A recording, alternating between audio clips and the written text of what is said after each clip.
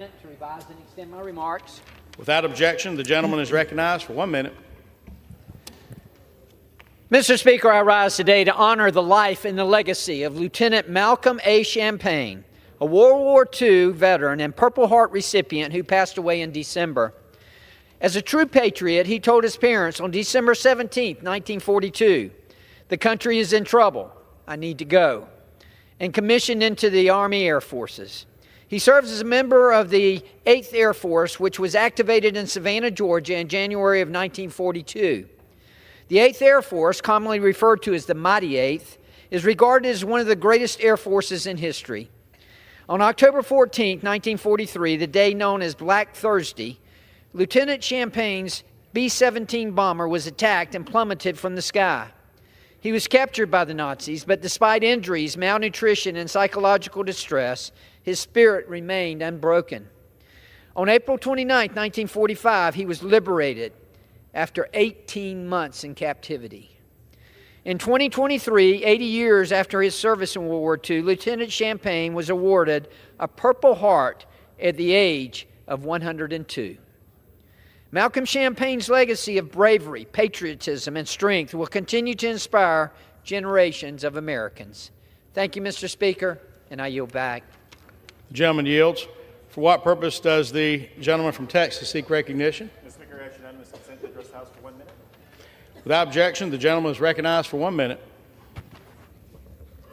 Mr. Speaker, I rise today in opposition of the so-called SAVE Act. This bill, coupled with the President's executive order on elections, is a crazy and disgusting, thinly veiled attempt at disenfranchising legal citizens from voting. It claims to make it illegal for non-citizens to vote, which we already know is not a problem. But this bill would also disenfranchise millions of Americans who don't even have a passport. Millions of Americans do not have a passport. It also hurts people that were born in rural America, people that were born during a time where births were recorded in family Bibles. This would just really be devastating. It would also hurt women whose legal name does not match their birth name. It would end automatic voter registration by mail, and other reforms many states have adopted, overriding federalism and state control over elections. This bill is part of a long-term effort by Republicans to literally make it harder to vote. And so I urge my colleagues, when this bill comes up, to vote no, because it would be a disaster for America and a disaster for democracy. Mr. Speaker, I yield back. Gentleman yields. For what purpose does the gentleman from Maryland seek recognition? Without objection, the gentleman is recognized for 1 minute. Mr. Speaker, the average American already thinks that you actually have to be a U.S. citizen to vote in a federal election. But the fact of the matter is our laws have loopholes. You don't have citizenship, such as a birth certificate. The bottom line is that Americans expect that only American citizens and not the 12 million illegal aliens who entered under the last administration are going to be voting in federal elections. They expect it. They expect Congress to do something about it. And, Mr. Speaker, I urge Congress to take action and pass the SAVE Act. I yield back. The gentleman yields. For what purpose does the gentleman from Arizona seek recognition? Unanimous consent to address the House for 1 minute, revising my remarks. Without objection, the gentleman is recognized for 1 minute. Thank you, Mr. Chairman. Let me tell you something. In Arizona, we have two kinds of ballots. We're the only state. We're really unique this way, and it's a result of a federal case. You have state ballots which require you prove citizenship to vote on, but not so on federal ballots. That means for members of Congress, U.S. Senate, and for the President of the United States, you do not have to show citizenship. You don't have to show identification. The SAVE Act is required if we're going to have election integrity. I encourage my colleagues to vote for that. It'll make the federal law in Arizona correspond to the state law. That will help Arizona's election integrity. And I conclude my remarks and yield back. The gentleman yields. For what purpose does the gentlelady from Ohio seek recognition? Without objection, the gentlelady is recognized for 1 minute. Mr. Speaker, I rise today to highlight this administration's lies to the American people about Social Security. On the campaign trail, President Trump promised to protect your hard-earned Social Security benefits. However, now he has sent trickster Elon Musk and his flim-flam government agency Doge after the Social Security database. Michelle King was the Deputy Commissioner for Operations at the Social Security Administration for only 28 days before stepping down because she refused to grant the fraudsters at Doge access to the Social Security database and all of the sensitive personal data it holds on everyday Americans. Bravo, Michelle. But the administration got rid of her and replaced her with Leland Dudek, a man who is already under investigation for sharing highly sensitive data with the Doge team. While courts across our country step in to try and stop Doge, its destabilization continues at an alarming rate. And I'm concerned Elon Musk wants to privatize Social Security, and he, through his new computer company that he just bought, is going to try to be paid by the government to manage those accounts. Doge has created serious tech problems, gutted staff, and overwhelmed call centers, creating much confusion in their wake. Pay attention, Social Security. Pay attention, Americans. You earn these benefits. Nobody has a right to them but you. Thank you, Mr. Speaker. I yield back. Pursuant to Clause 12A of Rule 1, the Chair declares the House in recess, subject to the call of the Chair.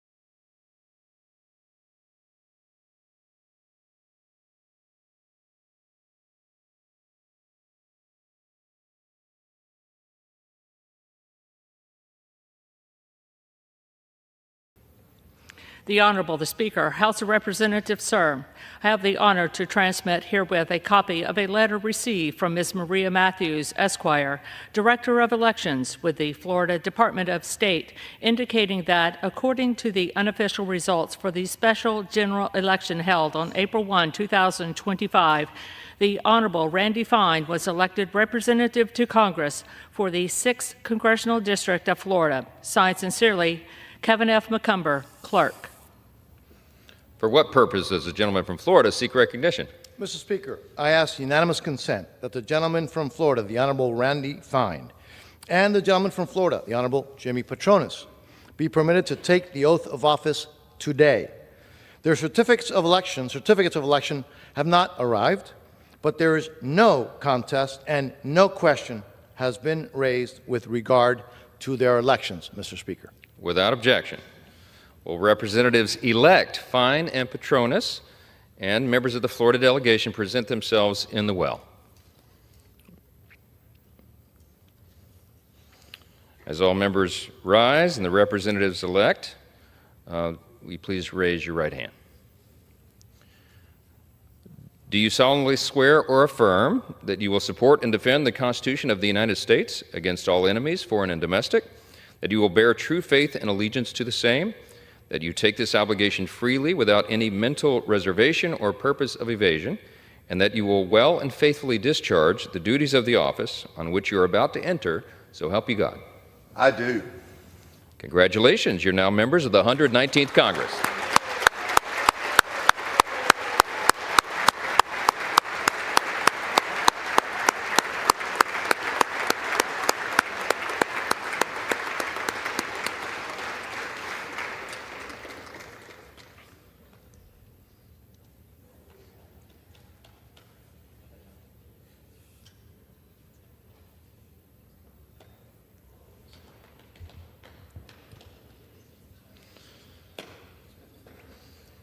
Without objection, the gentleman from Florida, Mr. Petronis, is recognized for 1 minute.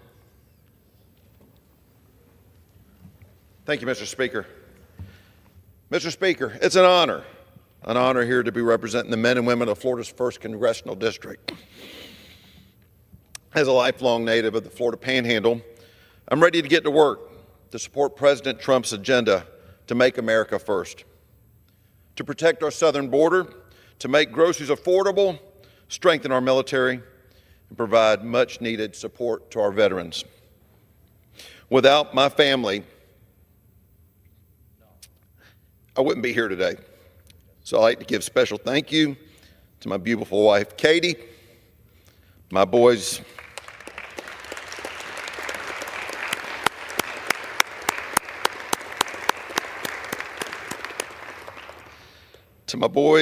Johnny and Theo, and all of the great friends and supporters who made the trip to our nation's capital.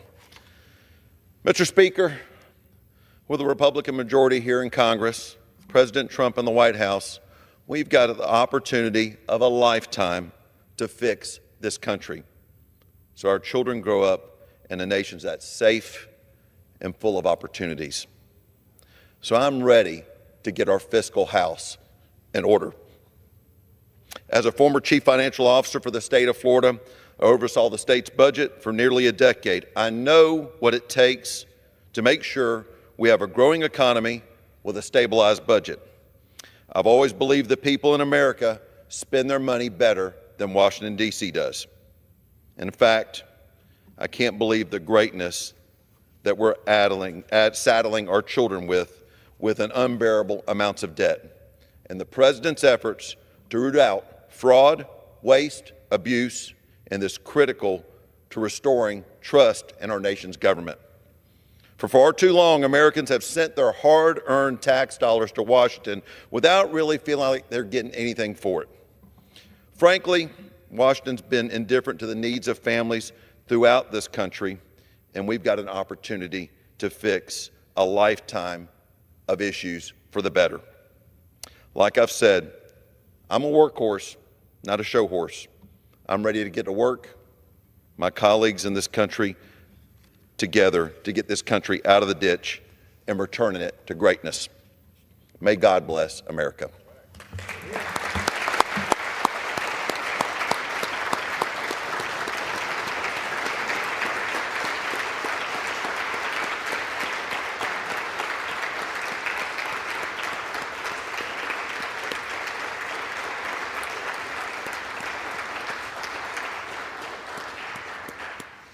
Without objection, the gentleman from Florida, Mr. Fine, is recognized for 1 minute. Well, thank you, Mr. Speaker.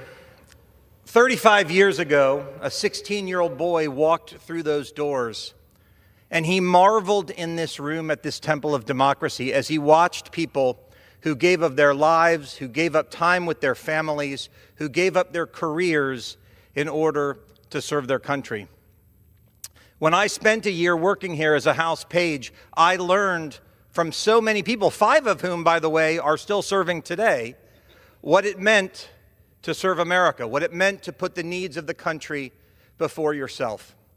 I want to recognize my family because when I did this opportunity, being a good Jewish boy, my family would not send me alone. My mother, my father, my sister, they moved to Washington.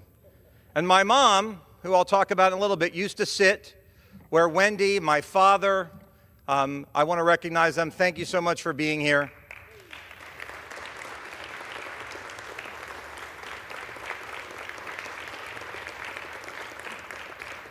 My sons who are over there. But my mom used to sit up there and she used to watch me every day. And she used to tell me, Randy, that God has a plan. Now, I believe that when Donald Trump's life was saved in Butler, Pennsylvania, it was so that he could save the world. And it is an honor of a lifetime that God's plan for me is to come and help all of you implement that plan. But today is also a sad day for me because the person I most wish could be here to watch this can't be here. I will tell you a story about my mom. She was my biggest champion. She was the one who taught me how to fight. And if you don't know me and if you haven't followed me, fighter will be the word that you know soon enough. But one day when I was 16 years old, my mother came with me. We went to the stationery store, which is still in the same place that it is today. And we went into that store, and my mom saw something that she thought that I should buy. She said, "Randy, you never know when you might actually need this." Now, I bought that thing that day. I thought it was kind of crazy. And it's been sitting in my closet for 35 years. It's in that bag over there.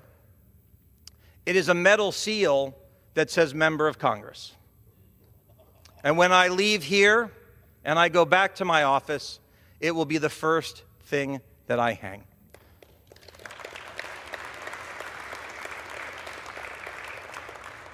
Because God has a plan for us all. He has a plan for all of you. He has a plan for me. He has a plan for every member of my family. He has a plan for every person who is watching here today. And I believe that his plan in the days ahead is to do everything in our power to deliver on the promise that the voters asked us to do in November, and that is to make America great again. Thank you. Thank you, Mr. Speaker.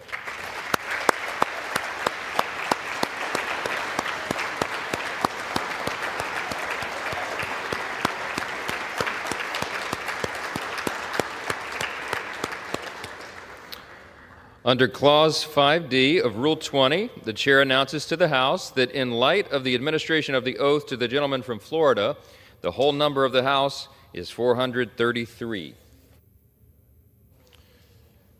Pursuant to Clause 13 of Rule 1, the House stands adjourned until 11 a.m. tomorrow.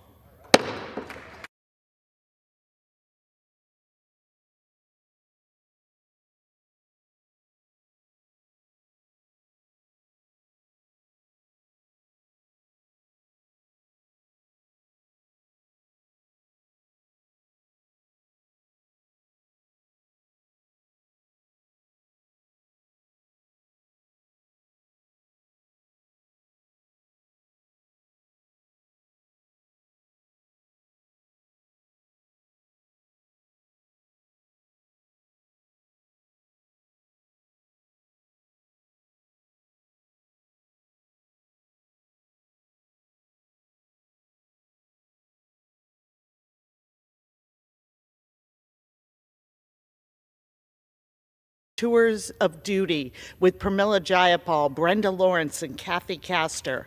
One by one, I also started realizing she had many off-book skills under her belt, whether it was flower arrangements or style advice and frank and forthright guidance at Sephora. Along the way, she was putting the service in member services, becoming something of a celebrity. Everyone she worked with was grateful for Wendy's expert knowledge, her helpful hints, and her deep insight into how to get things done for constituents. More times than I can count, I met a district director halfway across the country, and when I introduced myself as the Congresswoman, they would say, "Wait, you work with Wendy Hamilton." I was always proud to say, "I sure do." And then there's the member whisperer himself, Michael Reed, an advisor who has been essential to my first 2 years as whip. A wise counselor for colleagues across the caucus, Michael has that instinct for figuring people out, meeting them where they are and getting them to where they need to be. Here's what you need to know about Michael.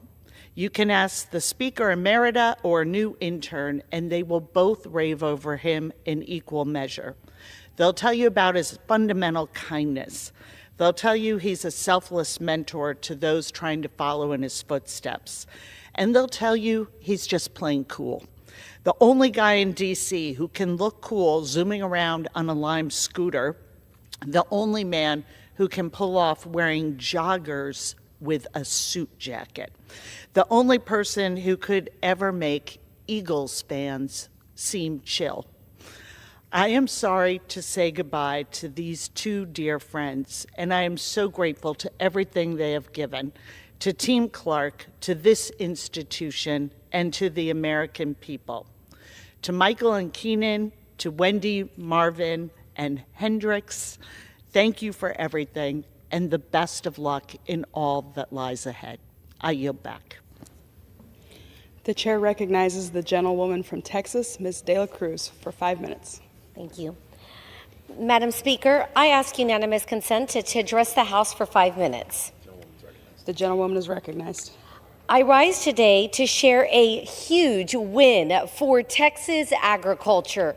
Recently, USDA Secretary Brooke Rollins joined me in South Texas to announce the deployment of $280 million in economic relief that I secured for our Texas farmers. Farmers and ranchers in the Rio Grande Valley have been struggling for way too long. Mexico's refusal to comply with the 1944 water treaty, coupled with drought conditions, has devastated South Texas agriculture. Last year, the sugar mill in Texas closed, leaving just 2 regions with the ability to produce sugar. After hearing from South Texas farmers and ranchers, citrus could be next. And this economic relief is absolutely critical to sustaining their businesses. Any impact on Texas agriculture on one of the largest agriculture states will affect the entire country through severe supply chain distributions and higher grocery prices for American families. For 4 years, the Biden administration failed. They failed to uphold and to hold the Mexican government accountable and secure the water that Texas farmers desperately needed. With President Trump in office, I am now optimistic that we will win the war for water. Their decision to deploy the critical aid demonstrates the administration's commitment to safeguarding the backbone of our nation's economy, agriculture. In addition to the emergency aid, the Trump administration has put its foot down. The State Department is holding the Mexican government accountable by blocking Mexico's non-treaty request for water from the Colorado River. This is a major win in prioritizing our farmers and ranchers, and it is encouraging to have the support of President Trump in this fight. This is just the beginning of the war for water.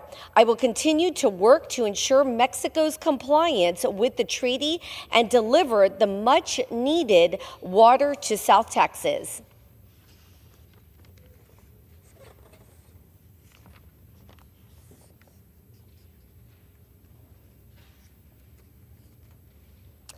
Today, I rise to celebrate Texas U.S. Navy veteran Mr. Charlie Wilman's 100th birthday.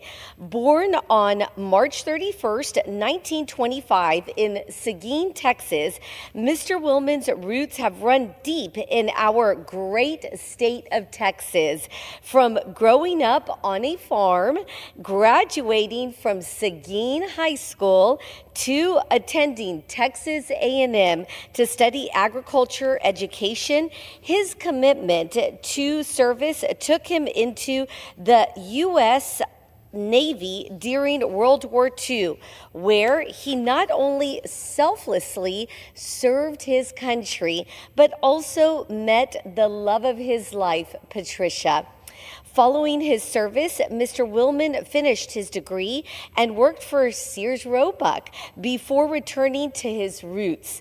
In Seguin, he managed the family farm he grew up on and raised his family, 3 children, 5 grandchildren, and now 5 great-grandchildren. His dedication to work, whether raising cattle or cultivating award-winning pecans, embodies his unwavering commitment to doing things right. Mr. Wilman's influence extends far beyond his family. He served his community on numerous boards, including Texas Farm Bureau, and in his role as the county commissioner. With that said, thank you, Mr. Wilman, for all of your work in our community, in this great country we live in.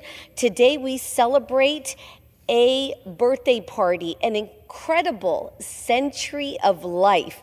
Let us congratulate Charlie on this wonderful milestone. Here's to you, Charlie, 100 years strong and still inspiring us all. Happy birthday and God bless you. Thank you. I yield back. The chair recognizes the gentlewoman from Texas, Ms. Johnson, for 5 minutes.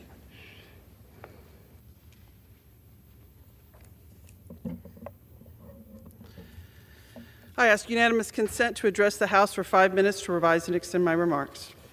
Without objection.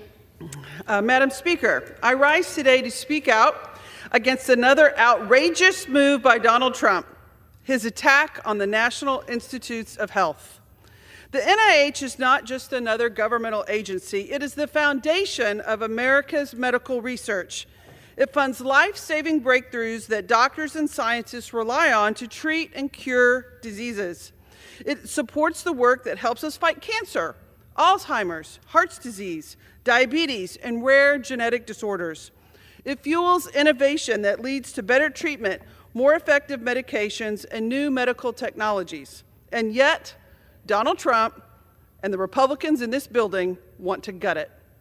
Trump has proposed slashing billions of dollars from the NIH budget, which would cripple research, stall medical progress, and put American lives at risk. These cuts would mean fewer clinical trials, new treatments, and advances in the fights against the diseases that impact millions of Americans. Every person in this country, every patient battling illness, every doctor searching for answers, every family hoping for a cure would feel the consequences of these disastrous cuts. Let's be clear what's at stake. The NIH funds over 300,000 researchers across the country, supporting studies that have led to some of the most important medical breakthroughs in history. This funding helped develop treatments that have increased cancer survival rates, improved heart disease prevention, and even led to vaccines that protect us from deadly viruses. It is responsible for the nearly every major medical advancement of the last century. These cuts are not just numbers on a spreadsheet. They are a direct threat to American lives and health. If Trump and Republicans succeed in slashing NIH funding, it means that crucial research into diseases like Parkinson's, ALS, multiple sclerosis will be delayed or abandoned altogether. It means that hospitals and research centers will struggle to continue their work.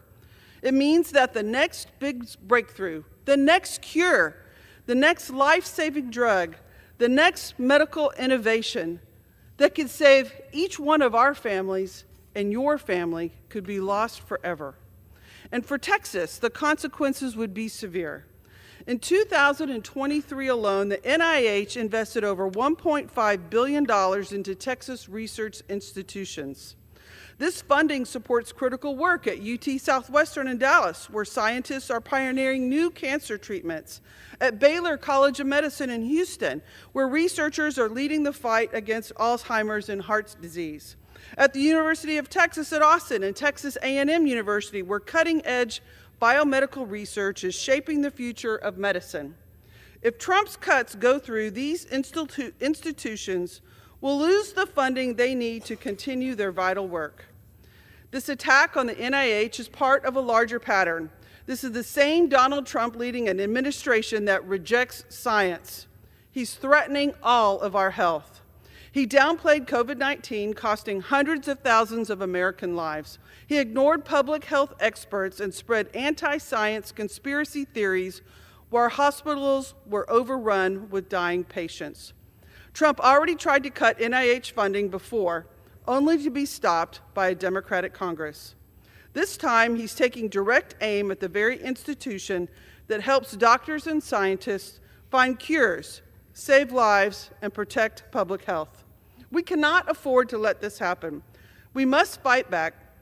If we care about our families' health and future, we must reject these reckless cuts and demand more funding for NIH, not less. The research being conducted today will determine the treatments available tomorrow, and the investment we make in science now will save lives for generations to come. This is not a partisan issue. Well, rather, it should not be a partisan issue. Disease does not care whether you are a Republican or a Democrat. Cancer doesn't check your voter registration. Alzheimer's doesn't ask where you fall on the ideological spectrum. This is about protecting the health of every single American. I urge my colleagues in Congress and every American listening to stand up for science, stand up for medical research, stand up for the NIH.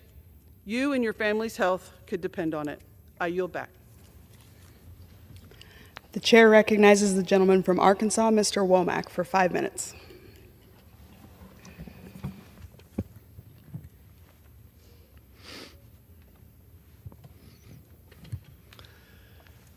Madam Speaker, I rise today to congratulate one of Arkansas's own, Payton Bowling.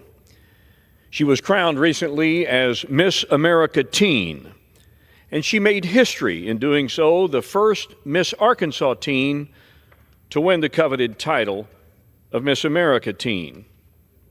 And Madam Speaker, this comes just a year after another Arkansan, in this case, Madison Marsh of Fort Smith, Arkansas, was crowned Miss America 2024. When Payton Bowling came to my office last year, she shared with me her passion for civic engagement, an issue that demands the attention of our next generation of leaders. Her passion to serve began at a young age as the daughter of a U.S. Marine Corps colonel. Her dedication only grew with time as she witnessed government in action as a U.S. Senate page. Now she's taking her passion nationwide, encouraging our young people to get involved and shape their communities for the better. This Rogers, Arkansas native and proud Bentonville High School Tiger has made Arkansas proud. Congratulations, Payton. I look forward to seeing all you accomplish as Miss America Teen and beyond. And with that, Madam Speaker, I yield the balance of my time. The chair recognizes the gentlewoman from Massachusetts, Ms. Trahan, for 5 minutes.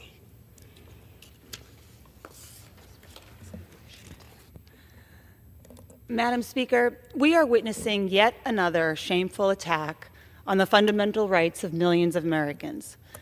House Republicans are forcing a vote this week on the so-called SAVE Act, a bill that does nothing to stop inflation from driving up grocery prices, nothing to end Donald Trump's trade war that is pummeling the stock market, and nothing to protect Americans' retirements. Instead, this is a messaging bill, sloppily written and dangerously flawed, designed to create confusion and chaos in our electoral system rather than strengthen it. The SAVE Act claims to prevent non-citizens from voting in federal elections. And at first glance, that may seem logical, if not for the fact that it is already illegal and has been for decades. Non-citizens caught voting in federal elections already face deportation and even jail time.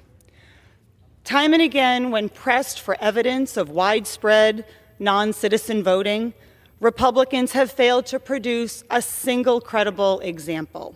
The reason? Because the problem they claim to be solving simply doesn't exist.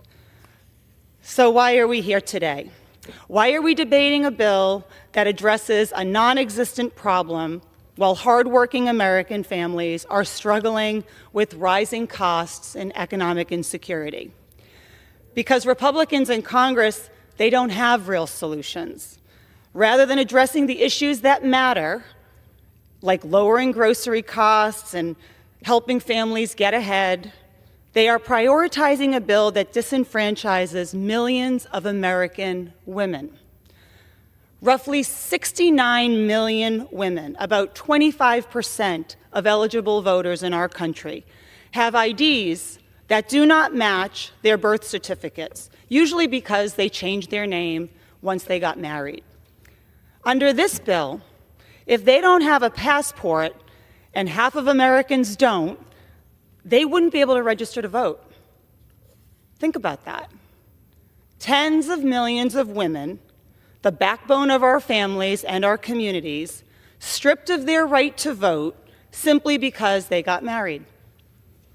Imagine a woman who has voted in every election since she turned 18, who pays her taxes, who contributes to her community. One day she learns that because her name changed when she got married, she is suddenly unable to register to vote in her state. No amount of documentation, no social security card, no marriage license, no previous voter registration will satisfy the requirements of this bill unless she possesses an updated passport or a birth certificate that matches her current name. This isn't just bureaucratic nonsense. It is an outrageous attack on the rights of women across our country. And the worst part, Madam Speaker, is that Republicans have known that this was an issue with this bill for years, and they've done nothing to fix it. They either don't care that millions of American women will be stripped of their right to vote, or that has been their goal all along. Either way, this is going to create chaos in every state in America, and it's going to make it harder for Americans to participate in their democracy. And it appears to be the latest in a long series of tactics like polling place closures and gerrymandering designed to silence voters that Republican politicians don't think they can win. That's not how democracy works. You don't get to silence millions of Americans just because they might not like your policies. You represent them too. So I urge my colleagues to reject this dangerous legislation and protect the rights of every eligible voter in the country, because our democracy is strongest when every voice is heard and every vote is counted. Thank you. I yield back. The chair recognizes the gentleman from California, Mr. LaMalfa, for 5 minutes. Thank you, Madam Speaker.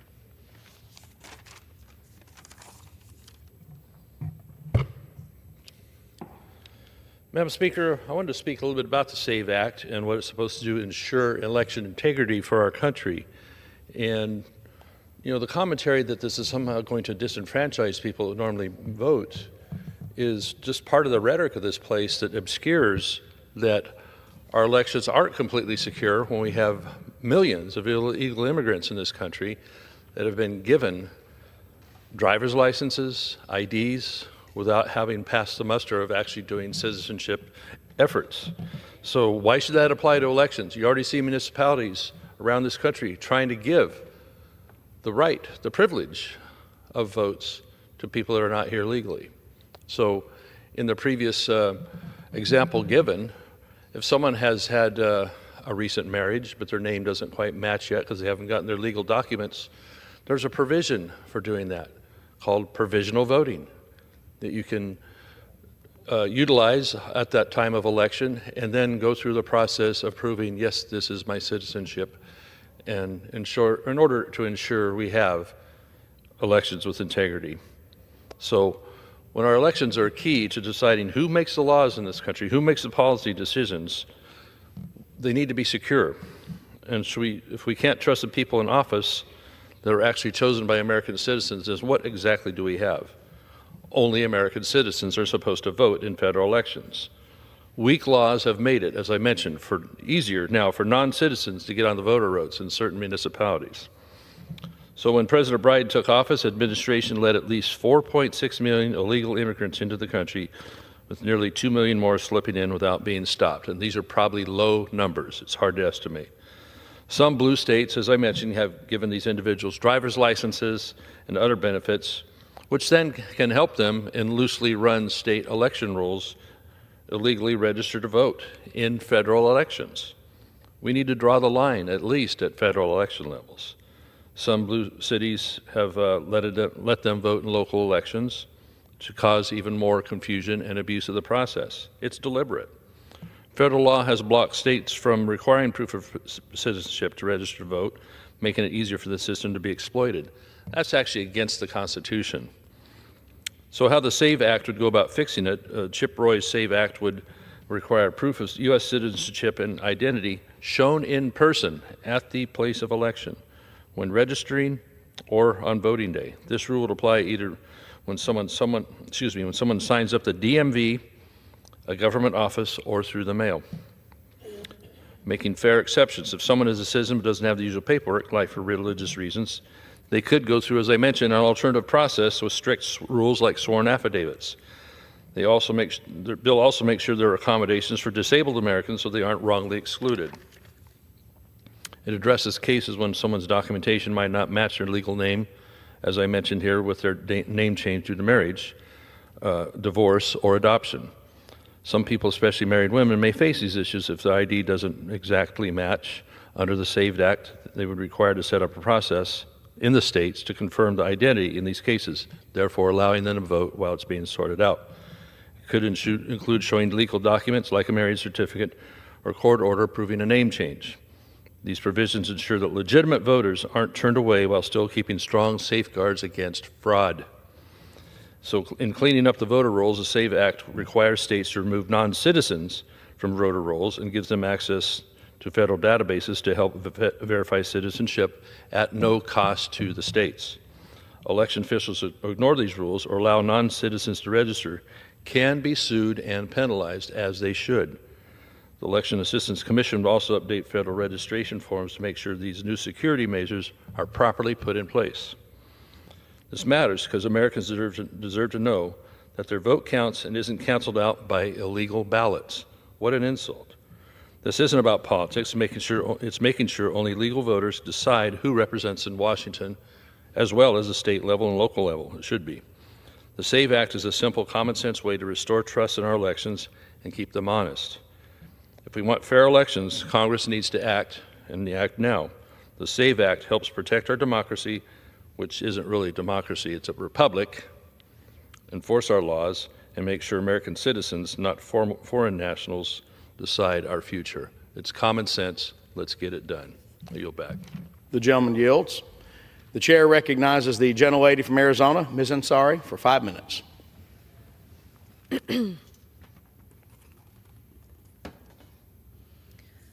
Mr. Speaker, I rise with deep shock, concern, and outrage at the carelessness of the Trump administration in disclosing highly sensitive operational military plans on a commercial chat platform that included a reporter.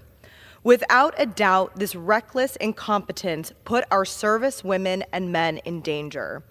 Last week, I received a call from a constituent whose son is deployed abroad in the region. His son's mission was personally put at risk by the very same people charged with safeguarding our armed forces who put their lives on the line for us. This Arizona father and his son sacrificed for our country, and we should all be ashamed that this is how their service is repaid. The Trump administration officials who set up and participated in this Signal chat debacle should have taken responsibility for their egregious mistake and instantly offered their resignation for having violated the law, contravened common sense, and put American troops in harm's way. Let me put it this way. Not only did the National Security Advisor set up an illegal, unsecured chat with the Secretary of Defense, the CIA Director, the Vice President, and others to discuss highly sensitive and imminent attack plans, but they also bungled their way into adding a random person into the chat. We should not be surprised in the slightest that the Trump administration treats our nation's secrets this way. This is the same man, after all, who had our nuclear code sitting in his bathroom in Mar-a-Lago. The way that the administration has handled this entire calamity has been equally as dangerous. Secretary of Defense Hegseth straight up lied. He said there was no classified information on the chat, that he didn't share attack plans, that no troops were put in harm's way. And then there's our Director of National Intelligence, who is supposedly our nation's most trusted, meticulous secret keeper, who went before the Senate to mislead, evade, and perjure herself. What a truly disgraceful episode. This is not a partisan issue. In fact, both the chair and ranking member of the Senate Armed Service Committee, in a bipartisan manner, requested that the Pentagon investigate the use of the Signal app to share classified information. We can all agree that no government employee, let alone a cabinet member, should be sharing classified information in a Signal chat and be careless enough to add a reporter to it as well. There should be a serious after-action review to prevent this from ever happening again, and one that considers the criminality involved. And yet another Trump lackey, our Attorney General, who is officially supposed to be the people's lawyer, is ruling out a criminal investigation into the scheme altogether. These are the same people that spent the better part of a decade looking into Hillary's emails. They evidently do not care to even pretend to investigate how our nation's most secret information was being shared. The ramifications of this unmitigated disaster will be felt for years, even decades to come. Why would any of our allies share sensitive information with us if the Secretary of Defense is just going to pop it in a group chat and share it with the editor-in-chief of a national publication? In conjunction with all of the other actions the Trump administration has taken to dismiss or turn our backs on our allies, I am deeply concerned about how Signalgate will make us much, much less safe in the long term. Our nation deserves better. Our service women and men deserve better. We deserve better. Thank you. I yield back. Chair recognizes the gentleman from Florida, Mr. Bean, for 5 minutes. Thank you very much, Mr. Speaker.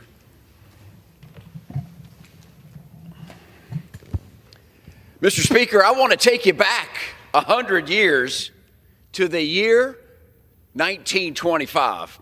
The Great Gatsby has just been published, and in this very chamber, the House will authorize the construction of Mount Rushmore. Entertainment legend Dick Van Dyke was born.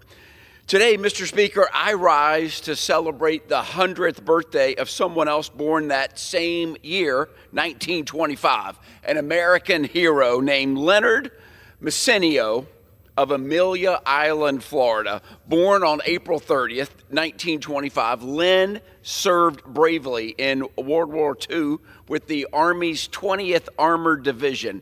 In April 1945, just days before the war in Europe ended, his unit fought through heavy resistance, helped liberate the Dachau concentration camp, and patrolled Hitler's vacated Eagle's Nest.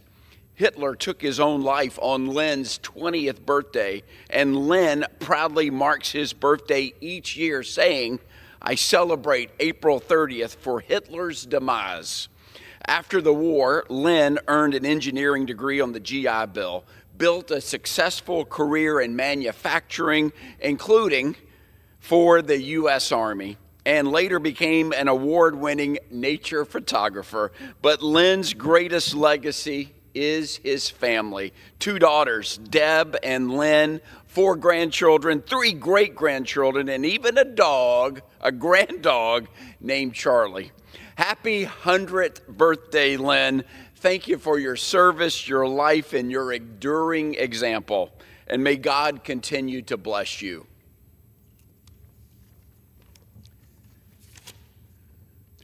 Mr. Speaker, when you're lost, you need to find the way. In Clay County, Florida, when you need medical care and don't know where to turn, you need to find the Way Free Medical Clinic. I rise today to recognize and celebrate the retirement of Mr. Don Phan, who served as executive director of the Way Free Medical Clinic from 2017 to 2024. When Don first joined the Way Clinic in 2017 as interim director, his task was clear: stabilize a struggling organization and ensure its continued service to those most in need. Well, not only, Mr. Speaker, did he meet that challenge, but he also exceeded every expectation. Through his tireless efforts to secure funding, forge partnerships, and implement sustainable programs, Don guided the clinic through a time of transformation. Today, the brand new Way free medical clinic building offers both medical and dental services to countless individuals who otherwise would go without.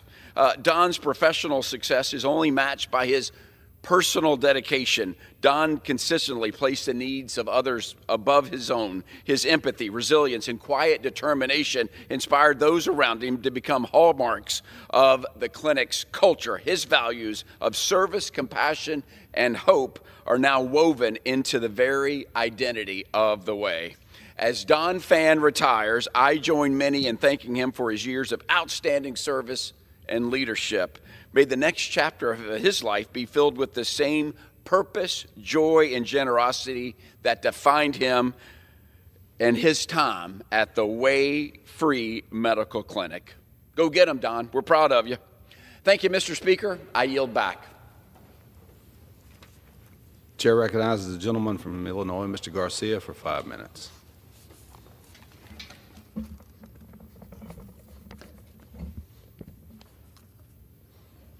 Mr. Speaker, as we close Women's History Month, I rise to honor a few great women in my district. Women like Shannon Goodrich, a leader of the Elmhurst chapter of Moms Demand Action. Shannon joined the group after attending a fireside chat about school safety in her community.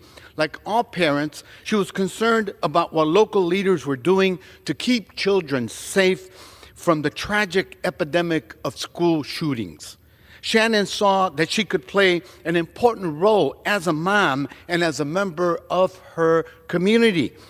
Over the past 6 years, Shannon has written thousands of postcards, knocked on thousands of doors, and made thousands of phone calls and sent thousands of texts all over in the name of gun violence prevention. Shannon's passion for this work has only grown as she has met and become friends with local survivors of gun violence. Shannon works in her name and hopes to inspire many others to do the same. Thank you, Shannon, for your dedication and commitment to keeping all children safe.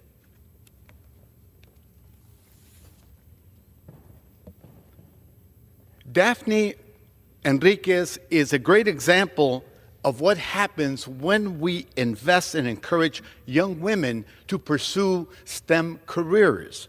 Daphne was born in Mexico, is a proud graduate of Triton College and the University of Illinois at Chicago, where she received a bachelor's in science in civil engineering.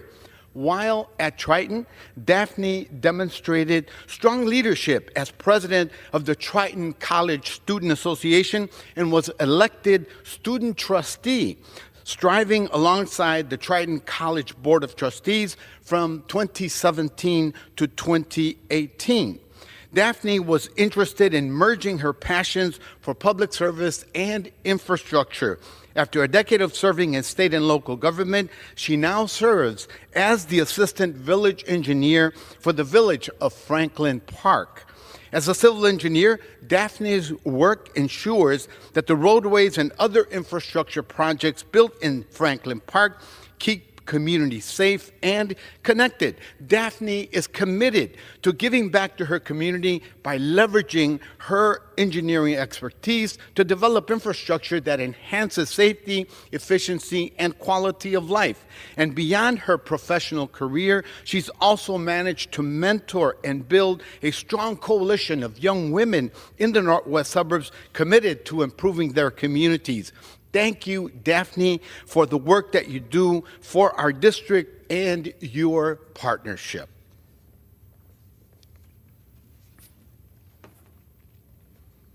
I'm proud to recognize Iona Fernandez, a relentless advocate and community activist for kids, gun safety, inclusion, and public education. Iona immigrated to the U.S. from her native Romania as a young woman and settled in Chicago, where she has developed a successful career in public relations and communications, where she is raising her family. As a community activist, she actively participates in organizing and advocating for a future in which children don't have to fear for their lives when they go to school. As a communicator, her work is inclusive and reflective of the diversity of our country. As an advocate, Iona is committed to uplifting working families and ensuring that elected officials are accountable to the people that they represent. She's an organizer and a change maker. Leona's impact can be felt across DuPage County. Thanks to her efforts, more people are engaged, informed, and ready to stand up for what's right.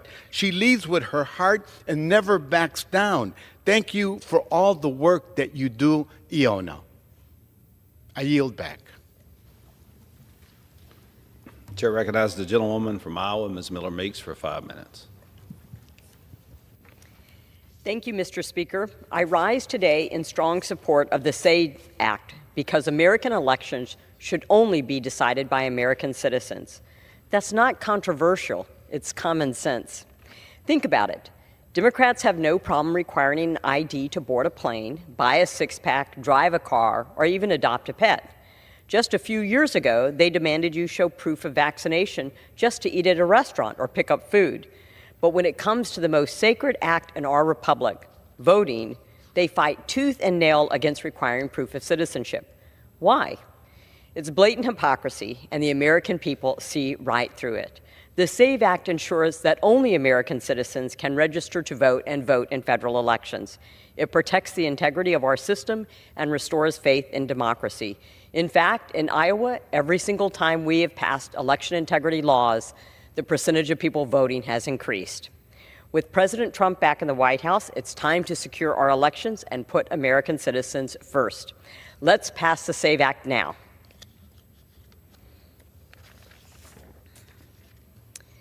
Mr. Speaker, today I'm happy to announce that I've officially joined the bipartisan Ag Trade Caucus. The state of Iowa leads the nation in corn, pork, and soybean production, and expanding access to international markets is essential for our rural communities to succeed. In the past, bad trade deals and overregulation from Washington have held our producers back. By joining the Ag Trade Caucus alongside Representative Adrian Smith, Jim Costa, Jesse Johnson, and Jimmy Panetta, I'll continue to fight to remove unfair trade barriers, open new markets for Iowa products, and promote policies that keep our local family farms strong and competitive. And yesterday, when Secretary Rollins was in our state of Iowa, she remarked upon our productive farmers and ranchers, and that she will be going on 6 trade trips internationally over the next 6 months. For Iowans, agriculture isn't just a way of life. It's the backbone of our economy, and I'm deeply committed to supporting Iowa's hardworking farmers and producers. Mr. Speaker, I yield back. Chair recognizes the gentleman from New York, Mr. Espiat, for 5 minutes. Mr. Speaker, the legal community has a long-standing tradition of represented, historically underrepresented communities in important constitutional and historic landmark cases. And right now, the president and his cronies are shaking down the legal war in an unprecedented manner. Mr. Speaker, these law firms have provided services to our communities, underrepresented communities, in a pro bono manner for decades. In the past few weeks, the president has targeted law firms that he has deemed a threat against the goals to impose an illegal agenda. Through his executive orders, he has threatened the revocation of government security clearance and prohibitions on entering federal buildings to these law firms. 2 of the law firms, Skaten and Paul Weiss, immediately settled to avoid sanction and committed a collective $140 million in pro bono work to support the Trump administration's agenda. Other targeted law firms like Wilman, Hale, Jenner, and Block, and Perkins Coyle continue to challenge right now these orders in court. These law firms have been responsible for providing free pro bono work in support of disenfranchised communities for decades. Mr. Speaker, Trump is doing this to stop them from successfully arguing against his executive orders and the harms and effects they may have on America. In addition, many of our colleagues across the aisle have introduced at least 7 bills to impeach federal judges who have ruled against the Trump agenda. They attempt to cripple our judicial branch of government, which guarantees a delicate balance in our democracy, in our republic.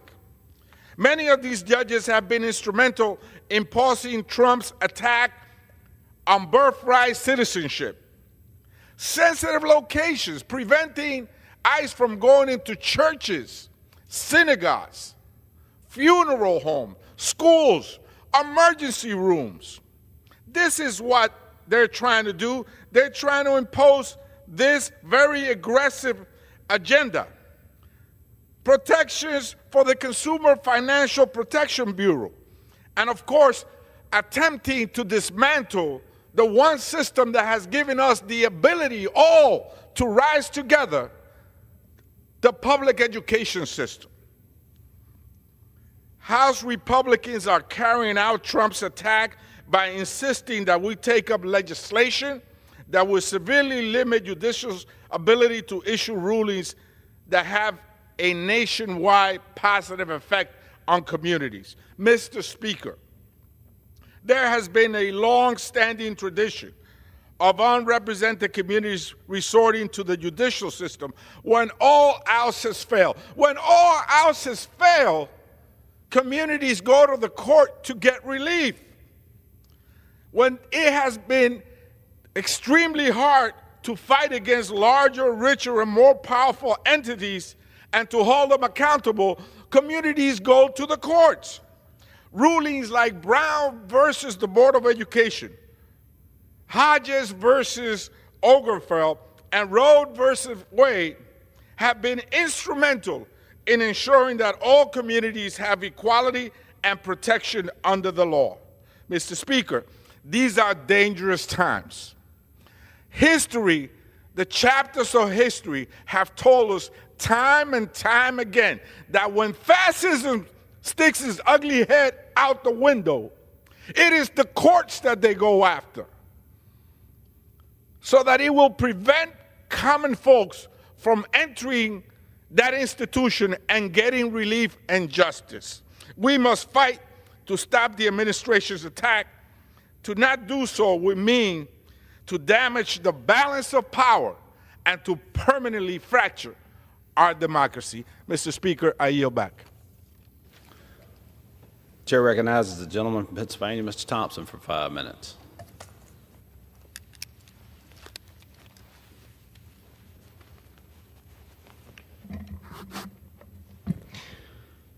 Mr. Speaker, I rise to recognize April as National Volunteer Month. Volunteering is more than an act of service. It's a testament to the power of community, kindness, and shared responsibility. Across our nation, volunteers serve in countless ways, mentoring young people, supporting food banks, rebuilding homes after natural disasters, and lending a hand to those in need.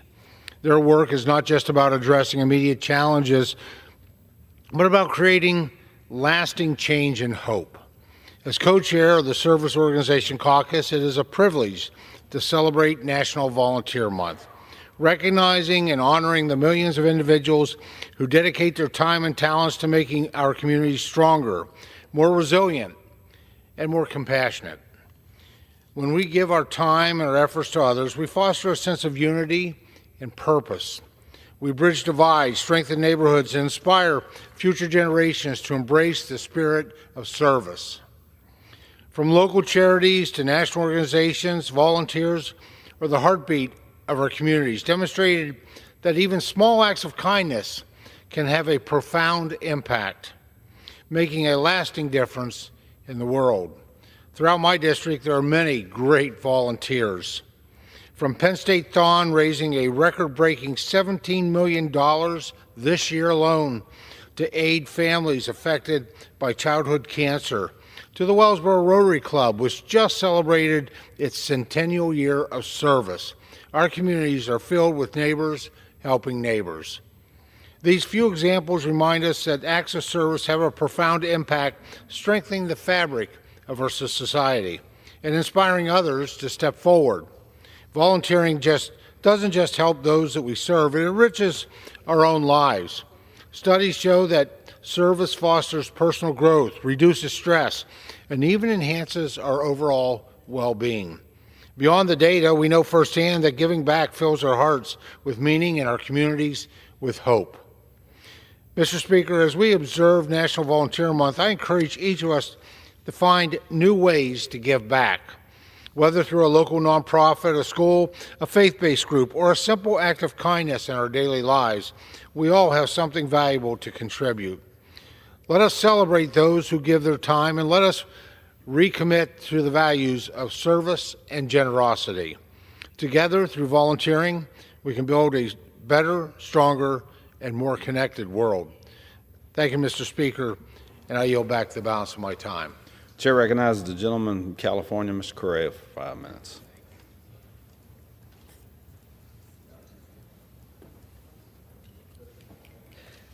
Mr. Speaker, I rise today to share the story of Victoria Rosas, a DACA recipient in my home county, Orange County.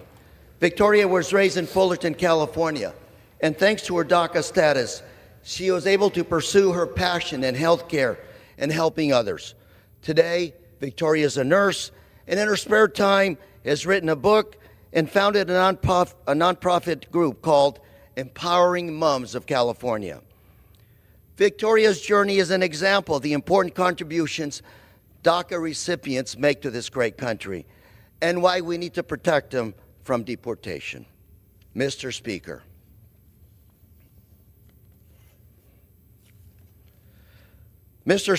I rise today to recognize Carlo Garcia, a DACA recipient in our community, and to tell you a little bit of his great story. Carlo was brought to the United States as a child. In his early life, even then, he knew he'd have to fight and work hard to achieve the American dream. He worked as a janitor to help to support his mother and his young siblings, while he continued to work to make sure he pursued the American dream. Carlo is a first-generation college graduate and has begun his career as a financial auditor, and recently he earned his CPA license just this past November. And now he's even closer than ever to achieving the American dream. Congratulations, Carlo. Mr. Speaker.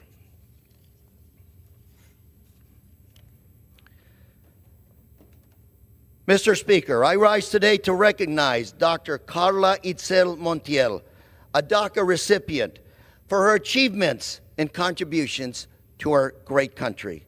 Dr. Montiel received her DACA status after arriving in the United States at the age of 8 years old. She excelled academically and then studied at Harvard University and then earned her PhD from Claremont Graduate College. Dr. Montiel has dedicated her professional career to public health and education programming, and today she is a faculty member at Claremont Graduate School. Dr. Montiel, thank you for your dedication to our community. Mr. Speaker. Mr. Speaker, I rise today to celebrate Orange County's grandmother, Cristina Prada, who's 94 years old. Cristina's story is a very familiar story to us in Orange County. She came from Colombia in 1973 and worked at 2 or 3 jobs at the same time to make ends meet. She worked as a housekeeper at a nearby resort and cleaned houses for wealthy movie stars. Cristina began to build her American dream and watched her family grow, even as she battled cancer numerous times in her life. At 94 years old, she's beat the odds and proved the doctors wrong. She continues to live. Cristina just celebrated 94 years in the United States, and her story is the story of the American dream, and we're blessed to have her as part of our community. Christina, thank you. You inspire us. Thank you, Mr. Speaker.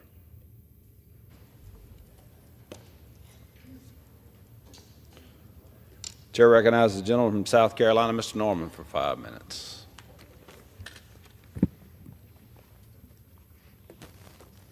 Mr. Speaker, I rise today to recognize an exceptional public servant, David Campy. His unwavering dedication to law enforcement and public safety has made an everlasting impact on his community. Throughout his distinguished career, Mr. Campy has exemplified the highest standards of service, of leadership, and integrity. For over 15 years, Mr. Campy has served with distinction in the New York Police Department. His leadership, his commitment, and his generosity have been nothing short of extraordinary. He has led complex criminal investigations and tactical operations with unparalleled precision and excellence. His expertise spans critical areas such as counterterrorism, crisis management, and investigations ensuring the safety of New York City and its residents. This in spite of the political winds in New York, which have favored the criminal instead of favoring the victims. From his roles as Special Operations Sergeant and Platoon Commander to Integrity Control Officer, Mr. Campy has continuously demonstrated the core mission of the New York Police Department to enhance the quality of life in New York City by working in partnership with the community to enforce the law, preserve the peace, and protect the people, which reduces fear and maintains order. In every position that he has held, he has embodied the values of public service and law enforcement with a passion and a professionalism and courage. Before his career in law enforcement, Mr. Campy began his public service journey as a Chief of Staff for the New York State Assembly. In that capacity, he gained invaluable experience in legislative affairs and policy development, providing him with a unique perspective on bridging the gap between law enforcement operations and public policy. This foundation has allowed him to create a more comprehensive approach to community safety, to fostering collaboration among federal, state, and local agencies. Currently, as a commanding officer of the New York Police Department Detective Bureau of Tactical Training Unit, Mr. Campy plays a vital role in preparing law enforcement officers for the challenges they face. Under his leadership, the unit provides essential tactical and investigative training to Detective Bureau personnel, to the Special Operations Unit, to the military units, and to law enforcement officers at every level, federal, state, and local. Beyond his operational leadership, Mr. Campy has proven to be a respected mentor and instructor, shaping the next generation of law enforcement professionals. His commitment to training ensures that officers are not only ready for the dangers they face, but are also guided by the highest ethical standards as they serve their communities.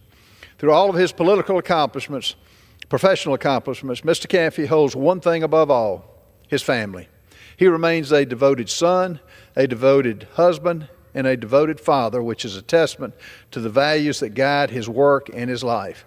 Despite the demands of his career, he was always present, especially for his son Sam, making sure that he has always had his dad at every important moment. His dedication was not just to the job, but to his family. I would also add that David's father was in law enforcement for a number of years, and when 9/11 occurred, guess who was first to volunteer his time, to risk his health, to go help clean up the damages of 9/11. On behalf of the American people, I extend my deepest appreciation for his timeless efforts and exemplary service. May his leadership and dedication continue to inspire others for generations to come. Thank you so much, David Campy. Mr. Speaker, I yield back. Chair recognizes the gentleman from New Jersey, Mr. Menendez, for 5 minutes.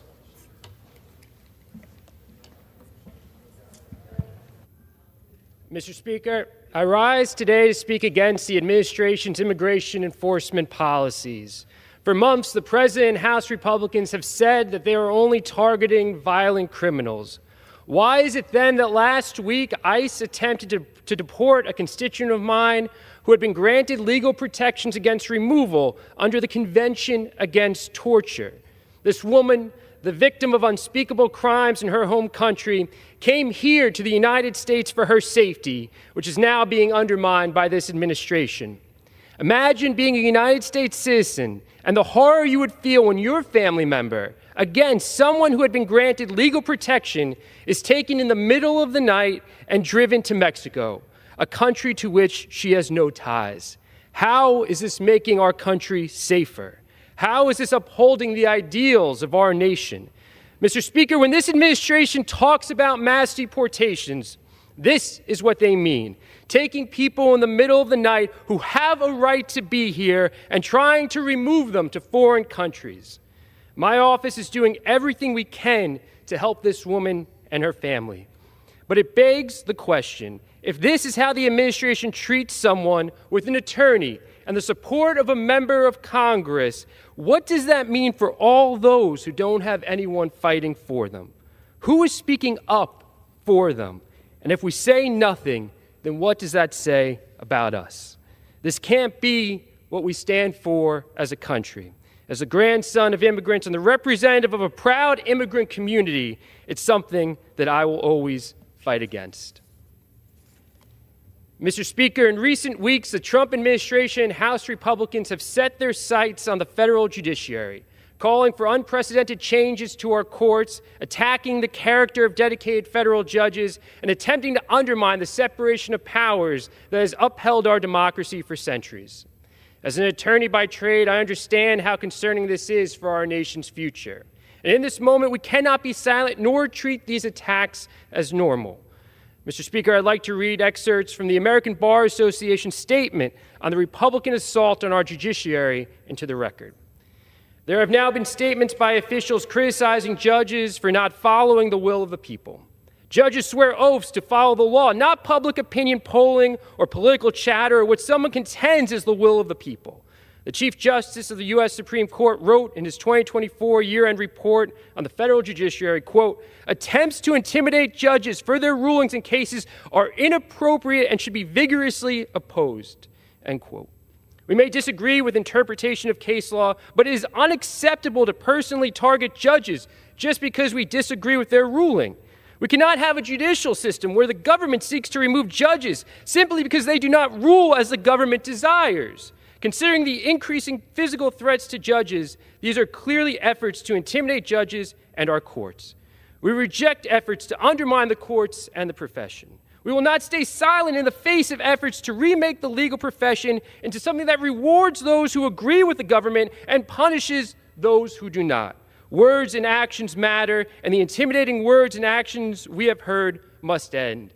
Consistent with the Chief Justice's report, these efforts cannot be sanctioned or normalized. These are clear choices facing our profession. We can choose to remain silent and allow these acts to continue, or we can stand for the rule of law and the values we hold dear.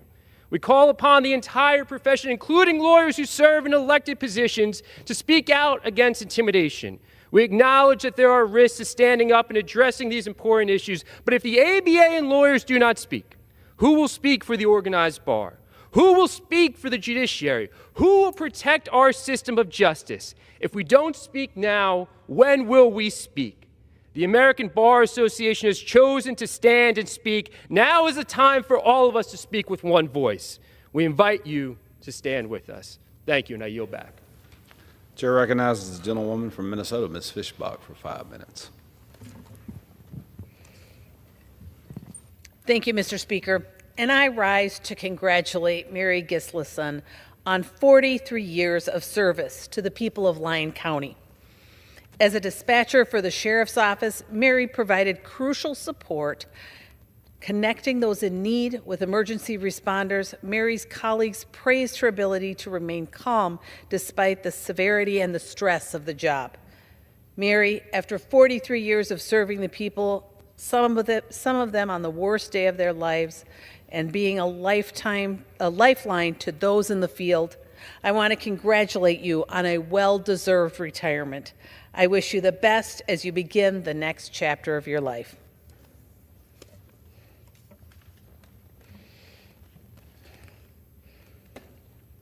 Mr. Speaker, I rise to congratulate Mr. Dave Preisler on receiving the Minnesota Pork Board's Distinguished Service Award. From a childhood in 4-H and FFA to a 28-year career in the pork industry, Dave has dedicated his life to Minnesota agriculture. His expertise, compassion, and ability to lead in times of crisis have allowed him to leave a lasting impact on the industry and those who rely on it. Dave, congratulations on this tremendous honor, and we are all grateful so much for your service. Thank you. I yield back. Chair recognizes a gentlewoman from New Mexico, Ms. Stansberry, for 5 minutes. Thank you, Mr. Speaker. I rise this morning to ask a question that millions of Americans across this country are asking right now. And that question is, what is Elon Musk doing with our data? Because I think that none of us can figure that out. For the last several months, we've watched as Elon Musk, Doge, and his team of hackers have infiltrated agency after agency and database after database, downloading and accessing and applying artificial intelligence systems to those data. And yet, when we have tried to bring Mr. Elon Musk in front of the Oversight Committee or any committee of this body, the GOP have consistently blocked us day after day. And yet Mr. Musk claims to have maximal transparency. And yet all he has done is created a B-grade Twitter in which he is posting Twitter posts claiming that he's cutting government spending. Meanwhile, he's dropping millions of dollars in Wisconsin today trying to buy a judicial race. And Republicans in this body are running legislation this week to try to block the judiciary from holding and reining in Donald Trump and Elon Musk from data mining, from firing federal employees, from freezing federal funds, and dismantling federal agencies. So it raises the question, what are they doing inside our federal agencies? And that is why today I have introduced legislation and a resolution to get to the bottom of what Elon Musk and Doge are doing with our data and how they are using artificial intelligence. Now, last week, Elon Musk did an interview with his Doge hackers on Fox News, and yet he still will not come in front of this body under oath and testify. During that interview, he claimed, as he has many times, that what he is using these data for is to make the government more efficient. And yet, over the course of the last several months, not only has he not made it more efficient, he has mired the federal government in constant litigation and constant dismantling and disruption and chaos of our agencies. And now he is telling us that he is going to leave the federal government in just a few weeks to expand his data and AI operations, as he announced last week that his own AI company, of which a number of the executives are actively operating inside the federal government with Doge right now. It raises a lot of questions, doesn't it? And that is why every single day my constituents and Americans across this country are asking us, what are they doing with our data? Why are they inside these systems? Why are they downloading Treasury payment data? Why are they downloading IRS data? Why are they downloading our Social Security data? And what are they going to do with it? That is why this resolution will demand answers. This resolution, which has been introduced in the Committee of Oversight, will demand that they produce documentation, names, data sets, and information about what they are doing. Because this is crucial to understanding not only how they are utilizing our private and confidential data as Americans, but the ways in which they are hacking those systems and illicitly using that data for their own policy and political ends, and the way in which they are threatening our national security. Because what they are doing is not legal. They cannot do this, and we know that. But without the proper oversight, that our Republican colleagues across the aisle are refusing to provide. We must use every tool that we have at our disposal. And that is why this resolution of inquiry is necessary, to demand an investigation into what Doge and Elon Musk are doing with our data, how it is impacting American privacy, how it is impacting our national security, and we will not back down until we get those answers. So, Mr. Speaker, I humbly say to the members of this House, we demand answers, and we demand answers now. And with that, I yield back. The chair recognizes the gentleman from North Carolina, Mr. Moore, for 5 minutes. Thank you, Mr. Speaker. I rise today to support two critical pieces of legislation on the floor this week. First, the SAVE Act, and second, the No Rogue Rulings Act, both which are essential to the very fabric of this American republic. Over the last 4 years, President Biden created a crisis at our southern border, presiding over an invasion of illegal immigrants from all across the world, including adversarial nations. Against the best interests of the American people and our national security, my colleagues across the aisle would like to allow these individuals who are in our country illegally to vote in our elections. We've seen instances of illegal aliens being issued Social Security numbers by the Biden administration and voting in the last election. In fact, in my home state, a study found that roughly 1,400 individuals had questionable illegal status or immigration status, and likely illegals who were registered to vote in my own state. My colleagues will be dishonest to you and say that that did not happen. They will say that we need to, I will tell you this, we need to open our eyes to the reality of this border invasion. The reality is right now we have a system where folks who are here illegally can vote. That is simply wrong. And that's why we need to pass this week the SAVE Act. It is a common sense measure that will ensure that states are required to verify citizenship when folks register to vote in a federal election.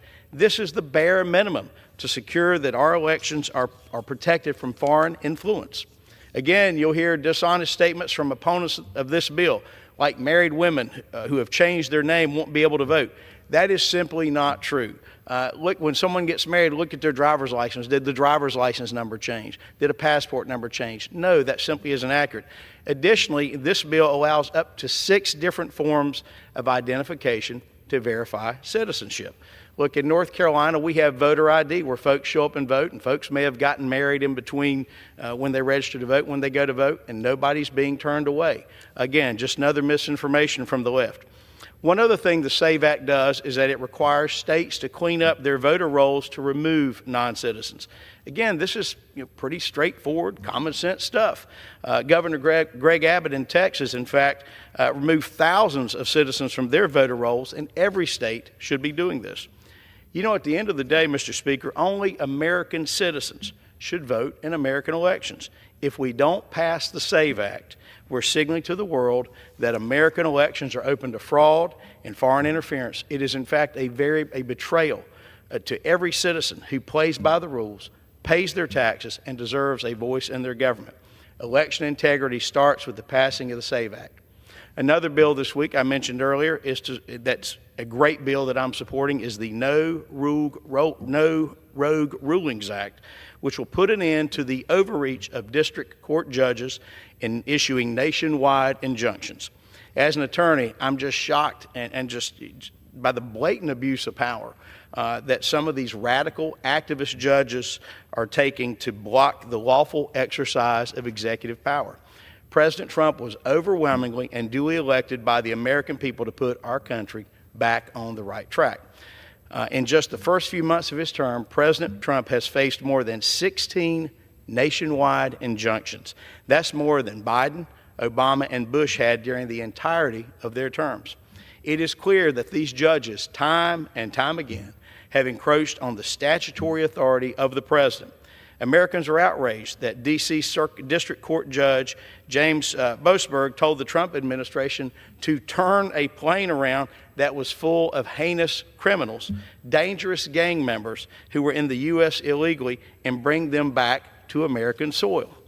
Judges should not have the power to set nationwide policy and rip President Trump's constitutional powers away from him. Article 2, Sections 1 and 3 of the Constitution vest the executive power in the President and charge the President with faithfully executing the laws of the United States. However, activist judges want to replace the will of the voters with their personal politics. My friends, that is not how our system is supposed to work, and it undermines our democratic process. What we're seeing, in fact, is judicial tyranny. The No Rogue Rulings Act restores balance. It ensures that legal challenges are resolved properly and not through backdoor activism and overreaching judicial actions. Mr. Speaker, the American people are tired of unelected judges wielding unchecked power. Let's pass the No Rogue Rulings Act and restore the integrity of our judicial system. I yield back. Pursuant to Clause 12A of Rule 1, the Chair declares the House in recess until noon today.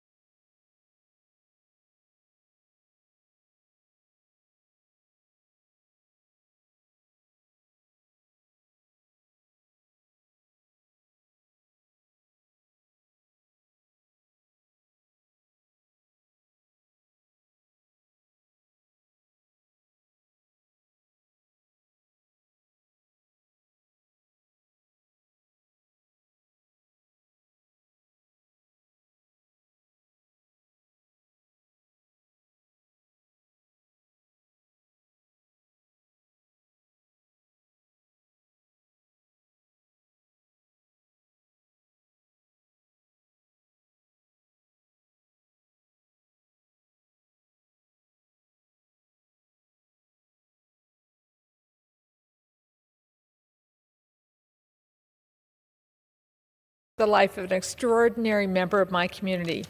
Mr. Gordon Willis Kirk, or Gordy, as everyone knew him, passed away on March 2nd, 3 weeks shy of his 102nd birthday.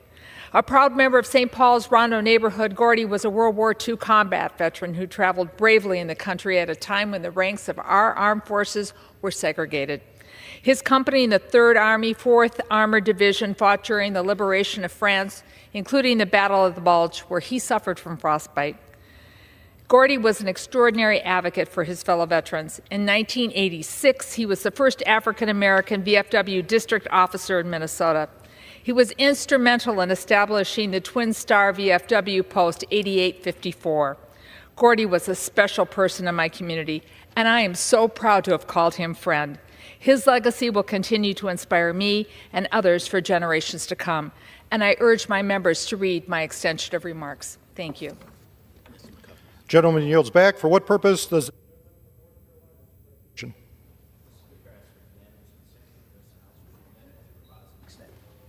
Gentleman is recognized for 1 minute. Mr. Speaker, there's so much excitement in my home county, Greene County, North Carolina. The Greene Central High School Band received the highest marks at the North Carolina Bandmasters Association Music Performance Adjudication Concert Band Festival. They earned a superior rating, which is the highest score. The band consists of 40 incredible students, led by an amazing band director, Mr. Andrew Howell. Music education remains essential, not just in Eastern North Carolina, but across the nation. I'm so proud of the Greene Central High School Band, and I thank everyone across America for joining in this exciting achievement. I look forward to hearing all the wonderful music they will make in their future. Go Rams! I yield back. Gentleman yields back. For what purpose does the gentleman from Ohio seek recognition? Mr. Speaker, I ask unanimous consent to address the House for 1 minute and to revise and extend my remarks. Gentleman is recognized for 1 minute. Thank you, Mr. Speaker. You do not need a traditional four-year degree to become a millionaire. In Ohio's 7th district, we have some of the best career centers in the nation, placing students in high-paying. I rise to celebrate the 50th anniversary of the Medina County Career Center in Medina, Ohio, right in our district. The center opened in 1974 as the Medina County Joint Vocational School before changing its name to what it is today. The Career Center is a partnership with 6 public school districts in Northeast Ohio and offers advanced career and technical education for approximately 1,200 high school students and nearly 3,000 adult students. Additionally, the center offers secondary career development resources and student internship opportunities, preparing students to enter or to re-enter the workforce. I commend the Medina County Career Center and express my gratitude for the center's role in producing future leaders from Ohio's 7th Congressional District. Thank you, Mr. Speaker, and I yield back. Gentleman yields back. For what purpose does the gentlewoman from Minnesota seek recognition? The gentlewoman is recognized for 1 minute. Thank you, Mr. Speaker. Today I rise on behalf of all of the families who are being hurt by this administration's reckless trade wars. Last week, I met with Minnesota families and child care providers to talk about how expensive it is to raise a family and care for young children. I met Nana Renee. She's a mother and a grandmother from Brooklyn Park who loves her family more than anything in the world. But she, like so many families, is struggling to make ends meet. And as a country, we should be doing everything we can to support our young families and make raising kids more affordable. But these policies are doing the exact opposite. With this administration's sweeping tariffs, families will be forced to pay even more for the products they need to care for their children. High chairs, cribs, strollers, and car seats. And car seats are not an optional purchase. They are required by law. So that's why today my Democratic colleagues and I are calling on the administration to exempt essential child care products from these tariffs.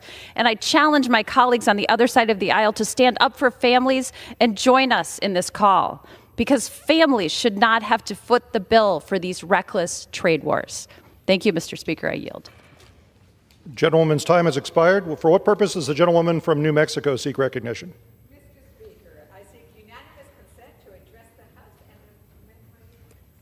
Gentlewoman is recognized for 1 minute.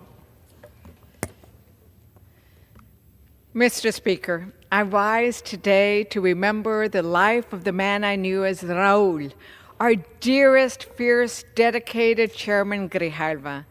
My heart is breaking over the loss of his voice in Congress. The love he had for our planet was as deep as the Grand Canyon he helped protect. His commitment to those who needed it most was inexhaustible.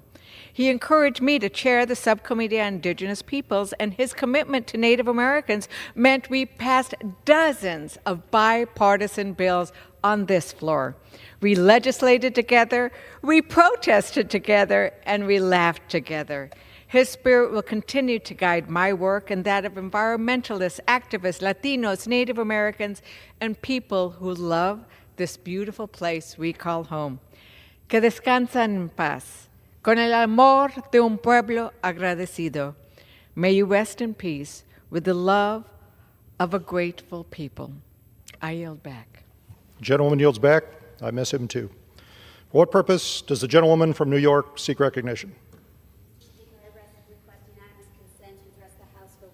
To revise and extend my remarks. The gentlewoman is recognized for 1 minute. Thank you, Mr. Speaker. I have the privilege of representing thousands of 9/11 first responders and survivors who live in New York's 4th Congressional District. For years, they've fought to get access to the health care that they desperately need and unquestionably deserve. They've traveled to Washington countless times, even those that are sick and dying, to urge Congress to pass a permanent funding fix for the World Trade Center health program. These heroes who saw us through one of the darkest days in our nation's history have spent 2 decades begging Congress to act. No one in the 9/11 community should ever have to worry about accessing the health care that they require. I was outraged to see this funding excluded from the year-long spending bill that was just passed earlier this month. Our first responders and survivors can't wait for action. I'm proud to help lead the 9/11 Responder Survivor Health Funding Correction Act alongside a bipartisan group of my colleagues to right this wrong. Our nation promised to never forget, but every delay in funding tells the 9/11 community something different. It's time to act. Thank you, Mr. Speaker. I yield back. Gentlewoman's time has expired. For what purpose does the gentleman from Virginia seek recognition? Mr. Speaker, by the direction of the Committee on Rules, I call up House Resolution 282 and ask for its immediate consideration. The clerk will report the resolution. House Calendar Number 14, House Resolution 282. Resolved, that upon adoption of this resolution, it shall be in order to consider in the House the joint resolution, Senate Joint Resolution 18, disapproving the rule submitted by the Bureau of Consumer Financial Protection relating to overdraft lending, very large financial institutions. All points of order against consideration of the joint resolution are waived. The joint resolution shall be considered as read. All points of order against provisions in the joint resolution are waived. The previous question shall be considered as ordered on the joint resolution and on any amendment thereto to final passage without intervening motion except one. 1 hour of debate equally divided and controlled by the chair and ranking minority member of the Committee on Financial Services or their respective designees. And 2, 1 motion to commit. Section 2. Upon adoption of this resolution, it shall be in order to consider in the House the joint resolution, Senate Joint Resolution 28, disapproving the rule submitted by the Bureau of Consumer Financial Protection relating to defining larger participants of a market for general use digital consumer payment applications. All points of order against consideration of the joint resolution are waived. The joint resolution shall be considered as read. All points of order against provisions in the joint resolution are waived. The previous question shall be considered as ordered on the joint resolution and on any amendment thereto to final passage without intervening motion except one. 1 hour of debate equally divided and controlled by the chair and ranking minority member of the Committee on Financial Services or their respective designees. And 2, 1 motion to commit. Section 3. Upon adoption of this resolution, it shall be in order to consider in the House the bill H.R. 1526 to amend Title 28 United States Code to limit the authority of the district courts to provide injunctive relief and for other purposes. All points of order against consideration of the bill are waived. The amendment in the nature of a substitute recommended by the Committee on the Judiciary, now printed in the bill, shall be considered as adopted. The bill as amended shall be considered as read. All points of order against provisions in the bill as amended are waived. The previous question shall be considered as ordered on the bill as amended and on any further amendment thereto to final passage without intervening motion except one. 1 hour of debate equally divided and controlled by the chair and ranking minority member of the Committee on the Judiciary or their respective designees. And 2, 1 motion to recommit. Section 4. Upon adoption of this resolution, it shall be in order to consider in the House a bill H.R. 22 to amend the National Voter Registration Act of 1993 to require proof of United States citizenship to register an individual to vote in elections for federal office and for other purposes. All points of order against consideration of the bill are waived. The bill shall be considered as read. All points of order against provisions in the bill are waived. The previous question shall be considered as ordered on the bill and on any amendment thereto to final passage without intervening motion except 1 hour of debate equally divided and controlled by the chair and ranking minority member of the Committee on House Administration or their respective designees, and 2, 1 motion to recommit. Section 5A, House Resolution 23 and House Resolution 164 are laid on the table. B1, a motion to discharge a committee from consideration of a bill or resolution that, by relating in substance to or dealing with the same subject matter, is substantially the same as House Resolution 23, shall not be in order. B2, a motion to discharge the Committee on Rules from consideration of a resolution providing a special order of business for consideration of a bill or resolution that, by relating in substance to or dealing with the same subject matter, is substantially the same as House Resolution 23, shall not be in order. C, a motion to discharge on the calendar of motions to discharge committees that is rendered out of order pursuant to subsection B shall be stricken from the calendar. The gentleman from Virginia is recognized for 1 hour on the resolution. Mr. Speaker, for the purposes of debate only on this rule, I yield the customary 30 minutes to the gentleman from Massachusetts, pending which I yield myself such time as I may consume. During consideration of this resolution, all time yielded is for the purpose of debate on the rule only. Mr. Speaker, I ask unanimous consent that all members have 5 legislative days in which to revise and extend their remarks. Without objection. The Rules Committee met and reported out a rule providing for consideration of 4 measures. S.J. Res. 18, disapproving the rules submitted by the Bureau of Consumer Financial Protection relating to overdraft lending, very large financial institutions. S.J. Res. 28, disapproving the rules submitted to the Bureau of Consumer Financial Protection relating to defining larger participants of a market for general use digital consumer payment applications. H.R. 1526, the No Rogue Rulings Act of 2025, and H.R. 22, the Safeguard American Voter Eligibility Act. House Resolution 282 provides for consideration of S.J. Res. 18 and S.J. Res. 28, both under closed rules, within 1 hour of general debate each, equally divided and controlled by the chair and ranking minority member of the Committee on Financial Services or the respective designees, and provides each one a motion to commit. The rule further provides for consideration of H.R. 1526. This is the act relating to the U.S. District Courts issuing nationwide injunctions, and that is to be considered under a closed rule. The rule provides 1 hour of general debate, equally divided and controlled by the chair and ranking minority member of the Committee on the Judiciary or their respective designees, and provides for 1 motion to recommit. The rule further provides for consideration of H.R. 22, the Safeguard America Voter Eligibility Act, under a closed rule. The rule provides 1 hour of general debate, equally divided and controlled by the chair and ranking minority member of the Committee on House Administration or their respective designees, and provides 1 motion to recommit. Finally, the rule provides that House Resolution 23 and House Resolution 164 are laid on the table. This rule deals with several issues. The underlying legislation included is essential. One of the bills included in this rule is H.R. 1526, led by Representative Issa from California. This bill limits the ability of district court judges, that's U.S. district court judges, from issuing nationwide injunctions. I'd like to be clear. This bill does not prohibit nationwide injunctions, Mr. Speaker. It merely establishes a mechanism to issue nationwide injunctions under appropriate circumstances.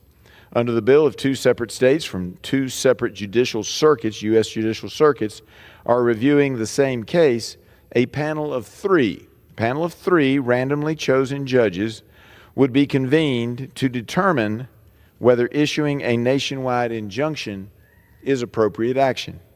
These injunctions would then have the ability to be appealed directly to the United States Supreme Court. I believe that no one district court judge in the United States, anywhere, whether it be the Western District of Virginia, the Northern District of West Virginia, or one of the districts in California, or anywhere else in the country, should have the ability to make nationwide decisions as a district court judge. This bill will prevent forum shopping and restore somewhat checks and balances to our judicial system in the country by providing that we have a randomly selected 3-judge panel. Also included in this rule is H.R. 22, the Safeguard American Voter Eligibility Act, or the SAVE Act, championed by Rep. Roy from Texas. This bill prohibits non-citizens from voting. Let me restate that, Mr. Speaker. The bill prohibits non-citizens, let me get that through because there's been some confusion. It prohibits non-citizens from voting. It does so by requiring states to obtain proof of citizenship when registering individuals to vote in federal elections. Even though most states prohibit non-citizens from voting in their elections, these non-citizens are still registered to vote in some states and in some cities around the country. Also, non-citizens sometimes get registered by mistake. Now this, I'm not saying this happens by design, but it happens by mistake, and it largely happens due to the National Voter Registration Act of 1993, known as the Motor Voter Act. This requires every person applying for a driver's license with their state's Department of Motor Vehicles to receive a voter registration application. The various states' Department of Motor Vehicles don't generally check citizenship status before giving out the voter registration application. Some do, and hopefully this legislation would encourage more to do so. During the last election cycle, we even saw that some federal agencies were instructed to hand out registration forms without the ability to discern whether the person receiving the form is a citizen or not. So the non-citizen shows up at a government office and they're given a form. They fill it out. I'm not saying they're doing it for ill purposes, Mr. Speaker, but they fill out, they were given the form, they fill it out, and as a result, they end up showing up on some voter rolls, and there is the potential that they may vote improperly in one of our federal elections. Last Congress, then West Virginia Secretary of State Mac Warner testified before a House Administration Committee hearing to discuss his efforts to protect West Virginia elections. His state has removed 400,000 names from voter registration rolls and implemented voter ID requirements. This bill attempts to fix the various loopholes and ensure that only eligible United States citizens are voting in our country's federal elections. Now, you know I keep saying federal elections. If a local government wants to have folks who are not citizens voting, that's their right. Same thing with the various states. So it can happen out there if that's what they want, but in the federal elections, that's where Congress gets into the act. Also, this rule includes 2 resolutions of disapproval that both passed the Senate. Senate Joint Resolution 18 nullifies a rule finalized by the Biden administration in December of 2024. That'd be roughly 4 months ago. That attempts to cap overdraft fees. Overdraft fees are a necessary evil that I believe in most cases actually help the consumer. Now, I understand nobody wants to pay it, but transparency is certainly helpful for consumers on an issue like this, and I'm not sure these caps are the way to go. Traditionally, things like overdraft fees are regulated by state regulators. It is unclear whether the Financial Protection Bureau, the CFPB, can do this rulemaking under its cited authority in the Truth in Lending Act. I have serious concerns that if this rule goes into effect, that it can potentially bring about a criminal charge and even perhaps criminal punishment. And I don't think the CFPB looked at all the criminal laws of the state, but having practiced for many years in the criminal courts of the Commonwealth of Virginia and having discussed it with the patrons of the bill, the same is fairly much true in the state of Kentucky. If you use a draft or a check, and I know that a lot of people do that, but in the area I represent, they're still used fairly frequently, particularly by, it's a rural area, particularly by my senior citizens.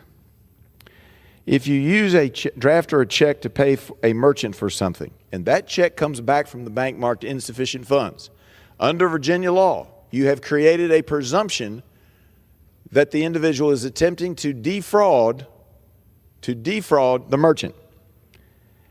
That entitles, when the check is returned, the merchant to charge up to $50 for a return check fee and to seek criminal penalties if the check is not made good, to seek criminal penalties which carry with it up to 12 months in jail for most checks and up to a $2,500 fine. That's certainly a whole lot more than the average fee for insufficient funds currently that are being charged by financial institutions, banks, and credit unions of about $35. Further, if a criminal charge is brought, you may have the cost of an attorney, and you have to spend a day in court trying to work it out. And if you pay it off after the charge is brought, before going to court, you still have to pay all the court costs associated with the charge being brought. So this is a significant problem that I don't think CFPB thought about when they were instituting this rule, because if banks and credit unions are only allowed a $5 fee, many of them will discontinue the use of this service.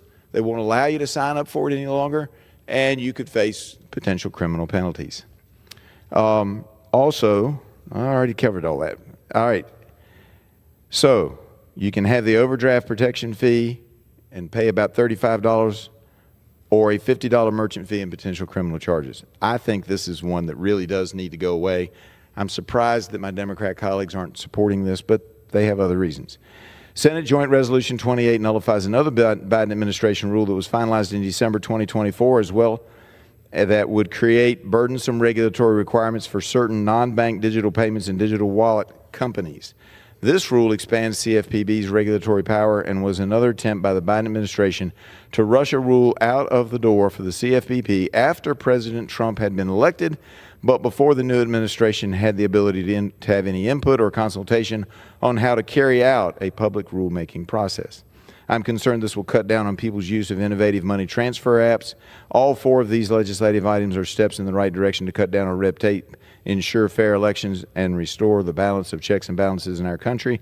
I urge passage of the rule to allow the House to debate the underlying bills, and I reserve the remainder of my time. The gentleman from Virginia reserves. The gentleman from Massachusetts is recognized. Well, thank you, Mr. Speaker, and I want to thank the gentleman from Virginia for yielding me the customary 30 minutes, and I yield myself such time as I may consume. Recognized. Mr. Speaker, there's an awful lot of stuff in this rule before us, but let's be clear about one thing that's happening with this rule today, and that is Republican leadership is trying to overturn the democratic process of majority rule. 218 members of this House, a majority of us, signed a petition from Congresswoman Luna, who's a Republican, allowing new moms and dads to vote remotely in Congress. And when 218 of us sign a petition, the House rules say it can be brought up for a vote. But a backdoor provision slipped into this rule is being used to shut down that process, an unprecedented step. Literally, it has never been done before in the history of the House. Never. So if you sign Representative Luna's discharge petition, if you agree it deserves a vote, if you agree that a majority of the House should have the ability to bring up legislation through the discharge process, then you have to vote no on this rule. It is that simple. Let's go back to the drawing board, drop this provision. And by the way, this isn't remote voting for everyone. It's very simply about giving new parents the option to vote remotely if they so choose. That's it. That's what the Republican leadership is killing. And when we get to the actual bills Republicans are advancing here, Mr. Speaker, who wrote these Republican bills? A Wall Street lobbyist? You know, one of them is literally about letting big banks raise their fees. Who the hell asked for that? The CEO of Goldman Sachs? I mean, people are getting screwed by big banks, by Bank of America, by Morgan Stanley, by Wells Fargo. This is about whose side you're on. Republicans, at least these guys are upfront about it, they want to help Wall Street. Democrats fought to make sure overdraft fees are capped at $5. And these guys come down here with a straight face telling America what? That letting banks raise fees is a good thing. I mean, Republican math is that higher fees are good for you. Really? I mean, you know, that somehow we all should want to pay more fees to big banks? I mean, is this a joke? Is this a bad joke? I mean, this next measure that they have in this rule lets big tech off the hook when people get ripped off. I mean, did Elon Musk write this one? These guys are coming down here with a straight face and telling us that big tech needs less regulation, that they need less oversight. Is this an April Fool's Day joke? Here's the contrast.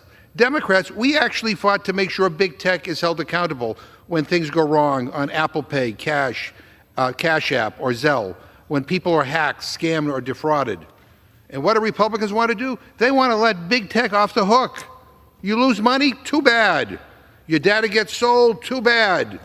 Whose side are Republicans on? I'll tell you this, not yours. Maybe for April Fool's Day, they could really change things up and actually stand up for working people. I mean, there's a crazy idea. But we have another bill to block nationwide injunctions when the government breaks the law. Here's a better idea. Why don't Republicans call up Donald Trump and tell him to stop breaking the law? What an idea. And of course, it's a day that ends in Y, so Republicans are bringing to the floor a bill to take away people's voting rights. Get this, if you're a woman who changed her name after marriage, you will now need a certified birth certificate. But if your name is different than on that birth certificate, you're going to have to come up with a whole bunch more documentation. Some of it will be costly.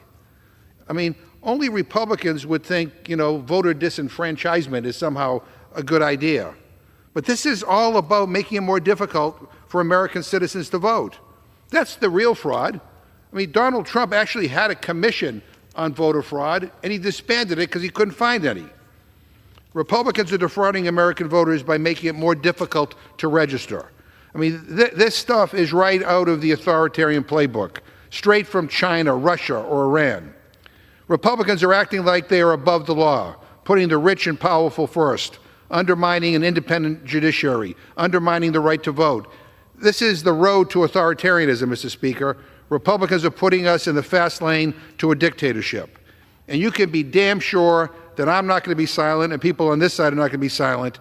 I'm going to fight against these bills. I'm going to fight to protect and uphold our democracy. And I urge my colleagues here, both Democrats and Republicans, to vote no. To vote no on this rule, and with that, I reserve my time. Gentleman from Massachusetts reserves. The gentleman from Virginia is recognized. Mr. Speaker, I yield 2 minutes to Ms. Luna of Florida for such comments as she may make. The gentlewoman from Florida is recognized for 2 minutes. Thank you, Mr. Speaker. I rise in opposition to this rule. As many of you might know, for over 2 years now, I've been championing the cause to allow new female members of Congress the right to vote.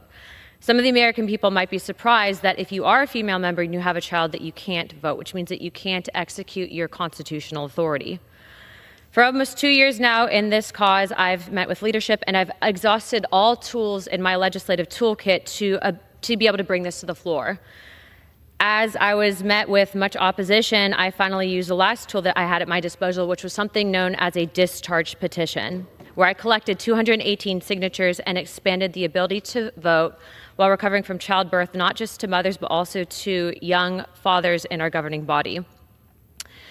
Now leadership, because of the fact that they don't like that I was successful at this, is now trying to change the rules. But I want to talk about how fundamentally dangerous this rule change is.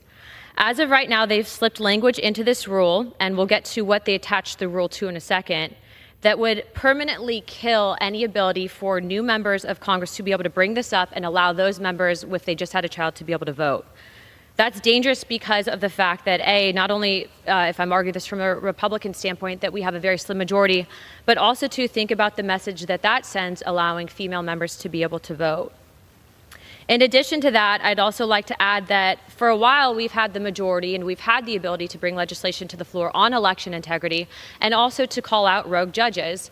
And yet they chose at this point in time to tie this discharge petition killer to this rule that would also permanently paint me and the members supporting it. And I would like to also share that I'm one of the most conservative members of this body. I'd like to hold up my voting record to anyone else as not just being anti-election integrity, but also enabling a position that I don't typically agree with.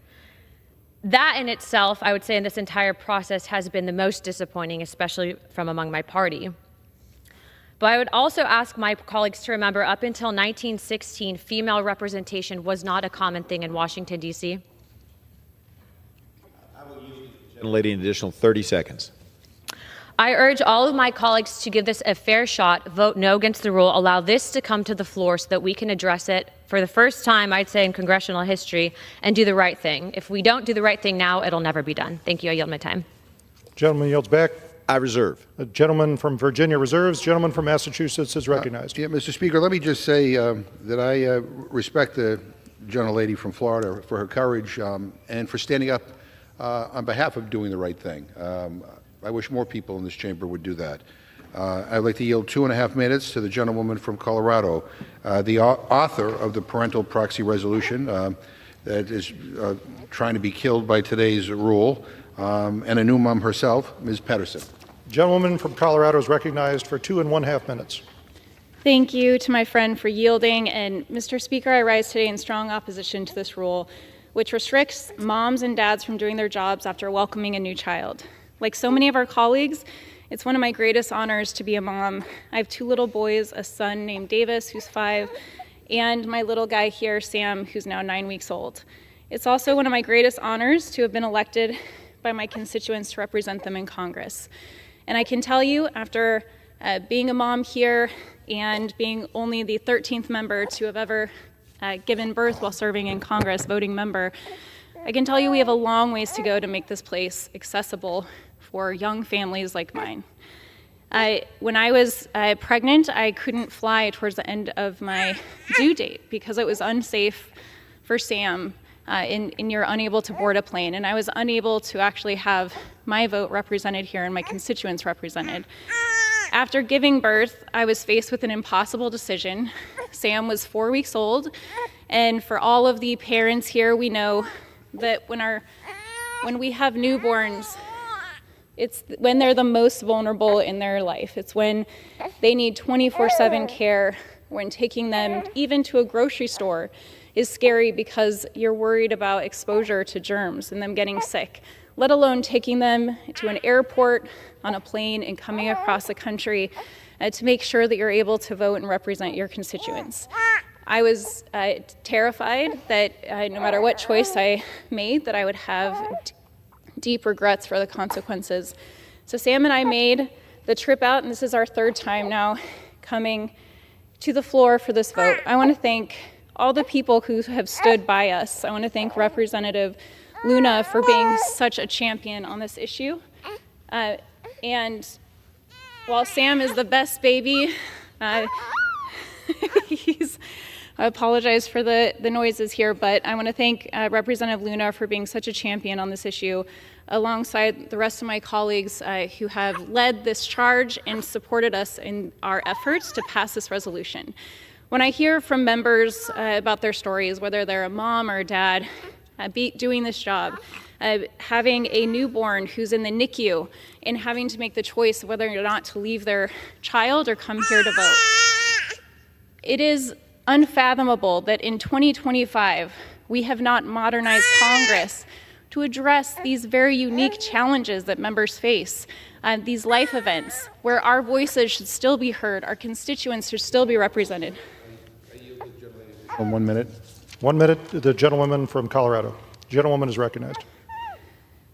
And so we are asking you, first of all, thank you for signing their discharge petition. But we're asking you to continue to stand with us because no mom or dad should be in the position that I was in and so many parents have found themselves in. It is anti-woman, it's anti-family, and we need to come together to make sure that we kill this rule and have the opportunity to pass this resolution to make sure that new parents have the ability to continue to represent their constituents. And with that, I yield back. Gentleman yields back. Gentleman from Massachusetts reserves. I reserve, yeah. Gentleman from Virginia is recognized. Mr. Speaker, the gentlelady apologized for the noises on the floor. I love the noises and greatly appreciate having babies around. With that, I yield 4 minutes to Ms. Fox from North Carolina. Gentlewoman is recognized for 4 minutes. Thank you, Mr. Speaker. I'd like to associate myself with the gentleman from Virginia in supporting this important rule. The rule would ensure the debate of important common sense legislation. This includes additional CRAs to protect consumer choice and the ability of American businesses to continue to innovate. It also provides for the consideration of the SAVE Act, legislation that fixes a broken provision of law by closing the loopholes that allow non-citizen voter registration and to enhance election security, minimizes the risk of foreign interference in U.S. elections, and restores Americans' confidence in U.S. elections. It also includes important legislation by Mr. Issa to provide for a common-sense approach in limiting the exponential spread of nationwide injunctions. These nationwide injunctions, when combined with forum shopping by activists, is circumventing the will of the public by turning courts into public policy determinants, completely upending our constitutional framework. And I'd like to briefly echo my earlier remarks at the Rules Committee this morning. I'm proud to support the provision in the rule that safeguards this chamber from a take-it-or-leave-it non-amenable approach to authorize proxy voting. According to the Merriam-Webster Dictionary, Congress is defined as, quote, act of coming together and meeting. I've never voted by proxy because I believe it undermines the fabric of that sacred act of convening. I know there's a new laptop class in America that seems to operate increasingly in a virtual space, but that's simply not a fact of life for most American workers, and I believe Congress should live by that standard. Our nation's construction workers can't build by proxy. Our nation's police can't keep the streets safe by proxy. Teachers can't educate our students through the act of prophecy. And doctors and nurses cannot treat the sick by proxy. Let's not forget how dependently we were on service workers and delivery employees to get us the goods we needed during COVID. Where would we have been if they decided to, quote, proxy their responsibilities? I understand that some of my colleagues are pinning their hopes on the fact that things will go according to plan and that proxy voting can be limited to select classes and those in authority can be trusted to enforce the rules. However, in the course of human events, things rarely ever go according to plan, and this isn't theoretical. The Democrats implemented proxy voting during COVID, and it was a disaster. We had one member who was submitting his proxy letter so he could moonlight a second job. We simply cannot throw this important decision to chance. It will take only slight reconfiguration of the deck chairs in this body to put Democrats back in charge and put us on a path to proxy voting without limitation. Put simply, members of Congress need to show up for work. I support this rule and urge my colleagues to support it on the floor. And with that, I yield back, Mr. Speaker. Gentleman from North Carolina yields back. I reserve. Gentleman from Virginia reserves. The gentleman from Massachusetts is recognized. Yeah, Mr. Speaker, boy, after listening to the distinguished chairman of the Rules Committee, my head's about to explode. She talked about about how disastrous it was when we had proxy voting during COVID. Yeah, so disastrous that 162 Republicans actually voted by proxy. She talked about how somehow it was unconstitutional So unconstitutional that the current Speaker of the House, on multiple occasions, voted by proxy 39 different times. She talks about about people need to show up to work. Well, I mean, people did show up to work and did participate in representing their constituents when we had proxy voting, but she doesn't seem to be that upset over the fact that Donald Trump conducts most of his business from a golf course in Mar-a-Lago.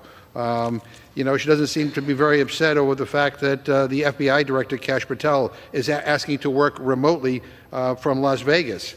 She didn't seem that upset that there are people on the Rules Committee who use proxy voting to go to, a CPAC convention, to basically listen to political rhetoric from people on the extreme right wing.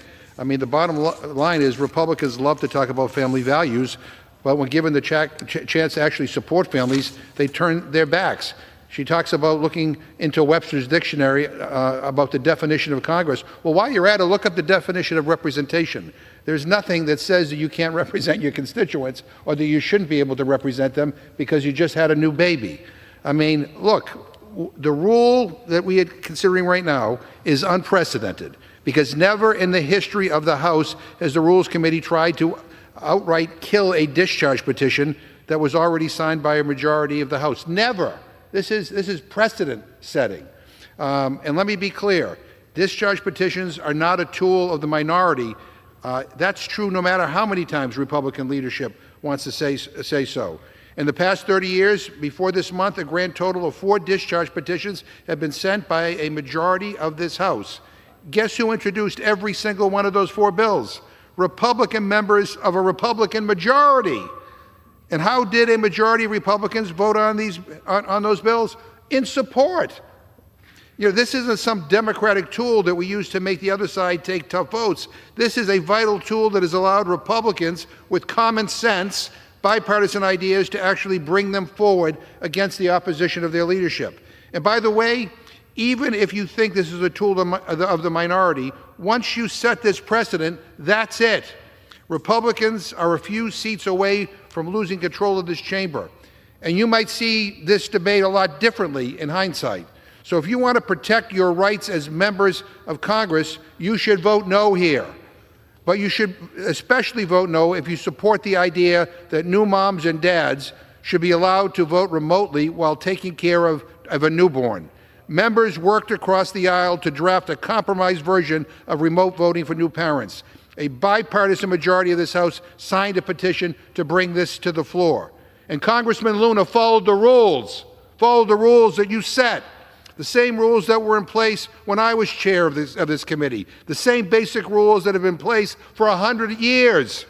And a majority of this Congress supports the Luna-Pedersen rule to allow new parents to vote remotely because it is common sense and because this is 2025, not 1925. Members who stand with new parents and young families, members who recognize we live in a modern world and don't show up to work on a horse and buggy, members who believe in the democratic process, things like majority rule, what a radical idea, must defeat this anti-family, anti-democratic power grab of a resolution. So if you sign this discharge petition, you need to vote no on this rule. If you think it's important for individual members to have any ability to move common sense, bipartisan ideas forward, you need to vote no on this rule. A no vote is the only vote that lets that happen. Congressman Luna convinced the majority in this House to support her idea. She deserves to get an up or down vote. And with that, I yield 2 minutes to the gentlewoman from New Mexico, distinguished member of the Rules Committee, Ms. Ledra Fernandez. The gentlewoman from New Mexico is recognized for 2 minutes. Mr. Speaker, Republicans are rigging the system to silence your vote and silence your power. If you're a woman, a rural voter, an active duty military member, or a tribal member, the SAVE Act will cost you more time, more money, and maybe your right to vote, period. Under the SAVE Act, if your birth certificate does not match your voter registration, you'll have to pay to get a passport or jump through even more hoops to register to vote. All of you married women out there, that's you.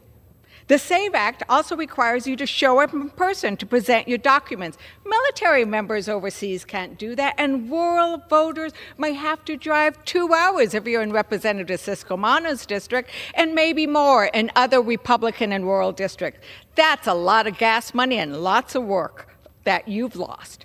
Republicans rejected my amendments to fix those 2 problems, but they don't like an easy fix. No. Everything under Trump and Republicans is getting more expensive, even the right to vote. This rule also blocks the House from voting on Representative Luna's bipartisan discharge petition signed by a majority of the House, including Republicans, to allow new parents to vote by proxy. Speaker Johnson voted by proxy 39 times, and he didn't have a newborn. Earlier this year, they let a Republican go on a Hollywood comedy show and vote by proxy, but they won't let a pregnant colleague who cannot safely travel vote by proxy. Republicans undermining family values yet again. I hope my Republican colleagues who signed the discharge petition continue to have the courage to vote against this rule. You should not be silenced. I yield back. Gentleman yields back. Gentleman from Massachusetts reserves. Gentleman from Virginia is recognized. Mr. Speaker, I rise for a parliamentary inquiry. Gentleman will state the inquiry. Mr. Speaker, are there any points of order that properly lie against this resolution we are currently debating?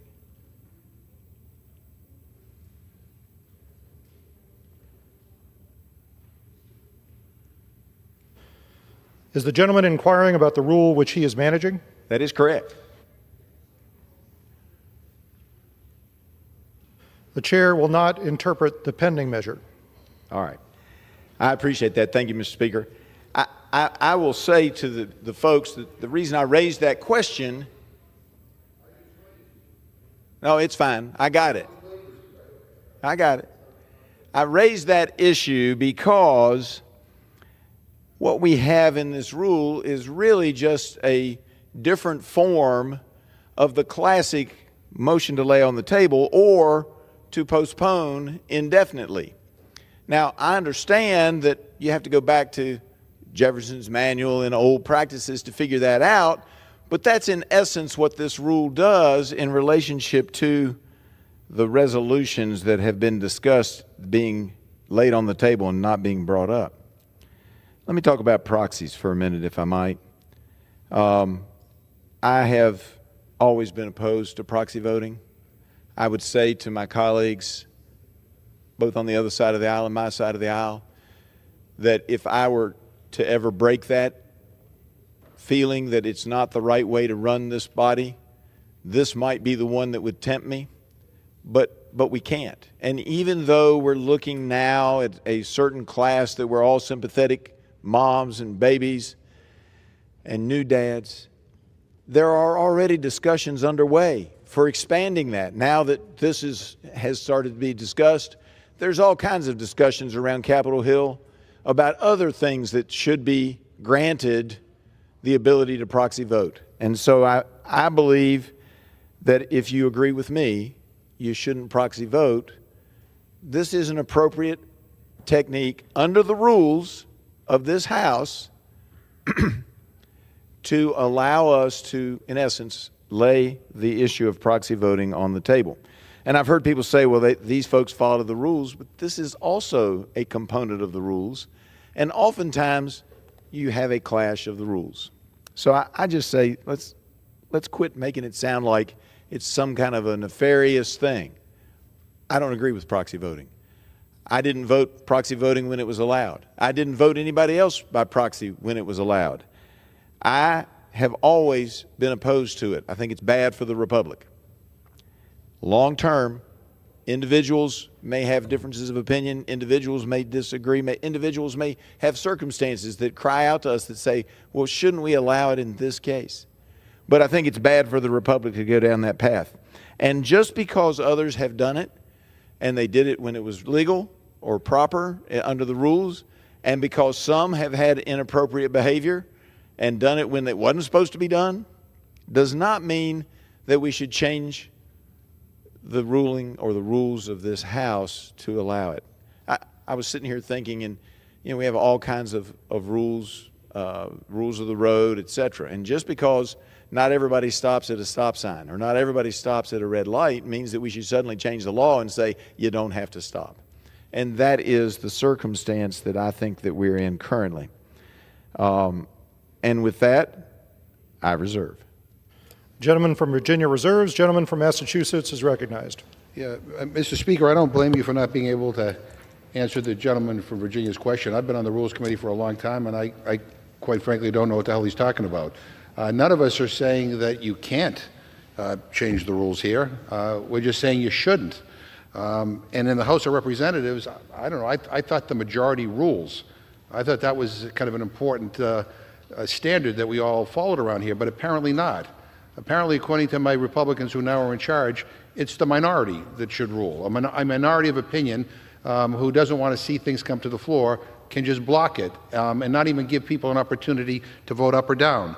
I think this is a very dangerous precedent, and I think you're going to regret that you are going down this road. And again, I hope that there are courageous people on the Republican side who will stand with Representative Luna and all of us and vote no on what you are doing right now. I now yield 1.5 minutes to the gentleman from California, Mr. Gomez.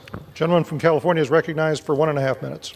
Thank you, Mr. Chair. First, Speaker, I think Speaker Johnson doesn't get it. First, what he's trying to do regarding this rule is to kill a process that has been in place for a very, very long time and really undermine the majority will of this body. The American people want us to work together, and when we finally do, in a bipartisan way, the Speaker tries to use a procedural move to undo that. So I rise on behalf of the Dad's Caucus in support of Representative Luna's, Representative Pedersen's proxy voting bill that will allow new parents to spend time, a limited time, 12 weeks with a newborn child. That is all we're asking. And the reason is it's not just about those new parents. It's also about making a Congress that's representative of the people in this country. Men and women who are starting a family, who are taking care of a newborn child, those who are struggling to make ends meet, those who are struggling to figure out how are we going to take care of this new person that's living among us, to make sure that they have a healthy start in life. That's what this is about. And when we make this body more representative, when we make it easier for people to serve, then all of a sudden we will make decisions that are more representative of our country. So we rise to ask for a rejection and a vote no on the rule, because this is about a democracy that truly represents working men and women and their kids. I reserve. Gentleman from Massachusetts reserves. Gentleman from Virginia is recognized. Mr. Speaker, I recognize my friend from Texas, Mr. Roy, for 4 minutes. Gentleman from Texas is recognized for 4 minutes. I thank my friend from Virginia. I would note for the American people that this week the Republican majority is bringing before the body 2 important measures. One, to ensure the integrity of our elections, to ensure that only American citizens can vote in American elections, a fairly common sense principle which enjoys 80% plus approval among the American people, that would straightforward ensure that non-citizens may not vote in our elections. It's that simple. The second measure we're bringing forward is a piece of legislation that we're actively debating right now in a committee that I'm co-chairing, the Judiciary Committee, and I will go back to that committee forthwith, in which we are having witnesses before the Judiciary Committee discussing the extent to which we have judges that are taking action unilaterally, what are called temporary restraining orders or injunctions, to thwart the efforts of the administration's actions in direct result of the election in November, to carry out the agenda for which the president was elected. Now, this is a bipartisan problem that has been something where you have judges that will act unilaterally as a single district judge, and the question is, what do we do about it? We've had Democrats that have said we should change it. We have Republicans that said we should change it. Well, we're trying to change it. We're trying to say that a judge can take action on the parties before them, but nothing more. and then have that go up through another procedure, and then allow the of an appellate panel or a 3-judge panel or the Supreme Court fast tracks, they decide there should be an injunction, there can be. So let me put this in plain speak for the American people. We're putting measures on the floor to ensure that only American citizens vote in American elections, and to ensure that judges don't make the policy for America, that the elected leaders do, whether it's the executive branch president or the members of Congress, and that there would be a process to ensure that the Constitution, the laws of the land are being protected. That's what this majority body is putting forward. And we can listen all day long about what we're hearing today regarding proxy voting. The American people that I know and represent and talk to expect us to show up. Right now across this country, Americans are showing up to work. They're going in and they're doing their plumbing work. They're electricians showing up to work. They're builders. They're standing out in the sun. They're picking crops. They're working hard. They don't get to take a pass. They don't get to not show up. But we were elected to represent 750,000 Americans each. We are elected under the Constitution of the United States, and we are supposed to show up in Congress. It's what it means. We're supposed to be here. It's why the institution exists. It's why this floor exists. And there have been countless reasons why there would be cause for us to want to allow members to have some sort of flexibility. People who are sick, our friend Steve Scalise, who was shot. He was shot, and he didn't ask for some special dispensation.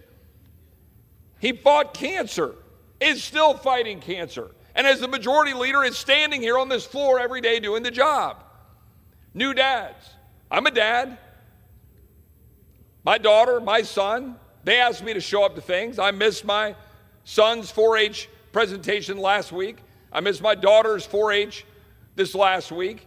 I've missed countless family engagements. My wife carries the burden of making sure our family can function back home in Texas. But you know what? I signed up for the job. That's what I did. I signed up for the job. And when you let this happen, it will not just happen for mothers or fathers. It will be for everybody. And then we'll have proxy voting where you will have pressures brought to bear that will fundamentally change this institution. No, we should not allow this to occur. No, we shouldn't have discharge petition brought to the floor, which does violence to the Constitution, does violence to the body, and does it with no ability to amend it, because the way the rule was drafted, there would be no amendments, no ability to debate it. We should stand. I yield the gentleman an additional 30 seconds. I appreciate my friend from Virginia.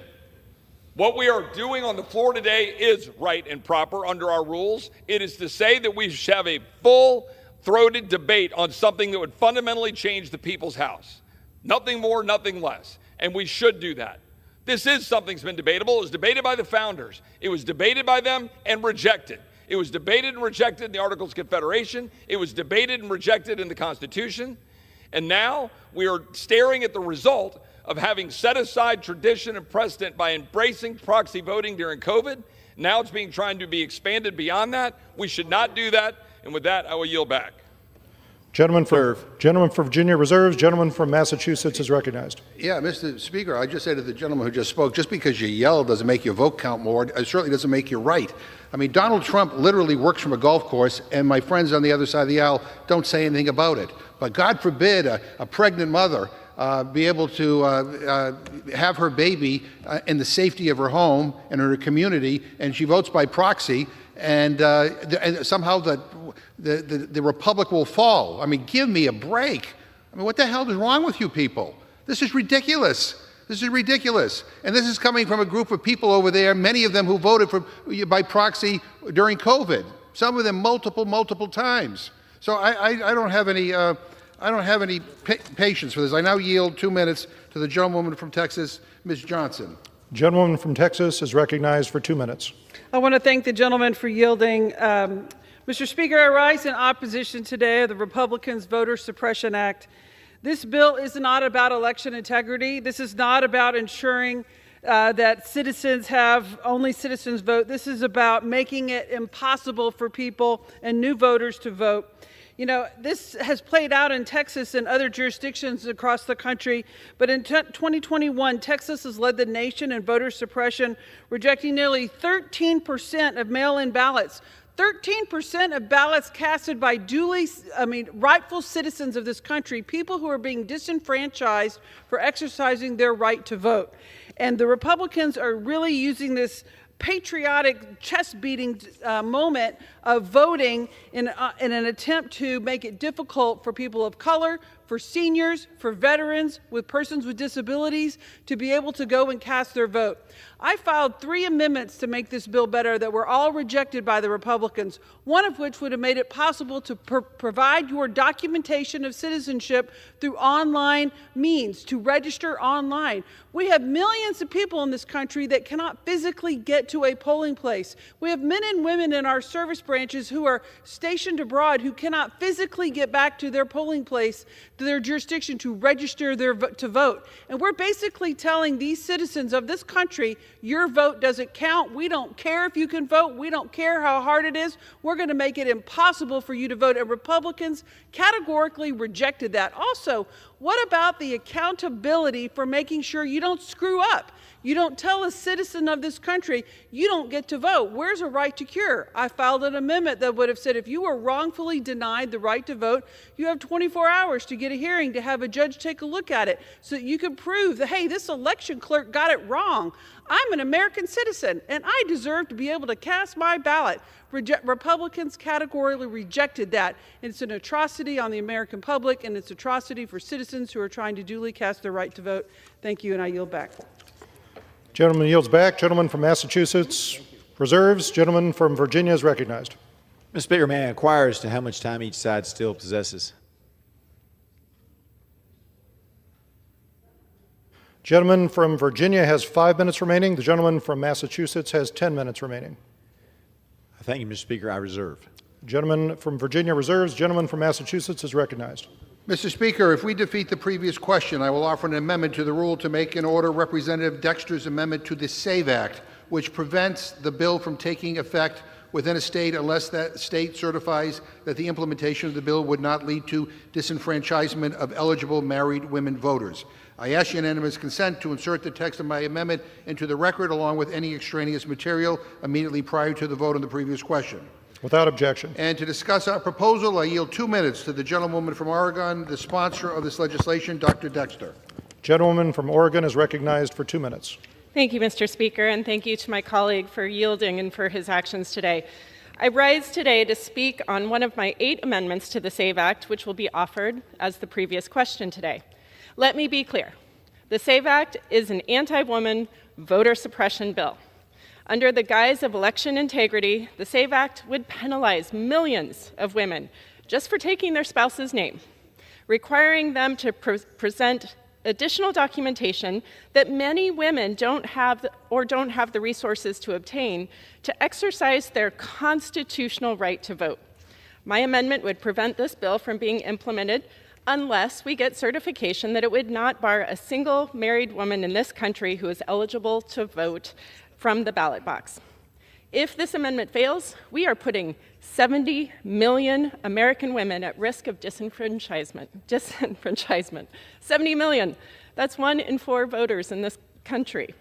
And this burden will fall hardest on women already forced to navigate broken systems with fewer resources and less time, working mothers, caregivers, women juggling jobs and families. I cannot believe in the year 2025, I have to stand here on the House floor of the United States to defend a woman's right to vote. But I will, and I will continue to every single day if that's what it takes. Because this isn't theoretical, this is personal. It's for the mom in Gresham who can't take unpaid time off to track down new documents. It's for the woman in Hood River whose name no longer matches her birth certificate after marriage, and she lacks the $160 it costs to get a passport. Are we really going to tell her she doesn't get a right to vote? I ask for my Republican colleagues to show courage in this moment for your mothers, your daughters, and for every woman in your life that you love. Please join your Democratic colleagues in defeating the previous question so that we can vote on my common sense amendment. American women cannot afford to go back. Thank you, Mr. Speaker. I yield back. Gentleman yields back. Gentleman from Massachusetts reserves. Gentleman from Virginia is recognized. I recognize my friend Mr. Norman for 2 minutes. The gentleman from South Carolina is recognized for 2 minutes. First of all, I rise in full support of this rule. You know, the issue we're debating today, and as I told my good friends in the Rules Committee today, you're not going to lecture me on compassion. You're not going to lecture me on, you know, being kind to the poor and the forgotten. You're the party who let 15 million illegals in this country, wantonly and deliberately. You're the party who defended a president who wasn't mentally competent. And one of the ladies mentioned Donald Trump voting from a golf course. Donald Trump could read a thank you note, unlike President Biden. Donald Trump had 77 million people that wanted to reverse the course that this country was on for the last 4 years. And to hear y'all talk all of a sudden about disenfranchisement for females, you know, you're always playing the victim card. 77 million people rejected that. Now, on the proxy voting, every one of these, our friends in the balcony listening, had to show up here. Every one of them had to physically come here. And I'm in the construction business. And you think the electrician to wire a house could vote by proxy to get the house wired? You think the dentist could vote by proxy to get the teeth fixed and fillings filled? It's a joke where, with all the problems this country has, here we are talking about arguing over proxy voting. You brought the speaker voting by proxy. I voted by proxy. Your speaker, Pelosi, put it in order a few times, and no one agrees with this. The hardworking Americans go to work. When we sign up for this job, as has been said, we agree to come to this chamber, 435 of us. And if you want to get into members on, get 30 seconds. Give the gentleman an additional 30 seconds. The gentleman's recognized. If you want to get into members of your party who voted coming off boats and just basically took a vacation, it ends today. So that's why I fully support this. Mr. Speaker, I yield the balance of my time. I reserve. Members are reminded to address their remarks to the chair and to not refer to the occupants of the gallery. Gentleman from Massachusetts is recognized. Yeah, Mr. Speaker, I don't even know what the hell he's talking about. But let me just say this. I never voted by proxy. I helped establish those rules during COVID, but I never did because I followed the rules. The gentleman voted 63 times by proxy, including one time going to a right-wing Republican political convention. That was not following the rules. So it's so much for being unconstitutional. I now yield 1 minute to the gentleman from Florida, Mr. Moskowitz. The gentleman from Florida is recognized for 1 minute. Thank you, Mr. Speaker. You know, the Speaker is a member of this body, 435 of us, and the petition process exists so that the other 434 of us have a little bit of power, so that if there is an idea that we want to bring to the chamber, one person can't stop it. The petition process is about us. It's about the members. But people are feeling all sorts of kingly these days in D.C.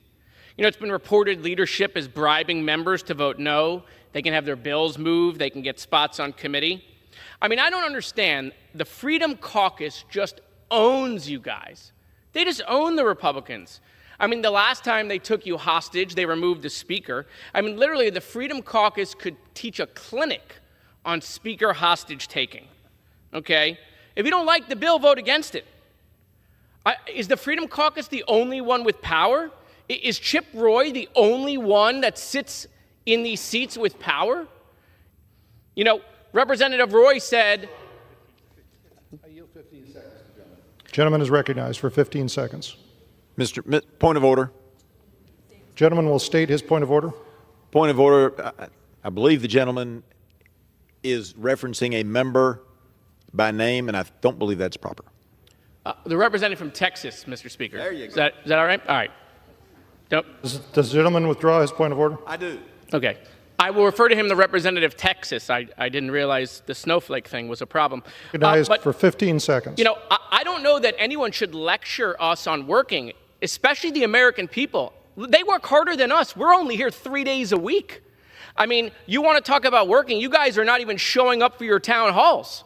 So I don't know that you should be lecturing us about working. Thank you, Mr. Speaker. Gentleman's time has expired. Members are reminded to address their comments to the chair and not to engage in personalities. Gentleman from Massachusetts.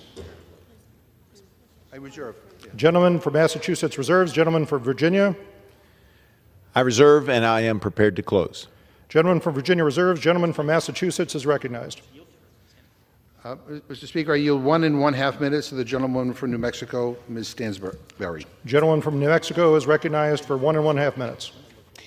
Mr. Speaker, as we stand here today on the House floor, Donald Trump's Secretary of Health is announcing that he is firing over 10,000 healthcare professionals across America. These are the doctors and practitioners and experts and scientists that keep us safe. While we stand here today, Elon Musk is trying to buy an election in Wisconsin. And while we stand here, Donald Trump is bragging about tariffs across town while he is saying that he's going to run for president for a third term, which is unconstitutional. And what are Republicans trying to run on the House floor this week? The SAVE Act, which would undermine the voting rights of millions of Americans. The Rogue Ruling Acts, which would undermine the judicial branch and interfere with its rulings. It's trying to run 2 CRAs that would revoke administrative rules to keep banks from ripping off the American people. And here they are trying to sneak in a rule today that would take our power away as representatives here in the House to ensure that our own members can care for their children as new parents. This is what abuse of power looks like: attacking the judiciary, attacking our elections, and attacking our democratic institutions.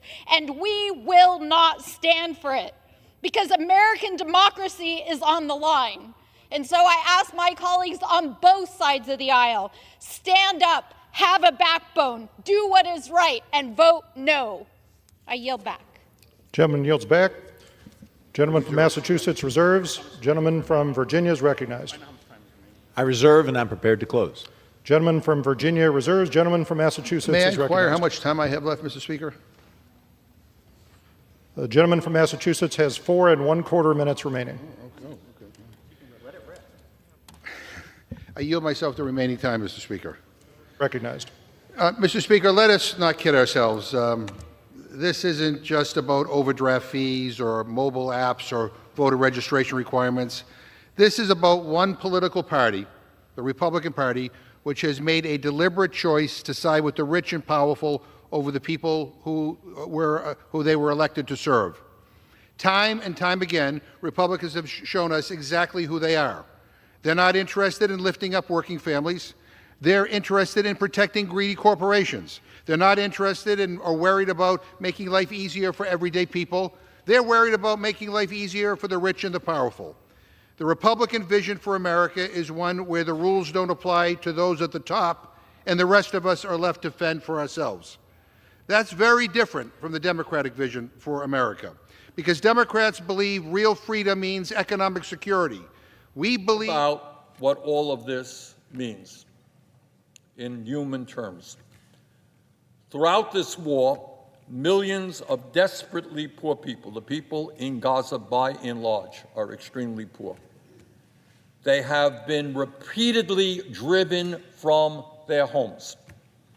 They have been forced to pick their way through a demolished landscape again and again with nothing more than the clothes on their backs. Families have been herded into so-called safe zones only to face continued bombardment. The children of Gaza, Mr. President, this is just one picture, have suffered a level of physical and emotional torture that is almost beyond comprehension and that will clearly stay with each and every one of them for the rest of their lives. These children are hungry, they are thirsty, hard to get clean water, they have been denied health care, and they have witnessed the death of their parents, their family members, their homes, and virtually everything around them. And they've been picked up and moved from one place to another, and all the while drones are on top of them, shooting or photographing what they're doing. Mr. President, throughout this war, Israel's restrictions on humanitarian aid have left hundreds of thousands of people, including tens of thousands of children, facing malnutrition and starvation. Malnutrition and starvation. Children have literally starved to death, while aid just sat a few miles away, blocked by Israeli forces. The UN, the United States, and every aid organization working in Gaza has been clear throughout this war. Israel's unreasonable and unnecessary restrictions on humanitarian aid have contributed to massive death and profound suffering. But as bad as the last year and a half has been, at least Israel let some, not enough, but some aid through. But what is happening right now is unthinkable. Today, it is 31 days and counting with absolutely no humanitarian aid getting into Gaza. Nothing. No food, no water, no medicine, no fuel for over a month. That is a clear violation of the Geneva Convention, the Foreign Assistance Act, and basic human decency. It is a war crime. You don't starve children. And it is pushing things toward an even deeper catastrophe. Earlier this week, 25 bakeries supported by the World Food Program were forced to close because they ran out of flour and cooking gas. The UN is still trying to distribute its remaining stocks of food already in Gaza, but says, quote, that the situation remains extremely critical since the cargo closure of the crossings almost a month ago, end quote. Mr. President, all of this is unconscionable. What we are talking about is a mass atrocity. And what makes it even worse, and why I am here today, and why I have introduced the resolutions that we will soon be voting on, is that we as Americans are deeply complicit in all that is happening in Gaza. This is not some terrible event. This is not an earthquake in Miramar. It's not something that we had nothing to do with. We are deeply complicit in all of this death and suffering. Last year alone, the United States provided $18 billion in military aid to Israel and delivered more than 50,000 tons of military equipment. It is American bombs and American military equipment that is being used to destroy Gaza, kill 50,000 people, injure over 110,000 people. We cannot hide from that reality. Mr. President, if we condone the barbarism that is taking place in Gaza today, we will have no standing in the world to condemn the horrors and war crimes that other countries may commit. You're not going to be able to look at China or Russia or Saudi Arabia or any other country and say, look how terrible, look what they're doing to the children, to the women, to innocent people.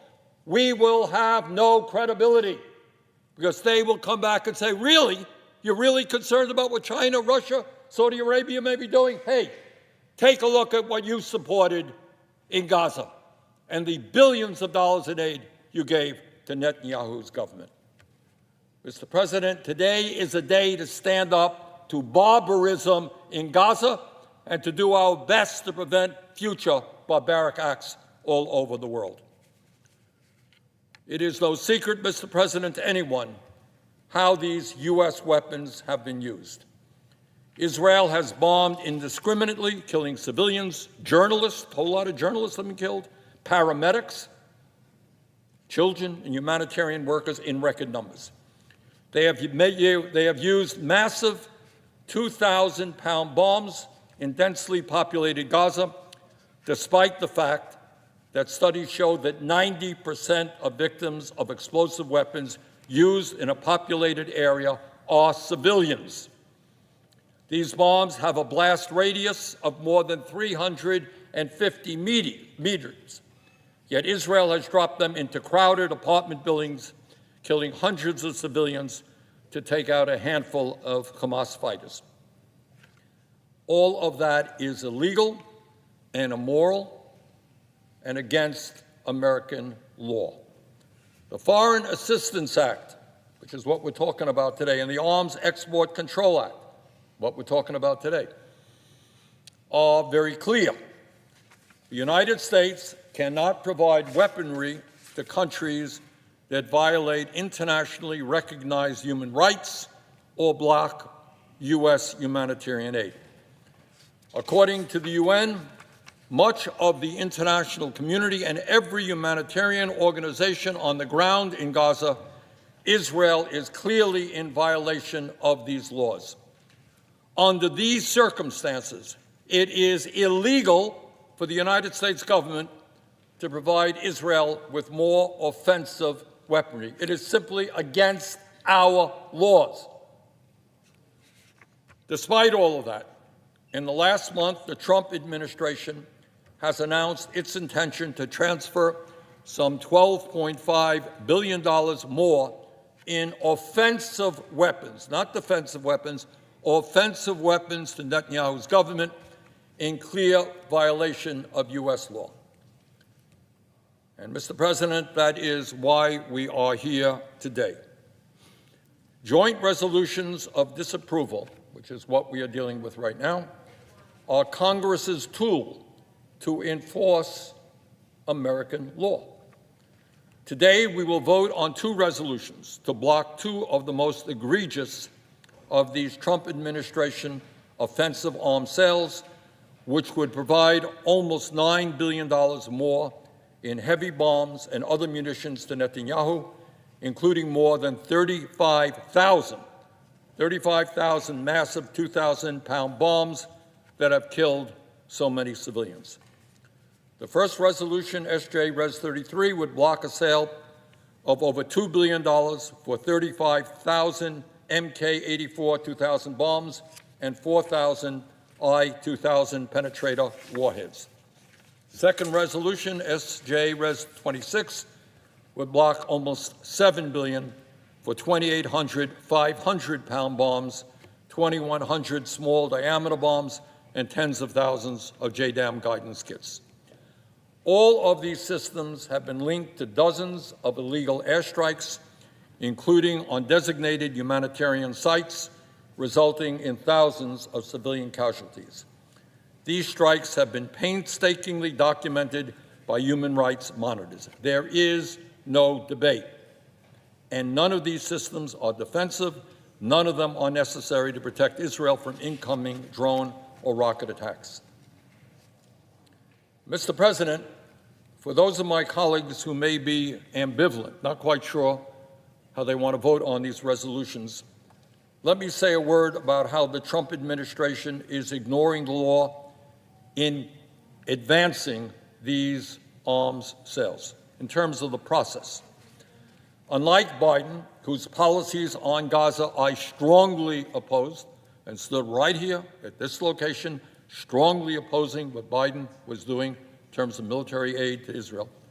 But unlike Biden, President Trump is trying to circumvent Congress with these transfers, ignoring the Foreign Assistance Act by issuing a bogus emergency declaration, an emergency declaration to bypass congressional review.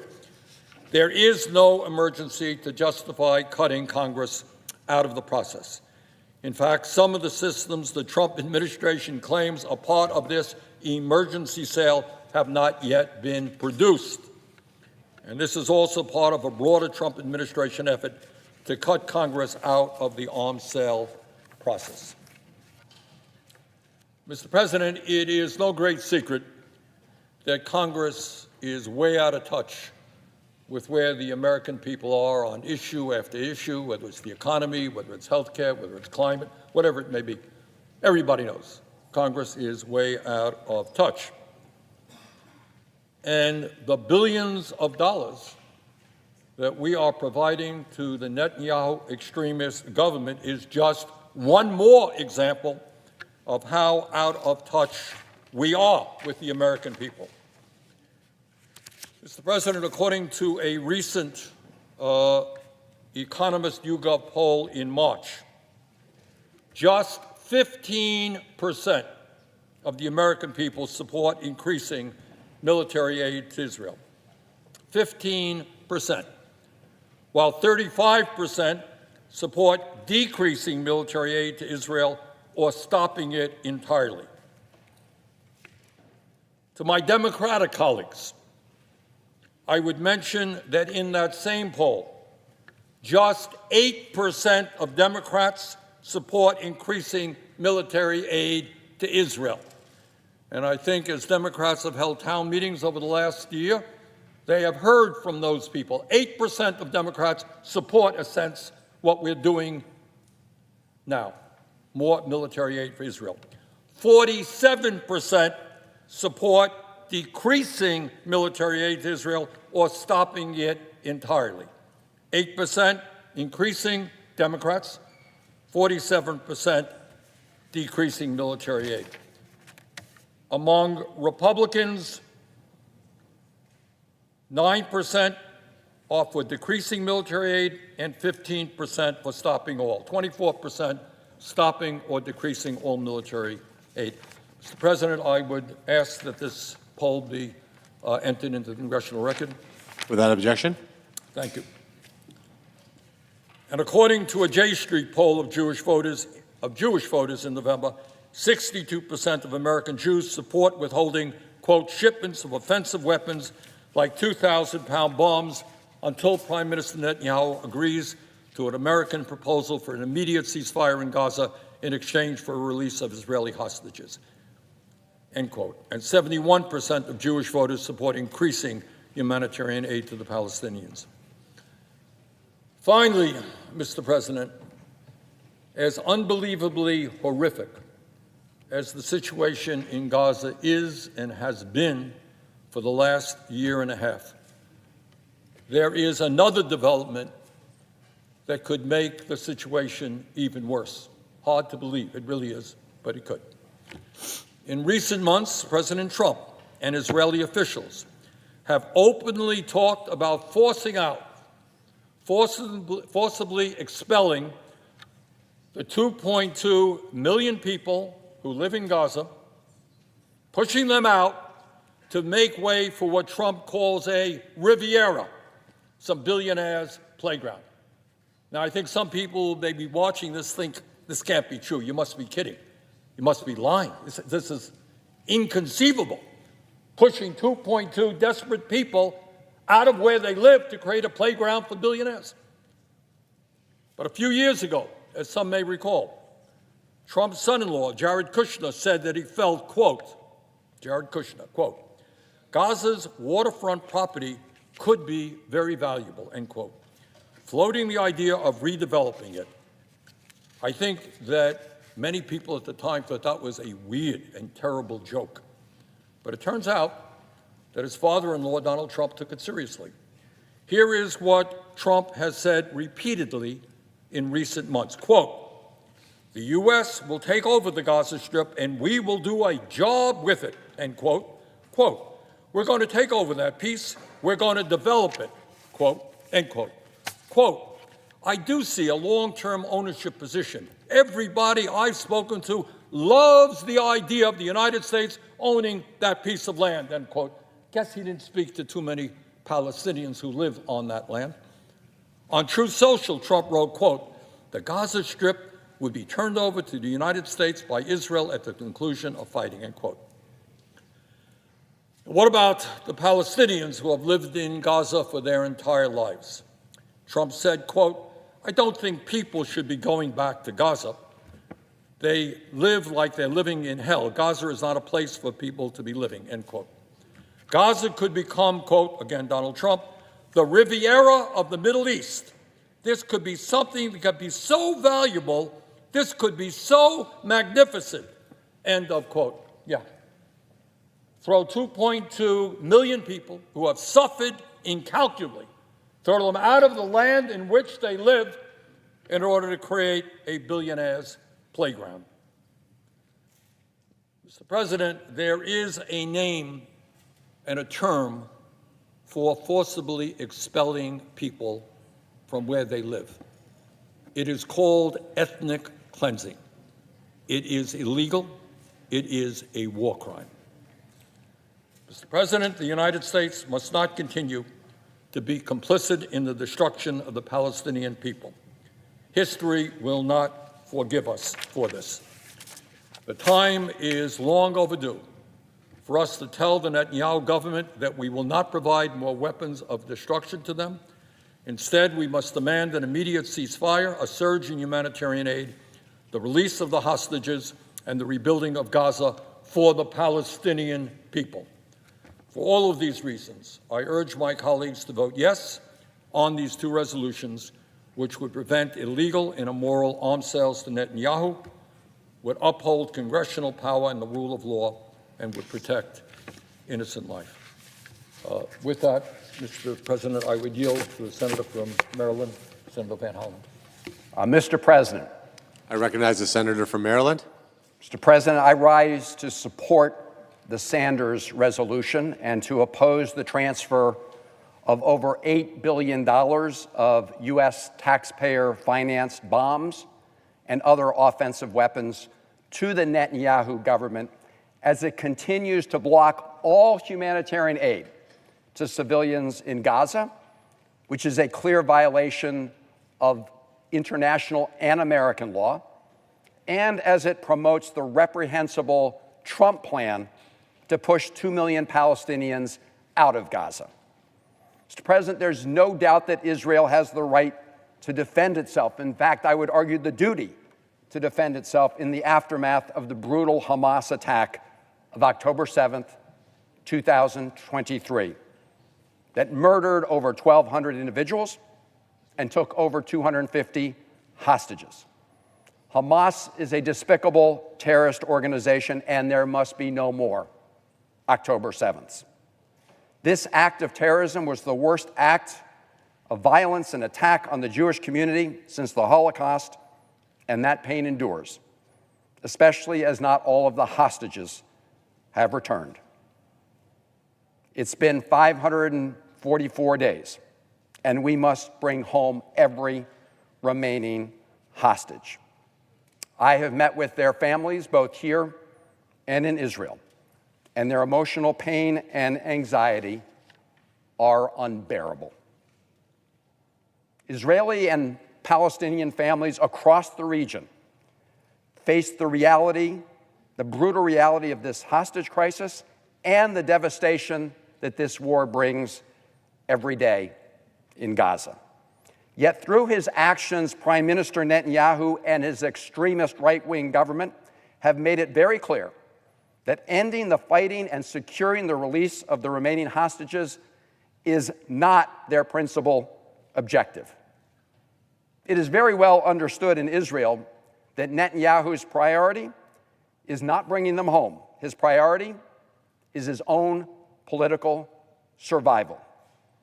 Like the mother of one of the hostages who was protesting just last week said, quote, "The hostages are held captive by Hamas, and the entire nation of Israel is held captive by Netanyahu."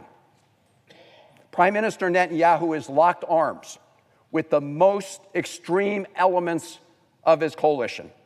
People like Finance Minister Smotrich and Minister of National Security Ben-Gvir, people who have made their political careers based on inciting hatred against Palestinians, against Arabs, against Muslims, and in Ben-Gvir's case, also associated with groups that espouse the expulsion of Christians.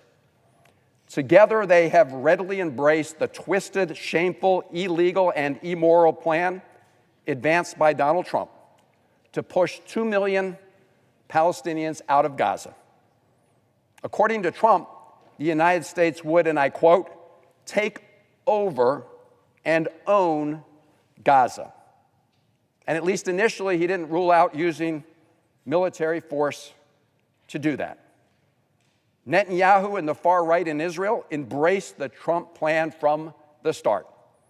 Prime Minister Netanyahu called it, quote, remarkable, unquote, and the first good idea he'd heard. On March 30th, he said, we will implement the Trump plan. This is our strategy. Shortly after the Trump plan was announced, Smotrich called it an excellent idea. And he said, with God's help, I will work with the Prime Minister and the Cabinet to develop an operational plan to implement this as soon as possible, unquote. Ben-Gvir echoed that support, noting, quote, we have a huge opportunity and we must not miss it. Even before October 7th, he said, I encouraged emigration and they mocked me. It is time to implement and promote it, unquote. Remember, Ben-Gvir left the cabinet in January because he was opposed to the ceasefire and the return of hostage agreement. Now that Netanyahu has abandoned the ceasefire agreement, Ben-Gvir has returned to the cabinet, again as Minister of National Security. And listen very carefully to what Netanyahu's Minister of Defense, Katz, said recently, and I quote, Gaza residents, this is a final warning. The first Sinwar destroyed Gaza, and the second Sinwar will bring its complete ruin. Soon the evacuation of the population from combat zones will resume, and what follows will be far more severe. You, he said, referring to the civilian residents of Gaza, you will pay the full price. Return the hostages and remove Hamas. The alternative is total devastation. You should listen very carefully to those words because he is threatening the civilian population of Gaza. That is collective punishment, and that is the Trump-Netanyahu plan. Mr. President, American taxpayers should not be paying for this reprehensible plan. And let me be clear, that's what these bombs and offensive weapons are supporting. It's not about providing for Israel's defense like Iron Dome, which I have and will continue to support. Instead, these offensive weapons are furthering the extremist goals of Donald Trump and Netanyahu. It surely is not America first to use billions of dollars of American taxpayer money to pay for bombs and other weapons to facilitate such a grotesque, illegal, and immoral plan. You know, it's often said that Israel and the United States have a set of shared values that bind us together. Those values have included a belief in democracy, a respect for the rule of law, support for freedom, and universal political rights. I believe those remain the shared values between the people of the United States and the people of Israel. But that cannot be said of either Donald Trump or Netanyahu. They have zero respect for those values. They have a different worldview. They both see themselves as above the law. Trump and Netanyahu have both demonstrated an utter contempt for an independent judiciary. Here at home, Donald Trump is calling for the impeachment of judges that uphold the rule of law and illegally bullying law firms and institutions that don't bend to his will. In Israel, Netanyahu and his right-wing government just implemented changes to weaken the independence of the judiciary. And when Trump called for impeaching judges here, This is what Netanyahu said, and I quote, "In America and in Israel, when a strong right-wing leader wins an election, the leftist deep state weaponizes the justice system to thwart the people's will. They won't win in either place. We stand strong together," he and Donald Trump. Both Trump and Netanyahu have also worked to replace people of independence and integrity with political puppets.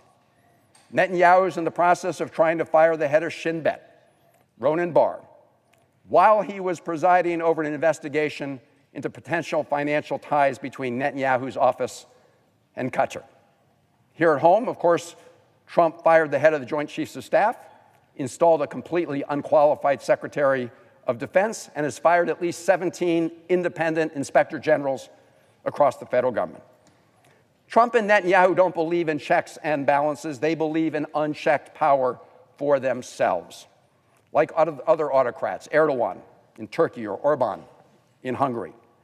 So let's be clear, Mr. President, that Donald Trump is pursuing policies in Israel that are not pro-Israel. They are pro-Netanyahu and pro-Smotrich and pro-Ben Gvir. You know, Donald Trump said on the campaign trail that he was going to stop the war in Gaza. He took credit for securing the January ceasefire and the exchange of those hostages at the time. That was phase one of the three-stage framework that the Biden team had negotiated. Prime Minister Netanyahu waited until the eve of Trump's inauguration to begin phase one so Donald Trump could claim that success.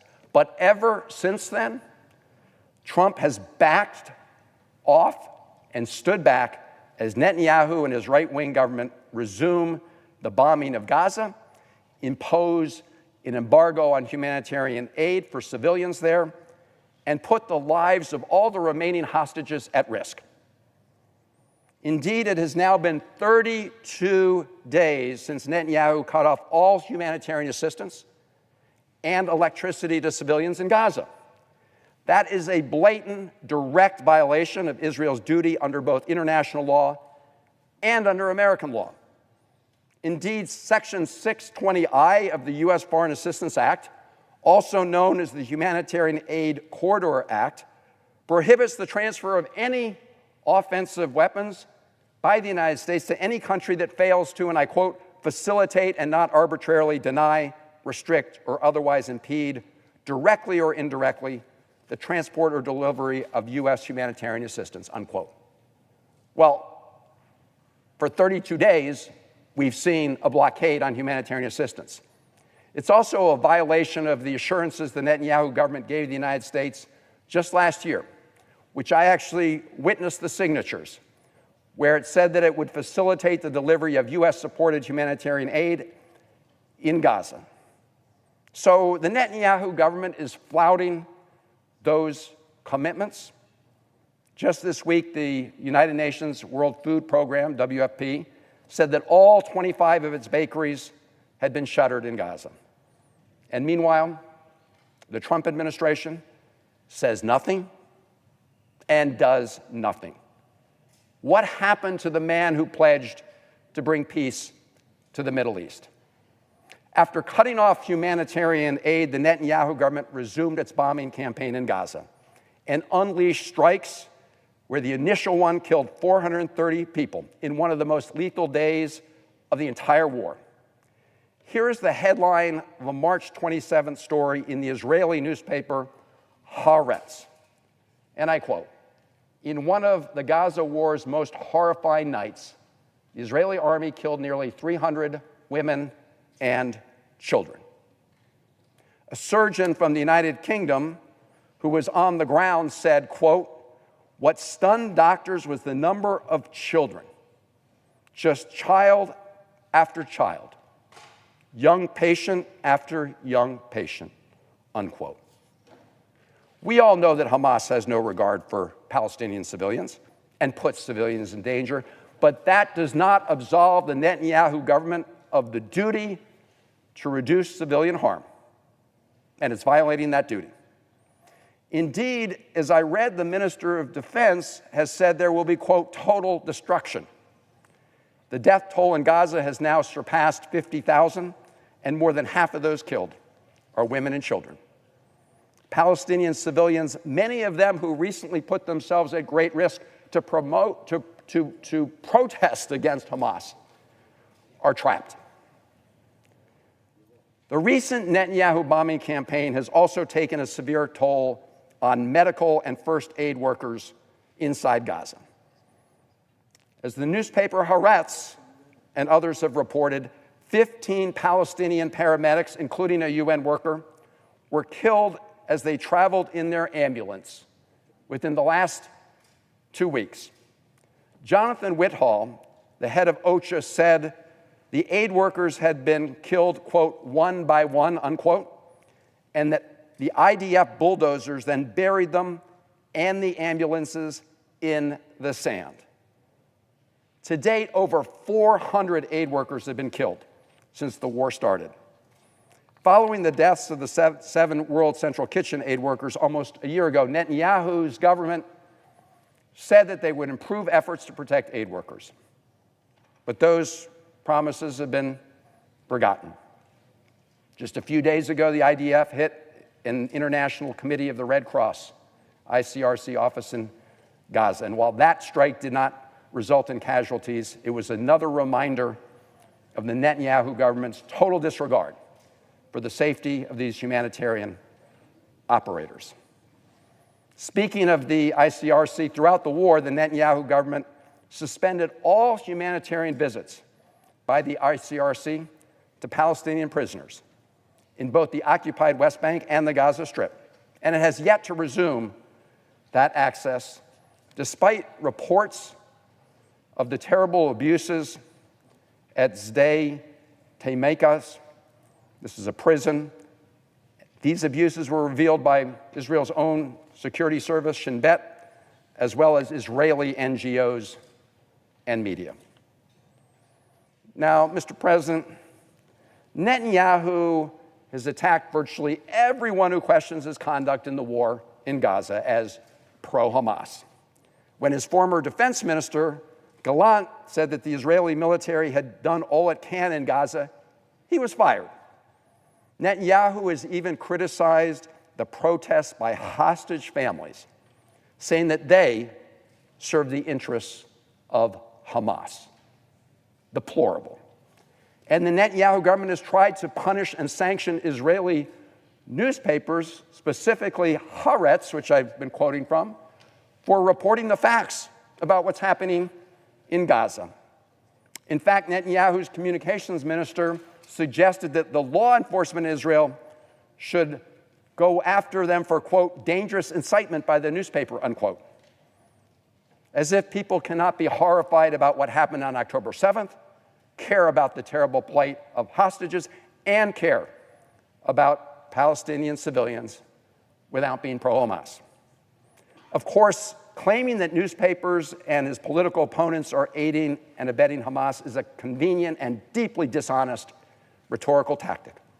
It is the same kind of tactic that Trump uses here at home, threatening and sanctioning newspapers who report inconvenient facts.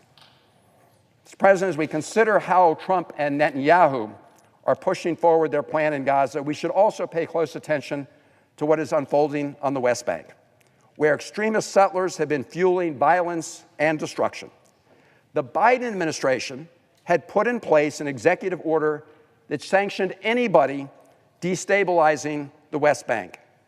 It applied to militant Palestinian groups and to extremist Israeli settlers involved in attacks against Palestinians. Trump, he revoked it.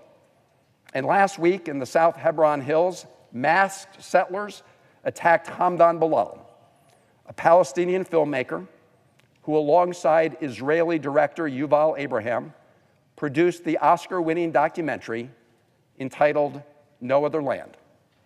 The film is about the life and struggles of Palestinians under Israeli occupation in Masafar Yatta, the very place that he was attacked.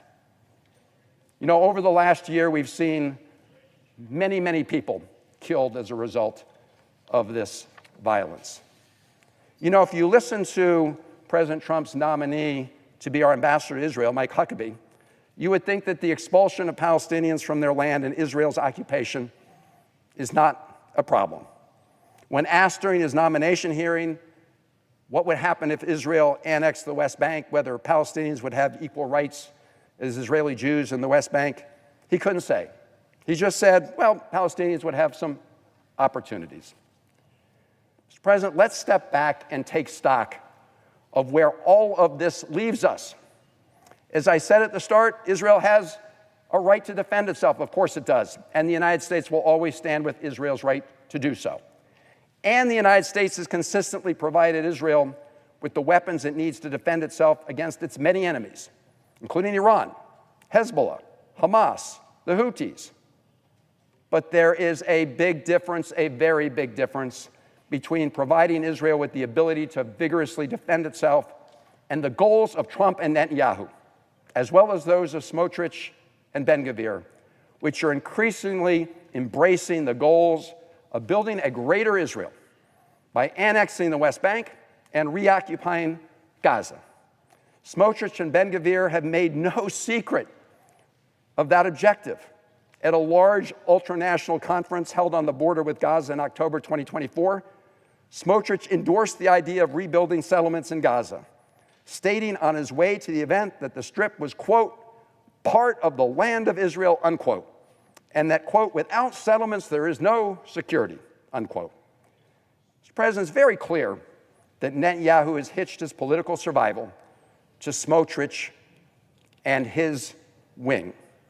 And Trump's calls for the displacement of over 2 million Palestinians in Gaza only plays further into their hands. Just yesterday, Netanyahu and Defense Minister Katz announced that Israel would, as Defense Minister Katz said, quote, seize large areas of the Gaza Strip. The response of the Hostages and Missing Families Forum, which represents most of the hostage families, was swift and clear. They said they were horrified by Katz's statement and asked, quote, did you decide that we are sacrificing hostages for capturing land? Instead of getting hostages out in a deal and ending the war, Israel's government is sending more soldiers to Gaza to fight in the same places that they have already fought over and over again, unquote. And yet Trump continues to stand with the extremist Netanyahu government and his own reprehensible plan, and calls upon American taxpayers to spend billions of dollars to support that plan. Israel is now operating as the undisputed superpower in the Middle East. It's a nuclear power. Hezbollah is on its back foot. Iran's air defenses have been severely degraded. Assad is thankfully out of power in Syria. And Israel has destroyed much of Syria's military infrastructure. So the question, Mr. President, is what does Israel want to do with this power? What are its long-term goals? The answer from Smotrich and Ben-Gvir is to build a greater Israel, one that demolishes the possibility of a future two-state solution, and Netanyahu is in their corner. The annexation of the West Bank and the reoccupation of Gaza will not make Israel safer. To the contrary, it will condemn it to perpetual conflict. The only sustainable way forward is to ensure that the 5 million Palestinians in Gaza and the West Bank who have nothing to do with Hamas can live with dignity and have their human rights respected. That is the only way to ensure the long-term security for Israelis and Palestinians alike. And that is the only way, colleagues, to prevent the United States from being dragged into permanent conflict in the Middle East. And that should be painfully obvious to anyone who's followed the history of this region. Mr. President, I will close where I started. This is not about whether someone is pro-Israel. I believe you can be pro-Israel and anti the policies of Netanyahu, just as you can be pro-America and oppose the policies of Donald Trump. And that's what this is all about. This is about whether you support the approach that Netanyahu and Trump are taking at this time. Trump's vision of a Gaza cleansed of its Palestinian population, and Netanyahu, Smotrich, and Ben-Gvir's vision of a greater Israel without basic human and political rights for Palestinians. I will not support that future. I will not vote to support American taxpayer dollars to advance that future. It's not in America's interest, nor is it in the interest of Israelis, Palestinians, or anyone else who lives in the Middle East. I yield the floor.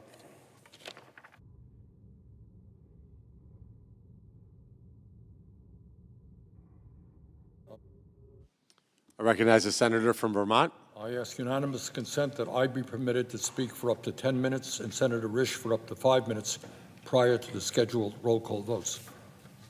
Without objection.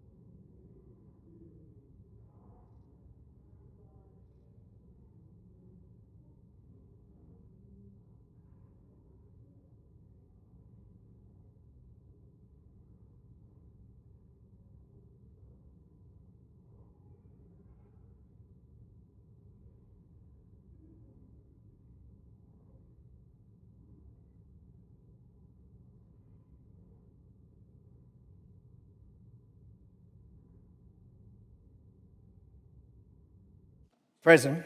I recognize the senator from Idaho. Thank you, Mr. President. I rise today and come here to strongly oppose the two resolutions before the Senate at this moment. These misguided resolutions, if adopted, would reinstate the failed policies of the Biden administration. Worse, they would abandon Israel, our closest ally in the Middle East, during a pivotal moment for global security. For years, President Biden wrung his hands and withheld American support for Israel in its time of need. This inaction only prolonged suffering for all sides and put America's commitment in doubt. Despite this, Israel had the courage to confront Iran and its proxies, and it decimated them. Through President Trump's tough negotiations and Israel's courage, Iran is at its weakest point in decades, and hostages are returning home. At the same time, Israel is contending with its operations against Hamas, efforts to maintain a fragile ceasefire in Lebanon, and the ongoing threats from Iran. Now is not the time to deprive our ally of the tools it needs to protect American interests. I yield to Sanders.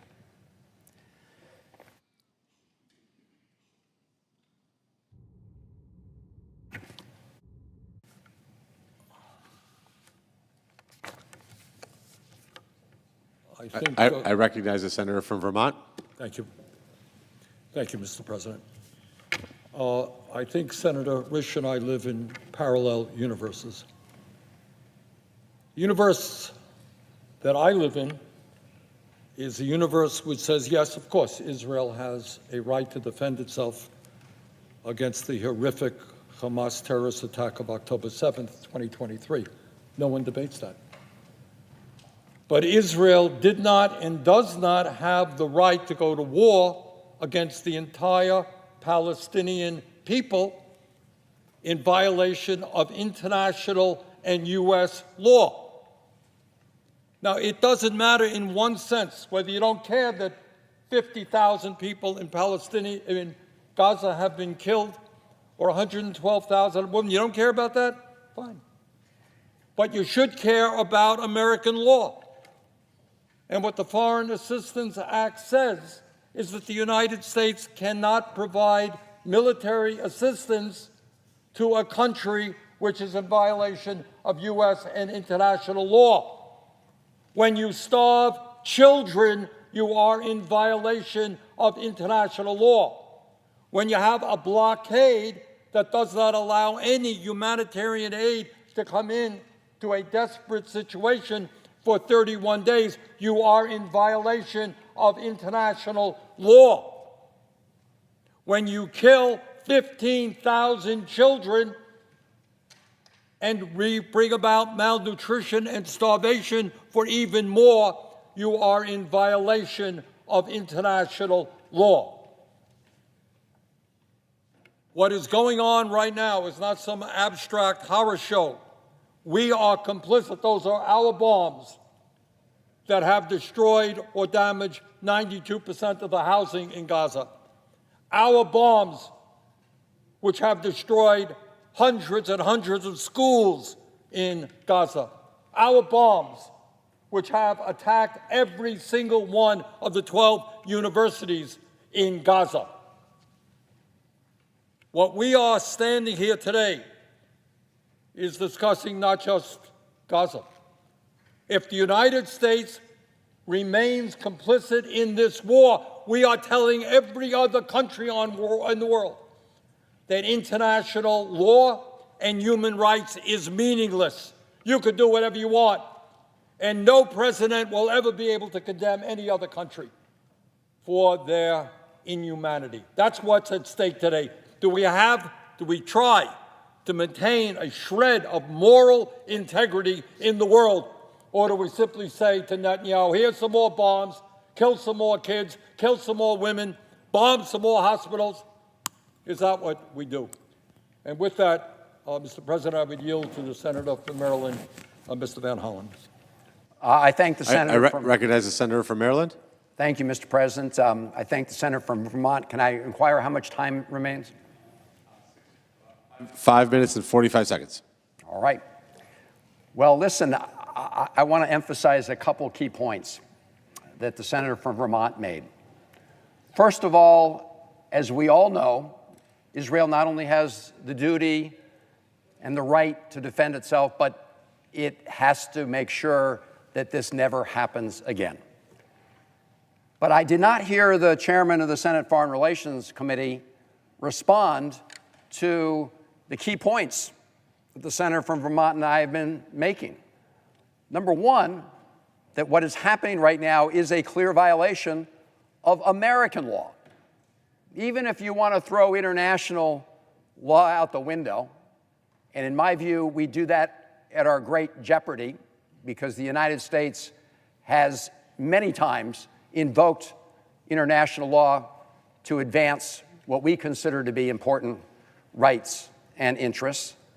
But it's a violation of the plain meaning of U.S. law, because under 620I of the U.S. Foreign Assistance Act, also known as the Humanitarian Aid Quarters Act, offensive sales to any country that is preventing the delivery of U.S.-supported humanitarian assistance is not allowed. It says very plainly that we should not transfer any offensive weapons to a country if they are not facilitating and if they are arbitrarily denying or restricting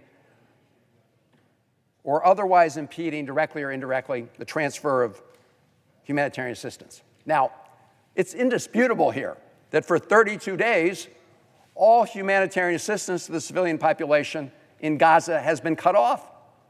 I haven't heard a response to how that's not a violation of U.S. law. Beyond that, it was just last year that the Netanyahu government provided the United States government with written assurances that they would allow the delivery of humanitarian assistance into Gaza. Apparently, it doesn't matter anymore because Donald Trump is in the White House, which of course brings us to the other point, which is both the senator from Vermont and I have emphasized.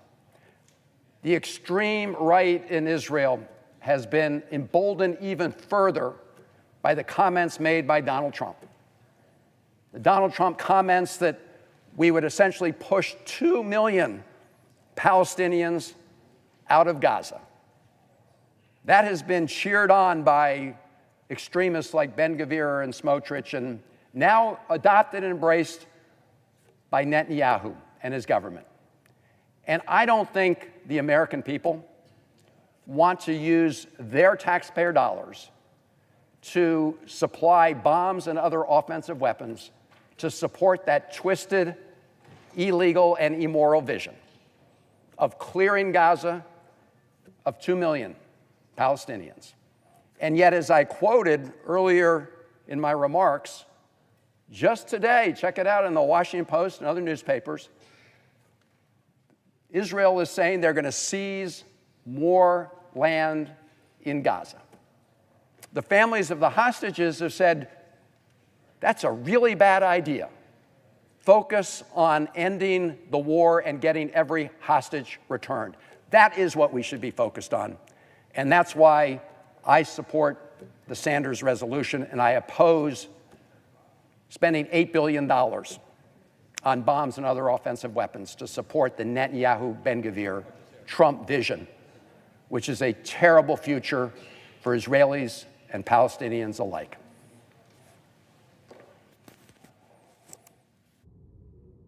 I recognize the senator from Vermont. I want to thank Senator Van Holland for his extraordinary efforts today and for a long period of time in standing up for justice and morality in the Middle East. And with that, Mr. President, I would yield the floor. Mr. President.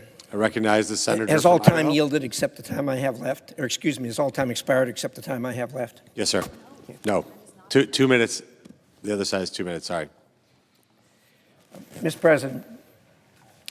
President, first of all, I agree with one and only one thing that my friend from Vermont said, and that is we do live, at least think, in an alternate parallel universe. I'm on the Intelligence Committee. I'm the most senior Republican on the Intelligence Committee. I have seen the film from what Hamas did on October the 7th. These were animals. They killed hundreds and hundreds of people. They took hostages. They cut babies out of the mothers. They killed children in front of their parents. They killed parents in front of their children. They tortured people. They knew exactly what they were doing, and that was that they were going to get a response from Israel that would be what it is today.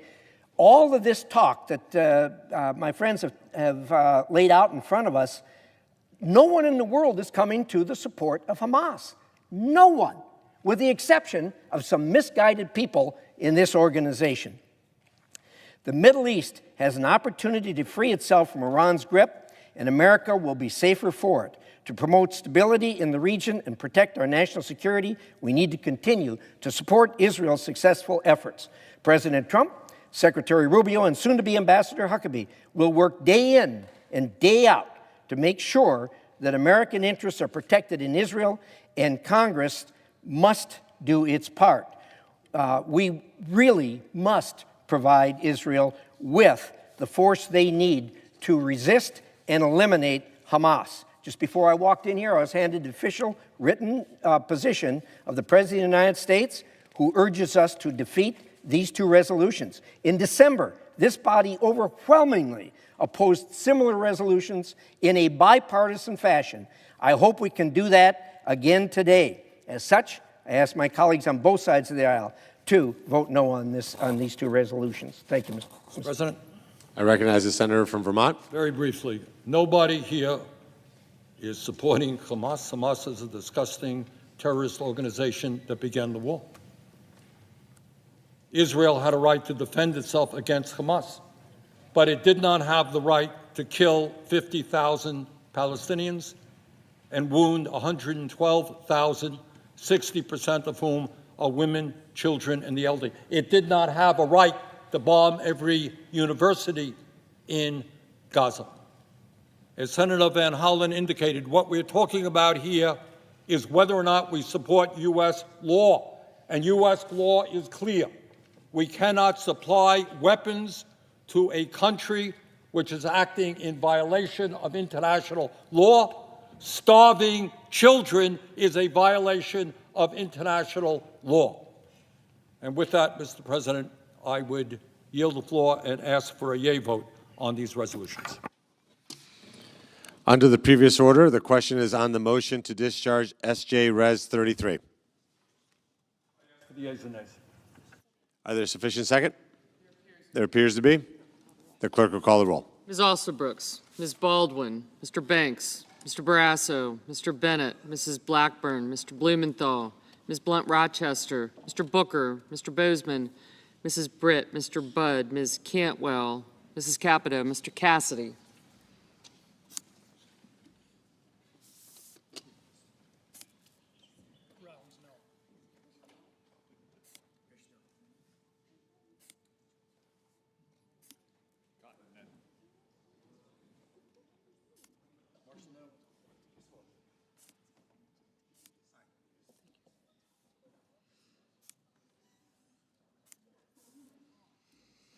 Ms. Collins, Mr. Coons,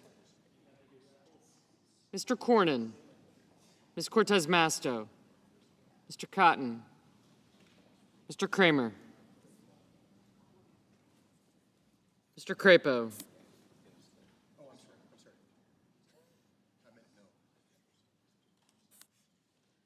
Mr. Cruz, Mr. Curtis,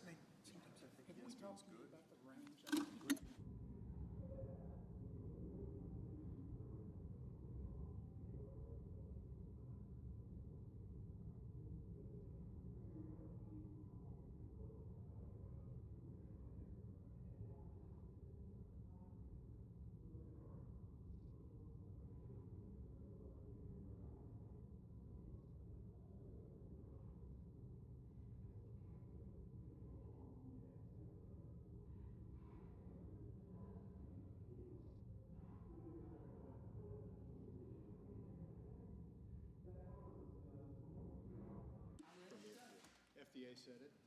Mr. Curtis, Mr. Daines, Ms. Duckworth, Mr. Durbin.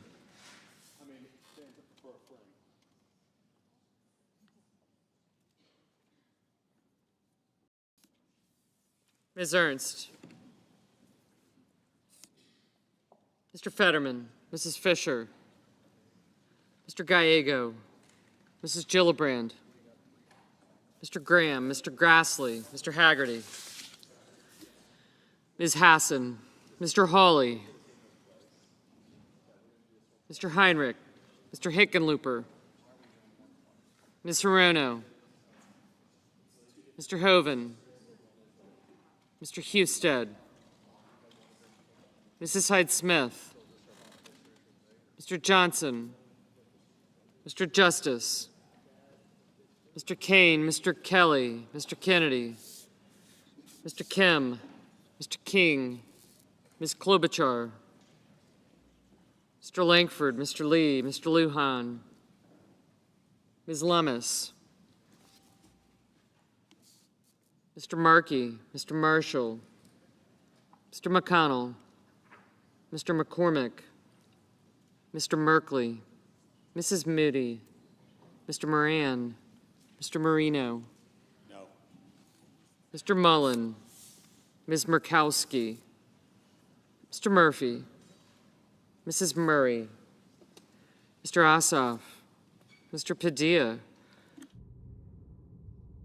Mr. Paul, Mr. Peters, Mr. Reed, Mr. Ricketts, Mr. Risch, Ms. Rosen, Mr. Rounds, Mr. Sanders, Mr. Schatz, Mr. Schiff, Mr. Schmidt, Mr. Schumer, Mr. Scott of Florida, Mr. Scott of South Carolina, Mrs. Shaheen, Mr. Sheehy, Ms. Slotkin, Ms. Smith, Mr. Sullivan, Mr. Thune, Mr. Tillis,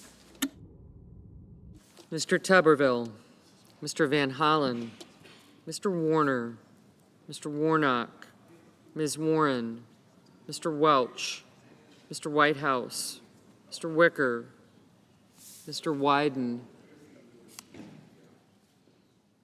Mr. Young.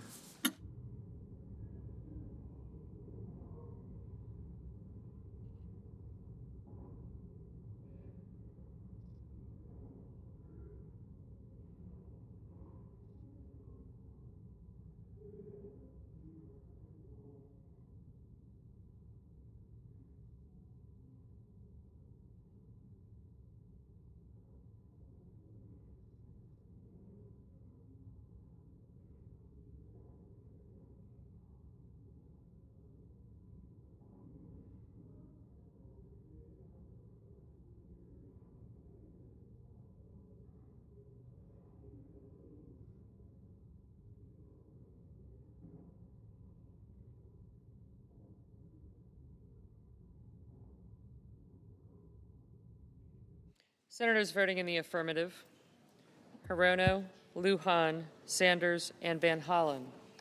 Senators voting in the negative: Britt, Budd, Cantwell, Cassidy, Cornyn, Cotton, Grassley, Kennedy, King, Lee, Marshall, Moody, Marino, Mullen, Risch, Rounds, Schiff, Schmidt, and Tillis. Mr. Peters? No. Mr. Ricketts? No. Mr. Tuberville? No.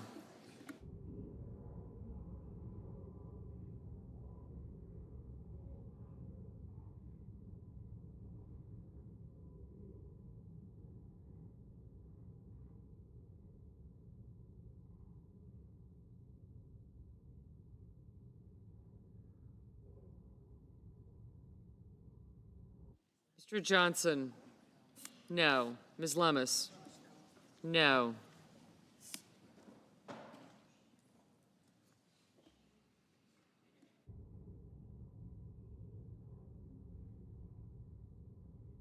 Mr. Husted? No.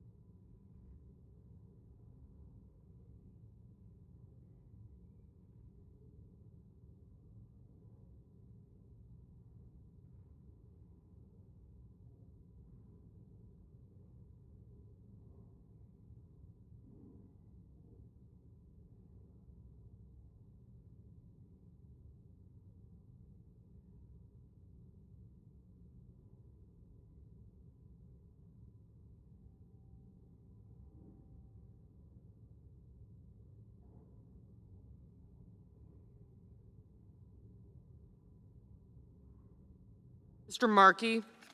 Aye.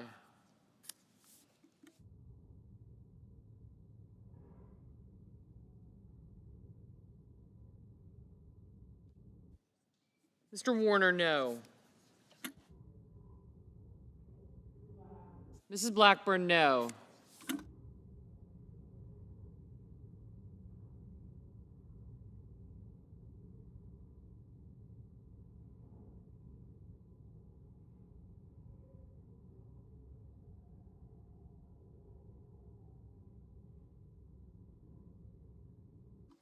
Mrs. Blackburn, Ms. Duckworth, no.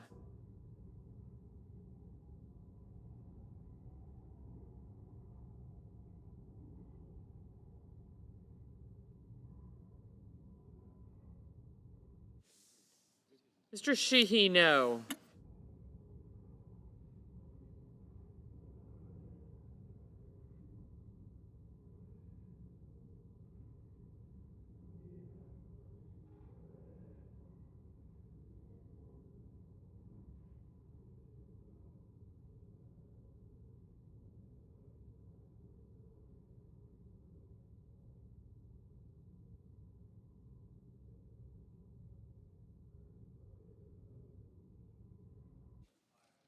Mr. Merkley, aye.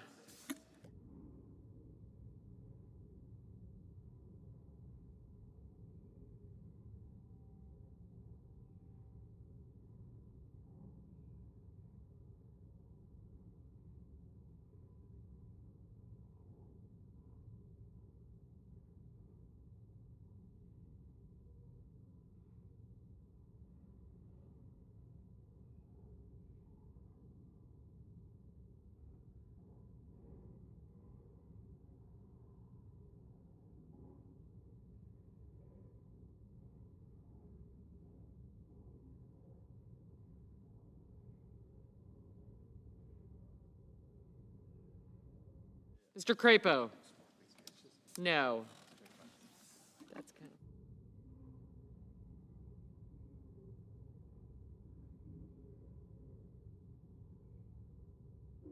of... Mr. Blumenthal? No.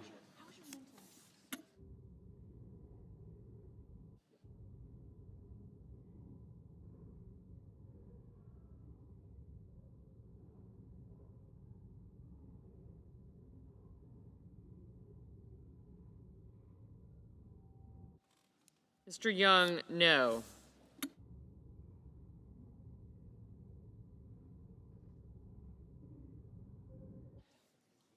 Mr. Daines, no.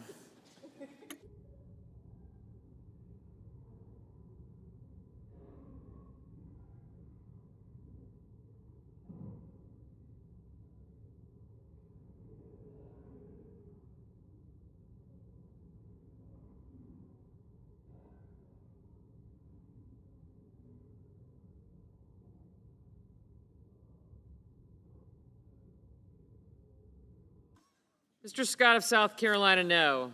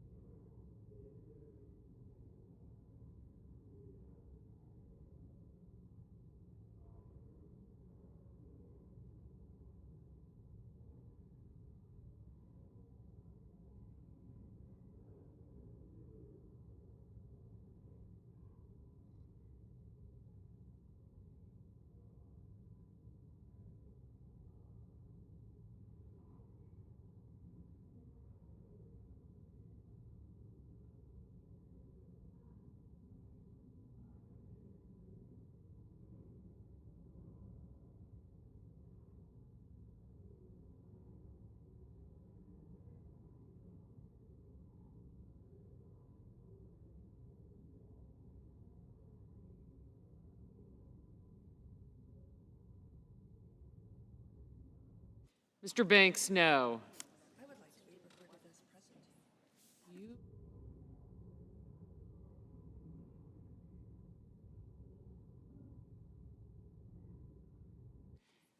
Ms. Hassan, no. Mr. Durbin.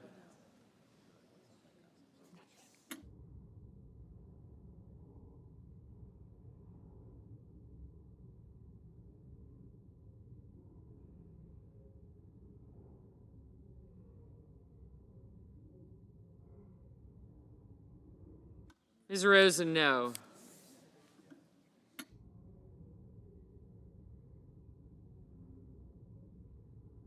Ms. Collins, no. Mr. Wyden, no.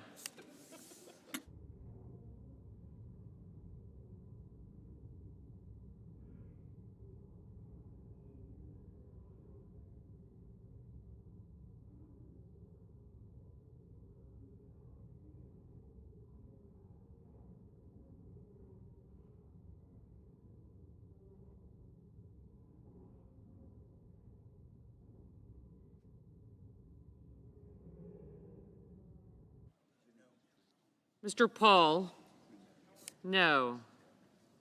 Mrs. Hyde-Smith, no.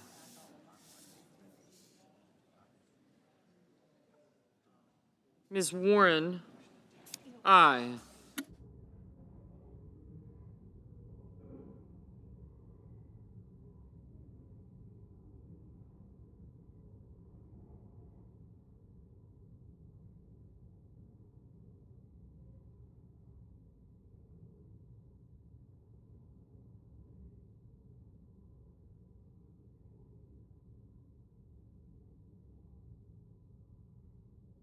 Mr. Kane, aye.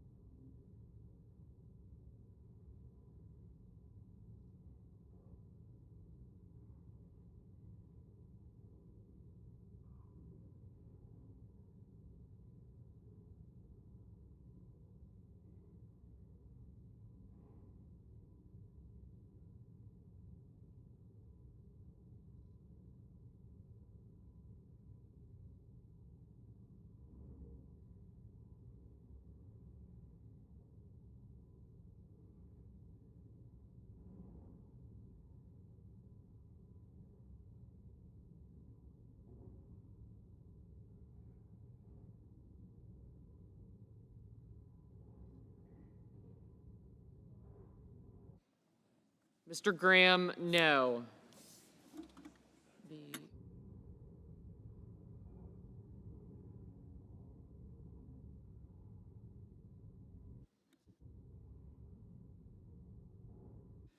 Ms. Cortez Masto, no. Mr. Schatz, aye.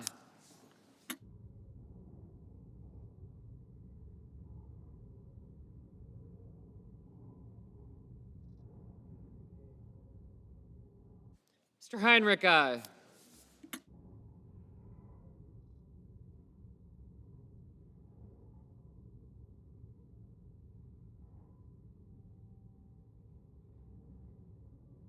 Mr. Kim, aye.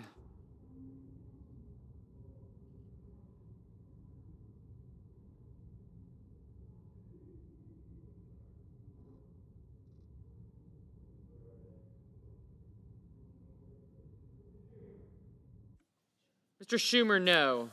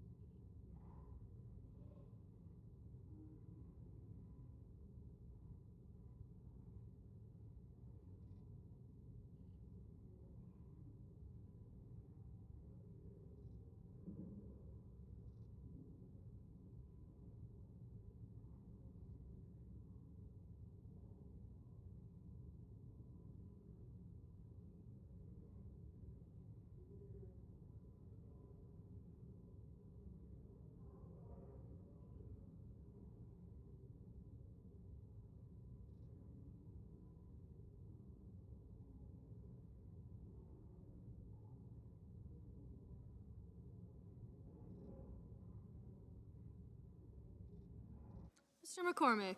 Mr. McCormick, no.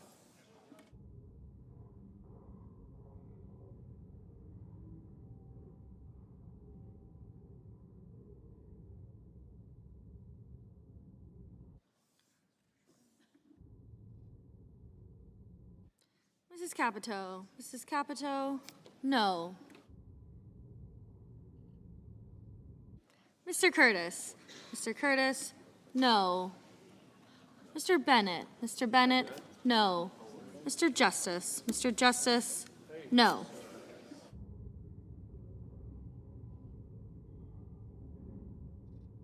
Mr. Ossoff. Mr. Ossoff, no.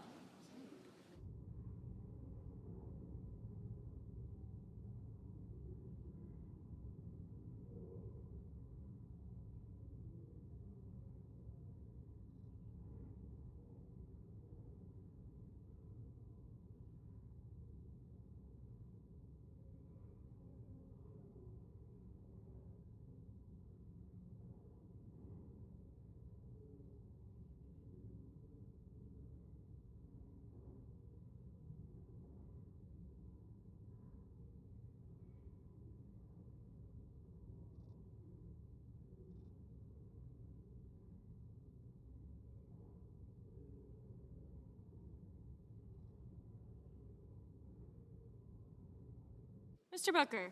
Mr. Booker, no.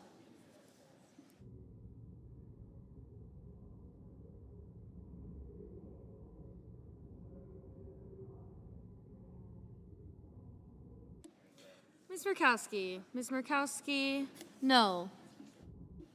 Ms. Smith. Ms. Smith, aye. Mrs. Fisher. Mrs. Fisher, no.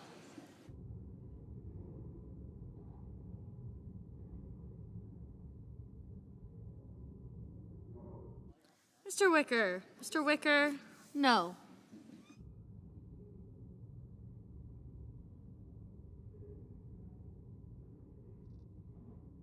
Mr. Durbin. Mr. Durbin, aye.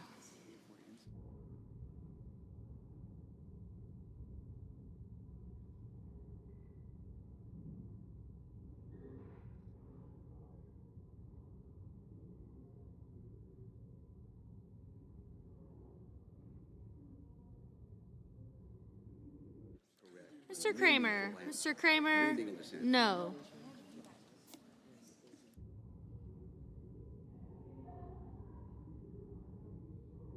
Mr. McConnell.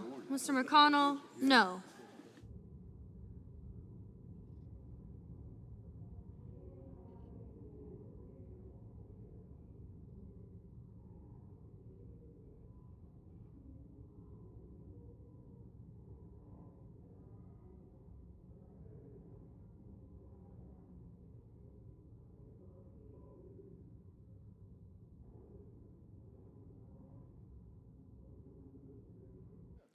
Mr. Barrasso. Mr. Barrasso, no.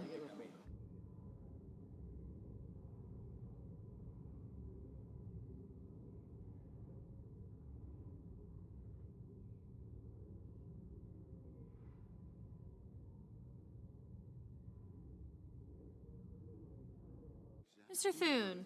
Mr. Thune, no.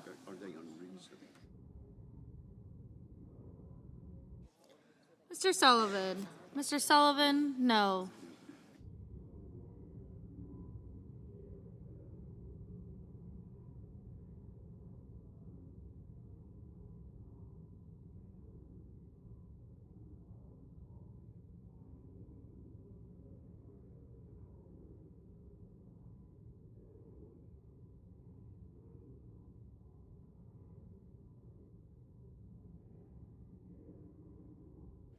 Mr. Hickenlooper.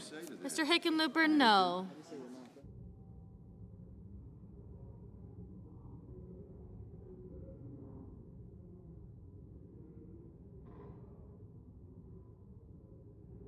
Mr. Warnock. Mr. Warnock, no.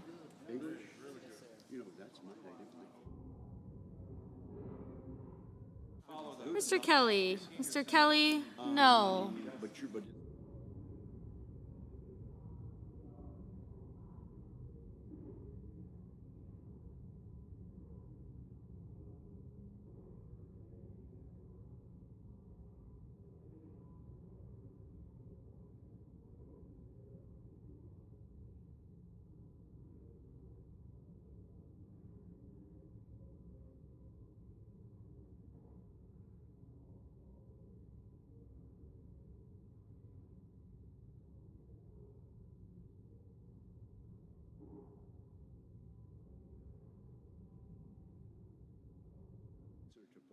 Ms. Alsobrooks. Ms. Alsobrooks, no.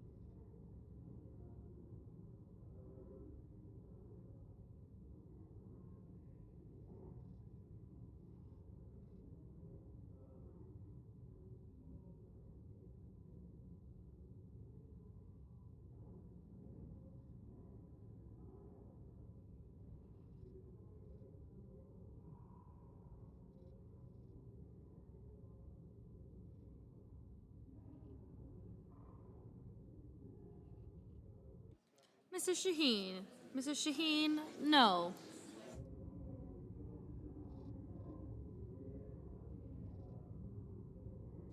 Mr. Bozeman. Mr. Bozeman, no.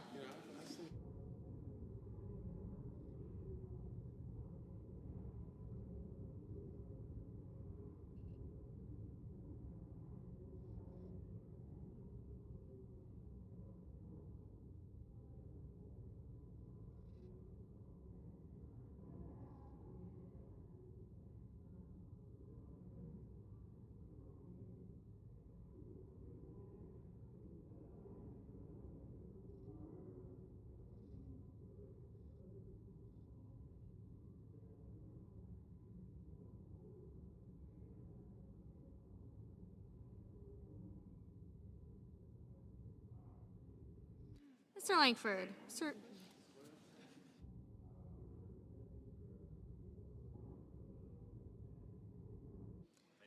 Mr. Langford. Mr. Langford, no.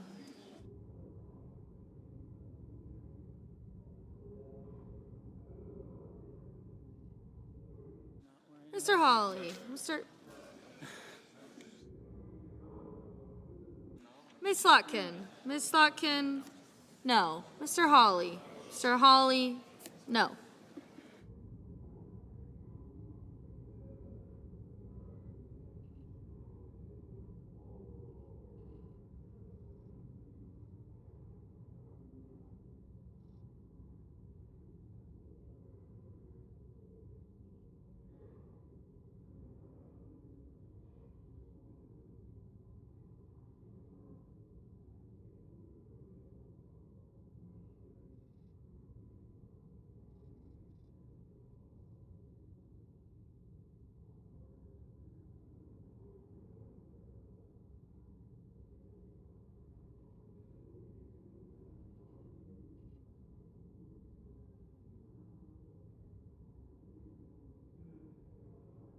Mr. Fetterman. Mr. Fetterman, no. Mrs. Gillibrand. Mrs. Gillibrand, no. Mr. Whitehouse. Mr. Whitehouse, no.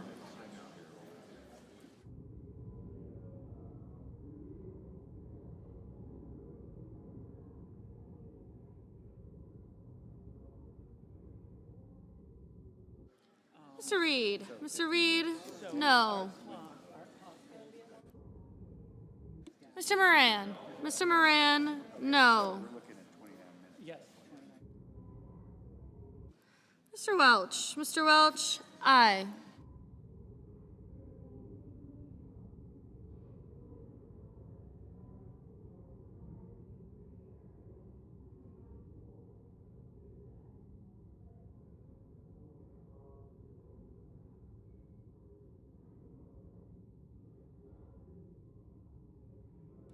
Ms. Blunt Rochester. Ms. Blunt Rochester, no. I don't know.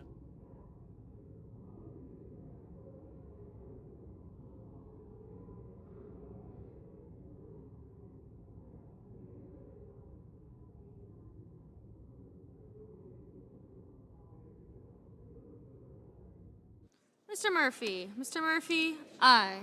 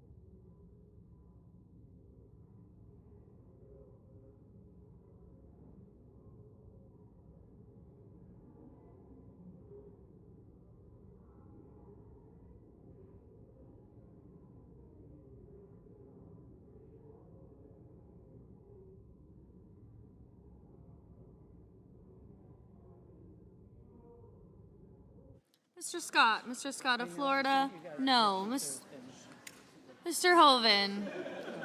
Mr. Hoven, no. Mr. Padilla. Mr. Padilla, no. Mr. Haggerty. Mr. Haggerty, no. Mr. Cruz. Mr. Cruz, no. Ms. Ernst. Ms. Ernst, no.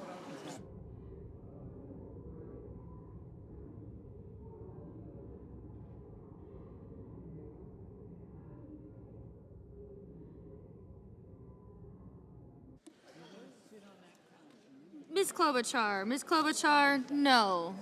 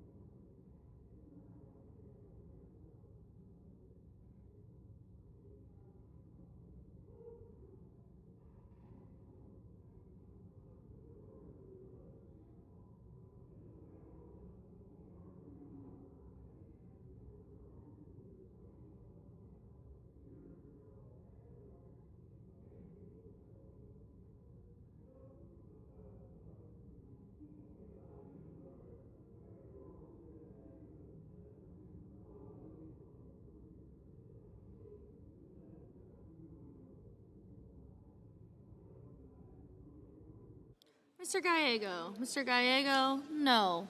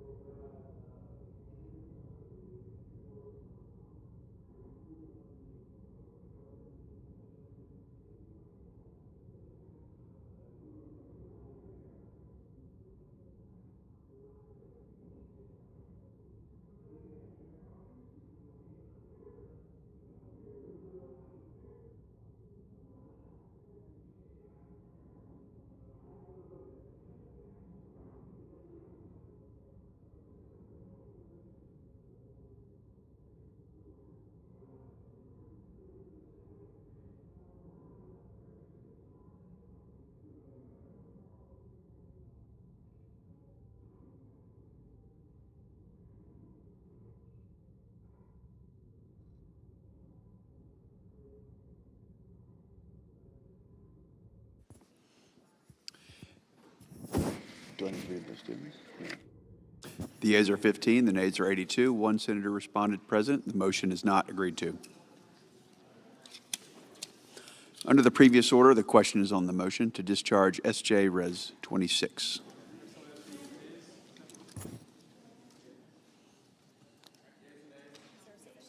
Is there a sufficient second?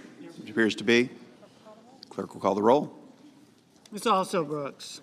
Ms. Baldwin.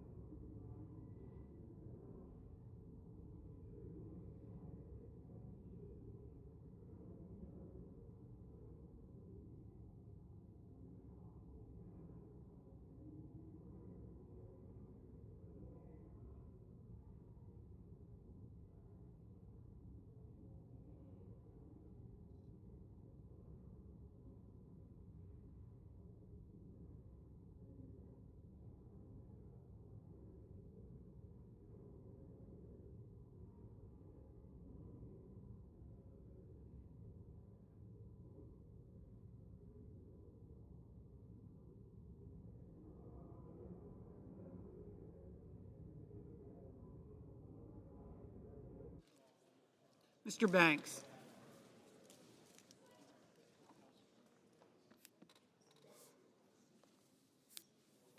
Mr. Barrasso.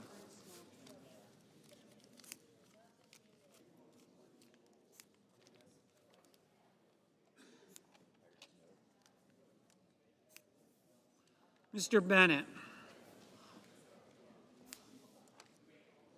Mrs. Blackburn, Mr. Blumenthal, Ms. Blunt-Rochester,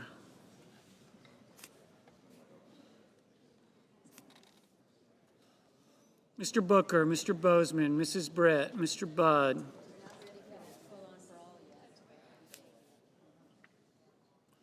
Ms. Cantwell, Mrs. Capito, Mr. Cassidy, Ms. Collins, Mr. Coons, Mr. Cornyn, Ms. Cortez Masto, Mr. Cotton, Mr. Kramer, Mr. Crapo,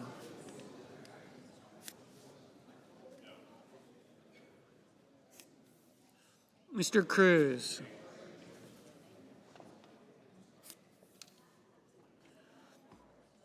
Mr. Curtis, Mr. Daines, Ms. Duckworth, Mr. Durbin,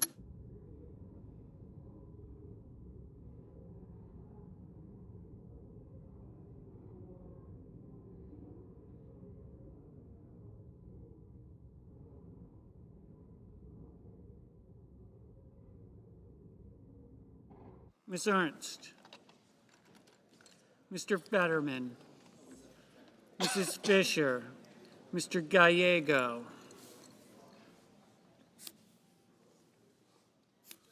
Mrs. Gillibrand, Mr. Graham, Mr. Grassley, Mr. Haggerty,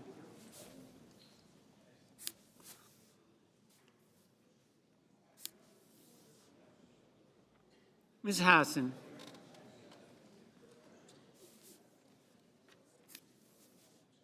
Mr. Hawley, Mr. Heinrich, Mr. Hickenlooper, Ms. Hirono, Mr. Hoven, Mr. Husted, Mrs. Hyde-Smith, Mr. Johnson, Mr. Justice, Mr. Kane, Mr. Kelly, Mr. Kennedy, Mr. Kim, Mr. King, Ms. Klobuchar, Mr. Langford, Mr. Lee, Mr. Lujan, Thank you. 53 and 54. 14, 53, 14, 54.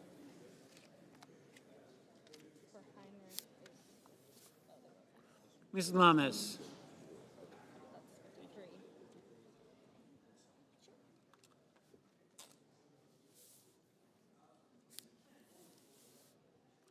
Mr. Markey,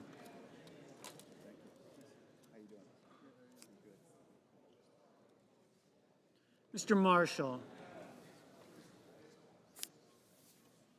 Mr. McConnell, Mr. McCormick, Mr. Merkley, Mrs. Moody, Mr. Moran, Mr. Moreno,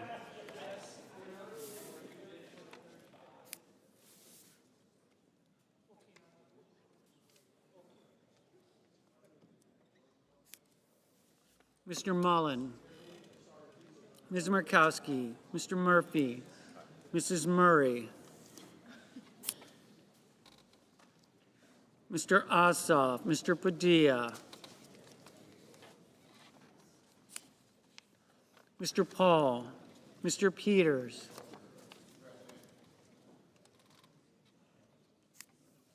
Mr. Reed, Mr. Ricketts, Mr. Risch, Ms. Rosen, Mr. Rounds, Mr. Sanders, Mr. Schatz, Mr. Schiff, Mr. Schmidt, Mr. Schumer, Mr. Scott of Florida, Mr. Scott of South Carolina, Mrs. Shaheen, Mr. Sheehy, Ms. Slotkin, Ms. Smith,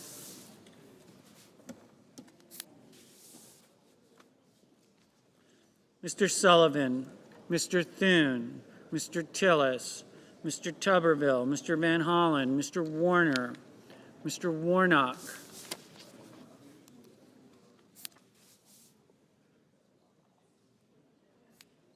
Ms. Warren, Mr. Welch, Mr. Whitehouse, Mr. Wicker, Mr. Wyden, Mr. Young.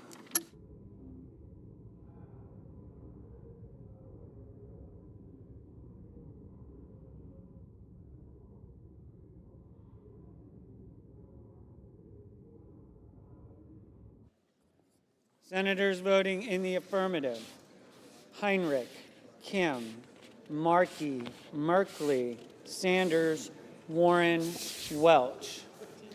Senators voting in the negative: Barrasso, Blunt Rochester, Booker, Britt, Budd, Capito, Cassidy, Collins, Cornyn, Cortez Masto, Kramer, Crapo, Curtis, Daines, Duckworth, Ernst, Fetterman, Fisher, Gallego, Gillibrand, Graham, Grassley, Haggerty, Hassan, Hawley, Hoven, Husted, Justice, Kelly, Langford, McCormick, Moody, Moreno, Mullen, Murkowski, Schiff, Schumer, Scott of South Carolina, Shaheen, Warner, Warnock, Whitehouse, Wicker. Mr. Van Hollen, aye. Mr. Murphy, aye.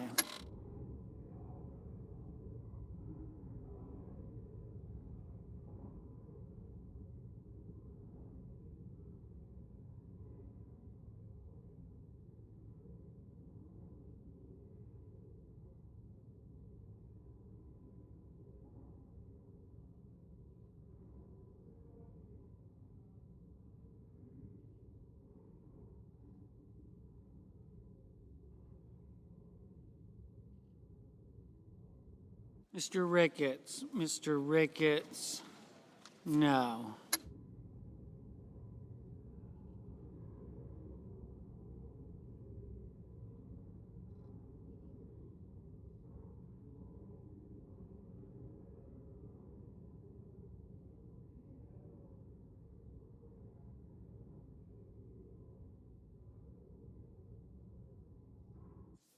Mr. Banks, no. Ms. Klobuchar, no. Mr. Blumenthal, no. Ms. Alsobrooks, no.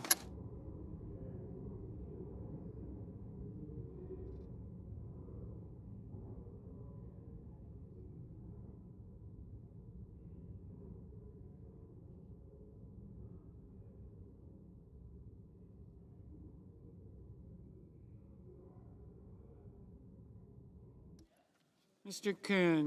Coons, no. Mrs. Hyde Smith, no.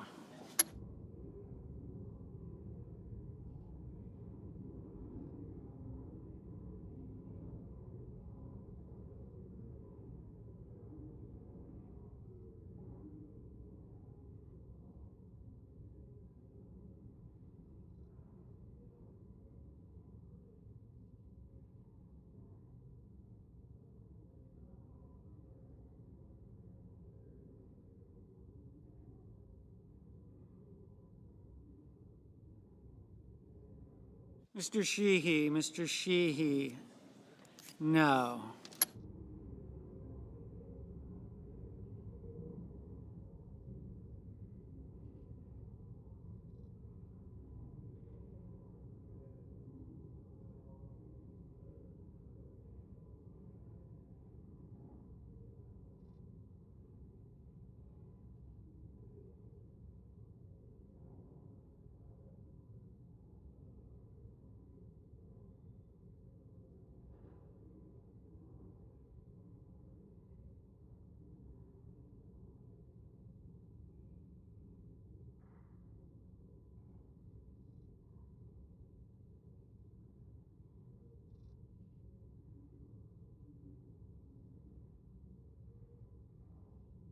Mr. Tillis, no.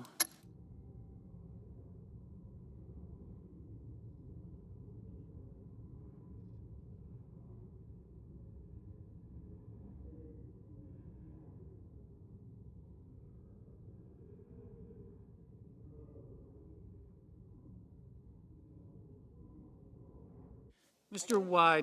Wyden, no.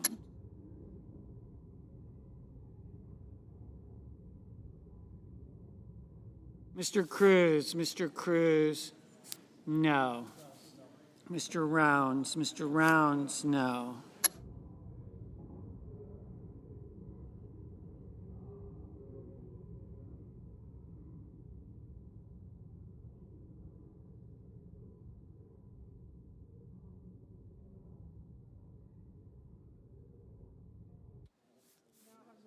Mr. Bozeman, no.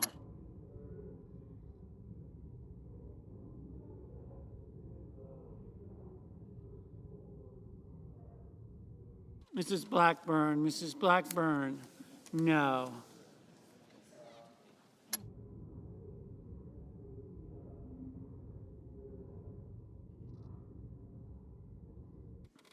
Mr. Scott of Florida, no.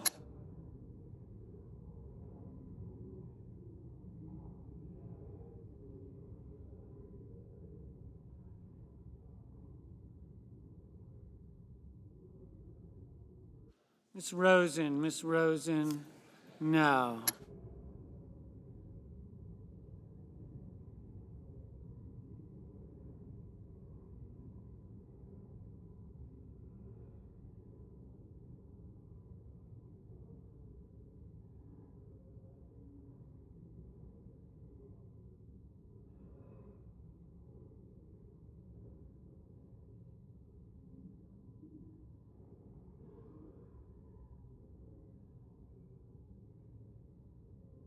Mr.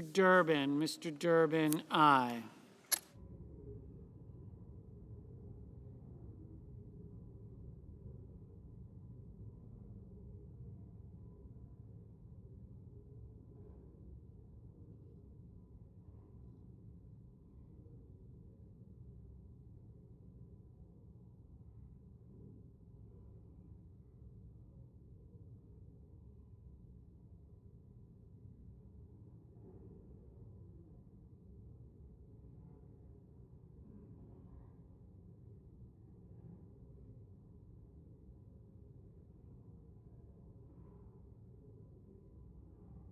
Ms. Smith, Ms. Smith, aye.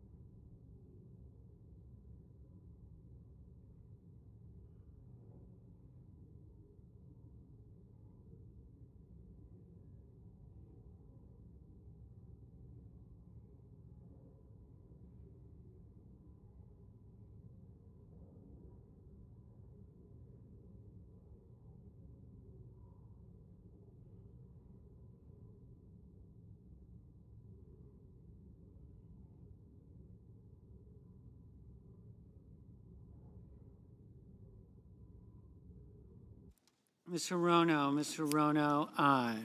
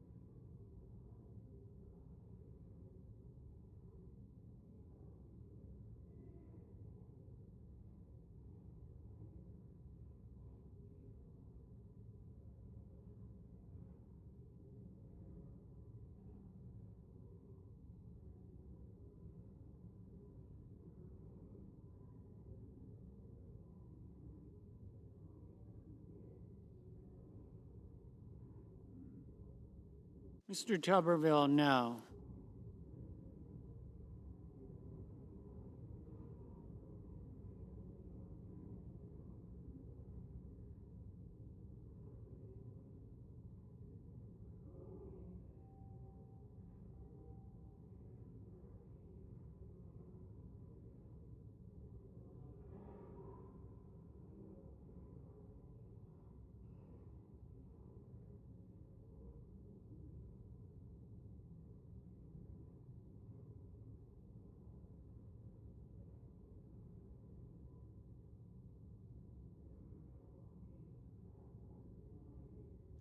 Mr. Kane, aye.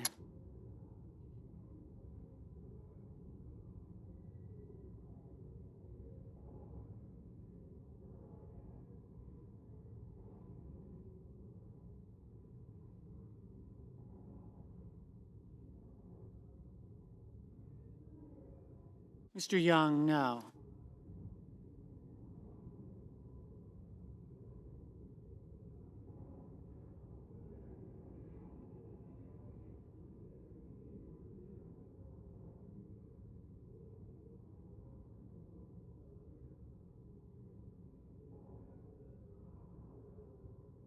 Mr. Cotton, no. Mr. Bennett, no. Mr. Thune, no. Mr. Moran, no.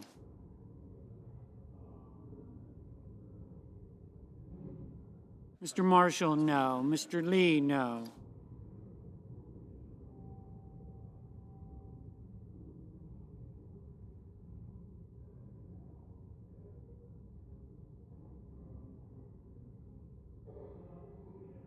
Ms. Cantwell, no.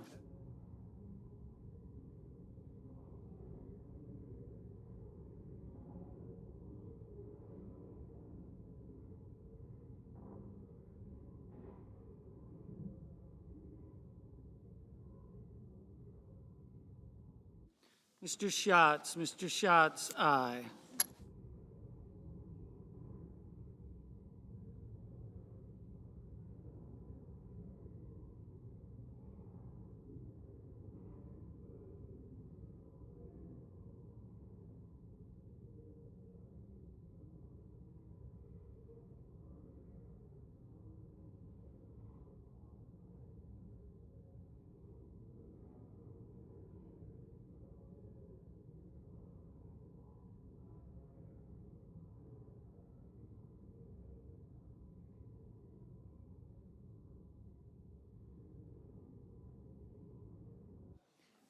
Mr. Kennedy.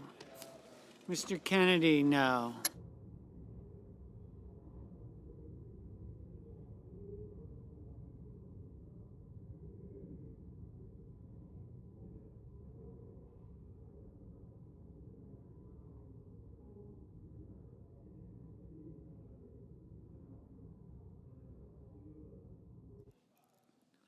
Ms. Slotkin, no.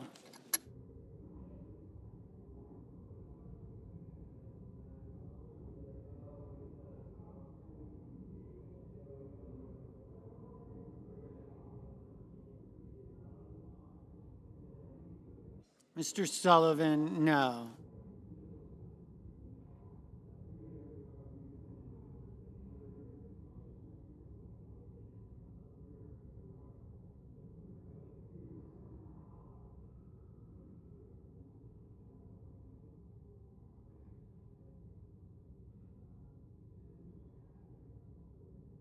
Mr. Johnson, no.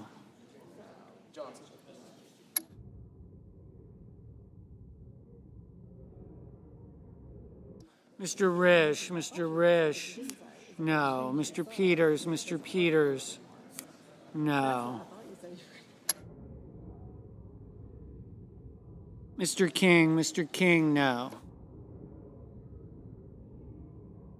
Mr. McConnell, no.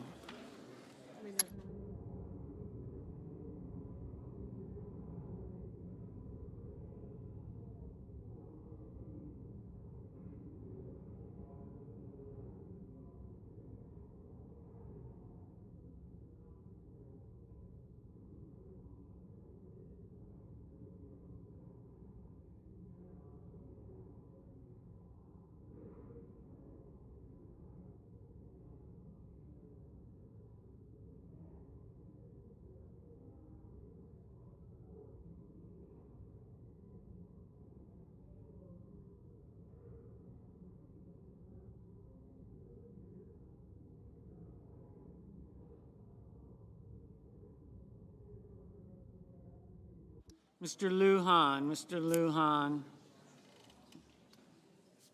aye.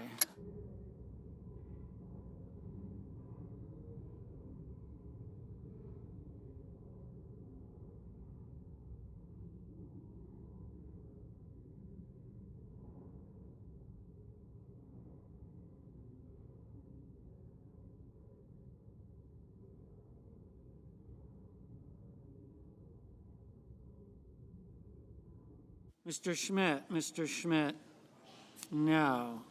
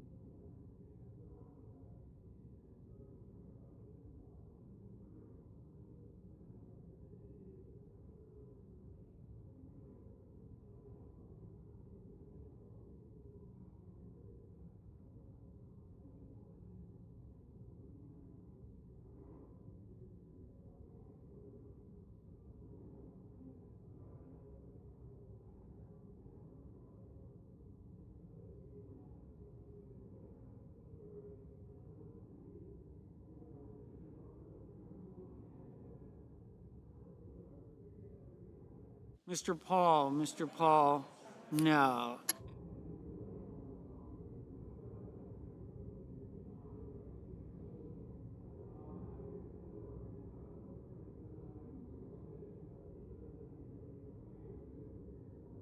Mr. Ossoff, no.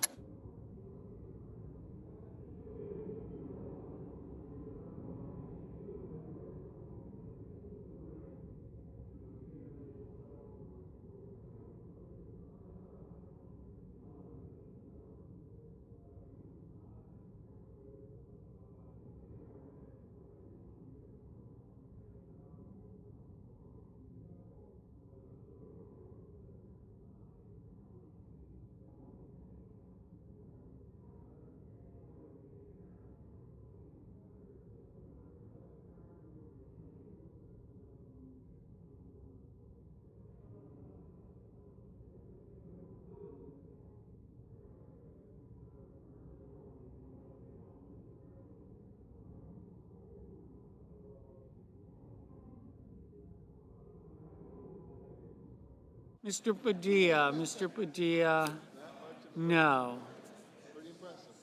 Ms. Lummis, no.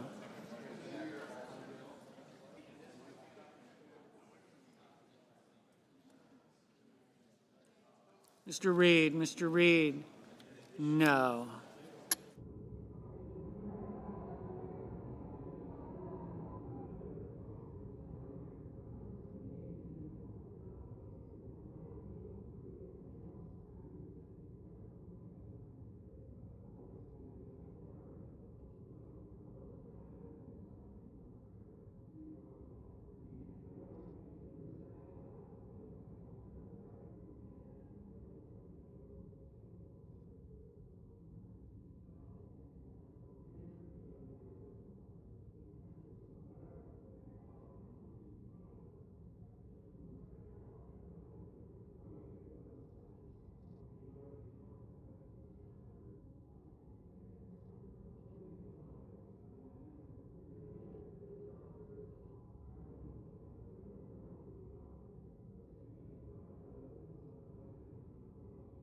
Mr. Hickenlooper, no.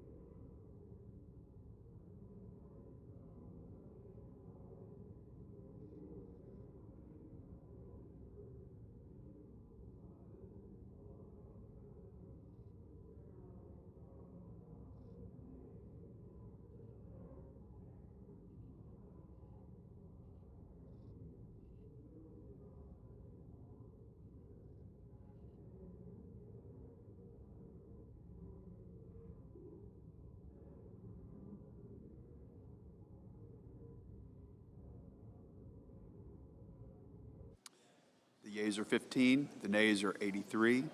One senator responded present. The motion is not agreed The motion is not agreed to. Under the previous order, the Senate will resume executive session. The question occurs on the Oz nomination.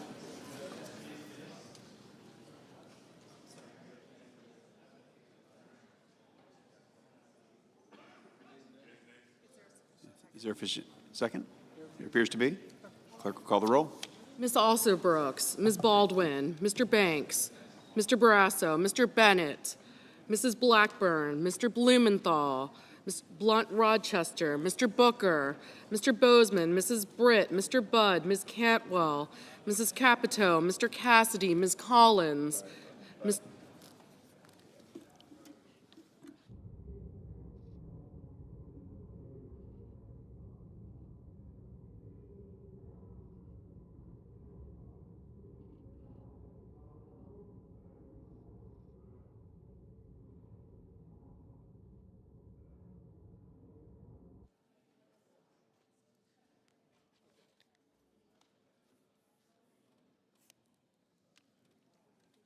Mr. Cassidy, Ms. Collins, Mr. Coons, Mr. Cornyn, Ms. Cortez Masto.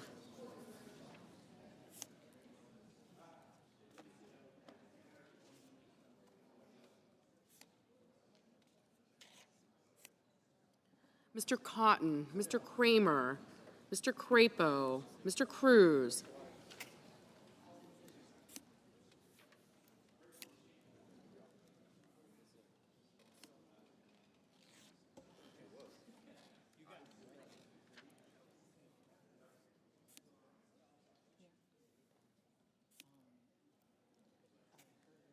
Mr. Curtis, Mr. Daines, Ms. Duckworth, Mr. Durbin, Ms. Ernst,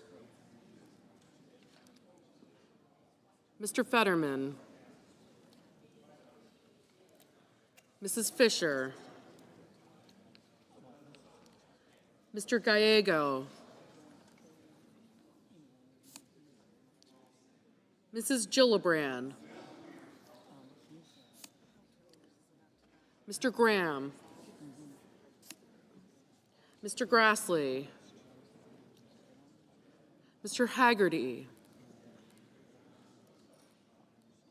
Ms. Hassan, Mr. Hawley,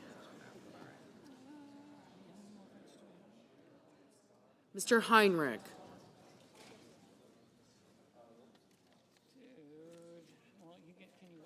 Mr. Hickenlooper, Ms. Hirono, Well, I'm mid one sponsor, so I don't want to make them input them. Not coming up with your list.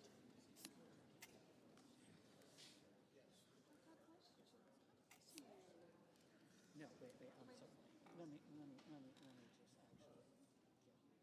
Ms. Hirono, Mr. Hoven, Mr. Husted, Beginning, yes. Mrs. Hyde-Smith,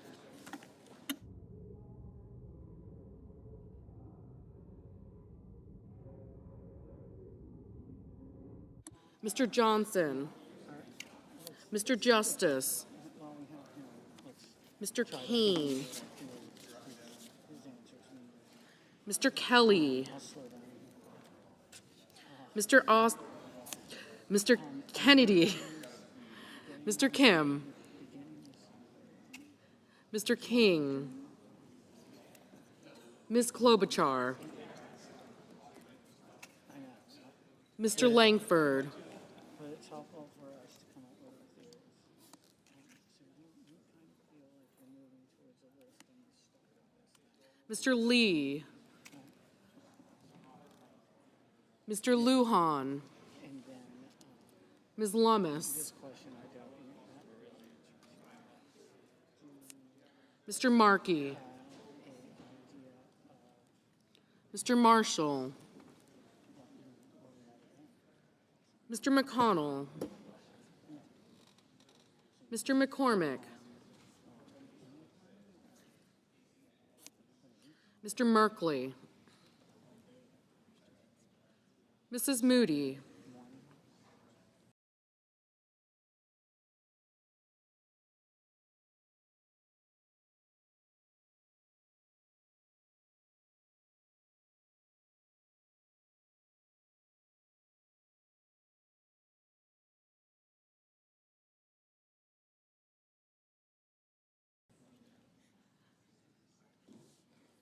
Mr. Moran, Mr. Moreno, Mr. Mullen, Ms. Murkowski, Mr. Murphy,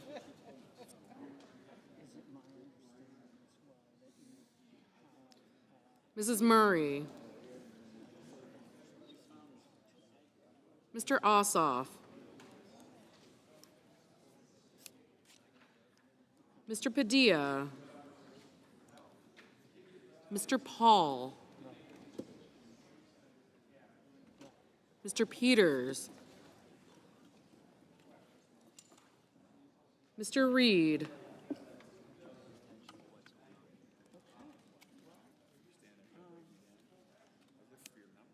Mr. Ricketts. I would not expect anything less. Mr. Risch. Ms. Rosen. You know, for all that good information. Mr. Rounds. 1477. Mr. Sanders. You're welcome. Thank you. Mr. Schatz. Mr. Schiff.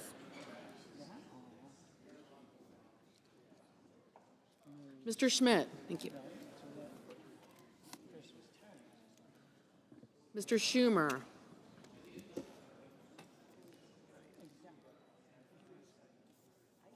Mr. Scott of Florida.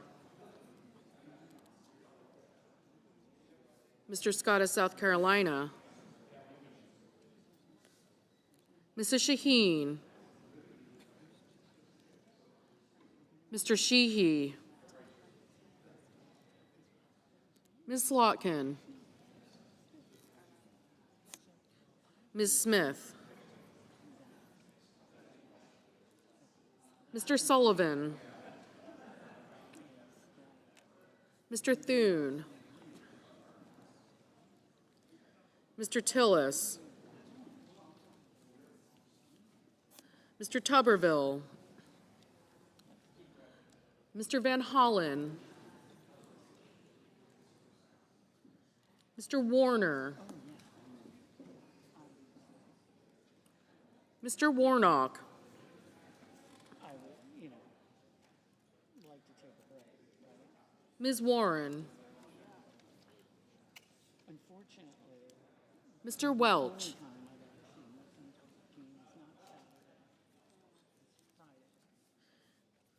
Mr. Whitehouse. Mr. Wicker. Mr. Wyden. Mr. Young.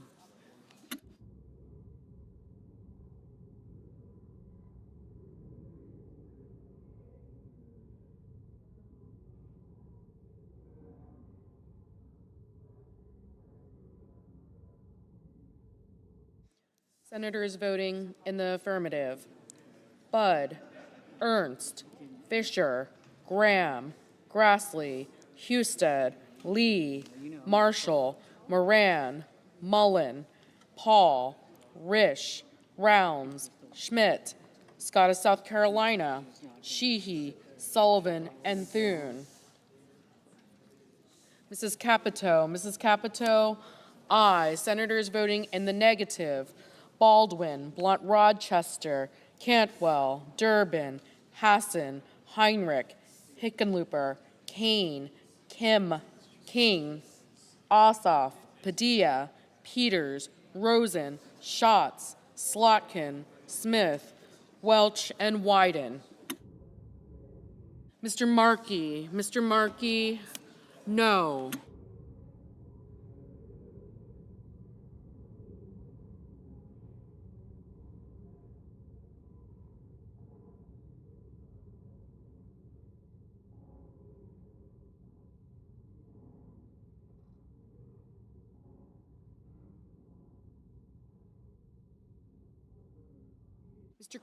Mr. Kramer, aye.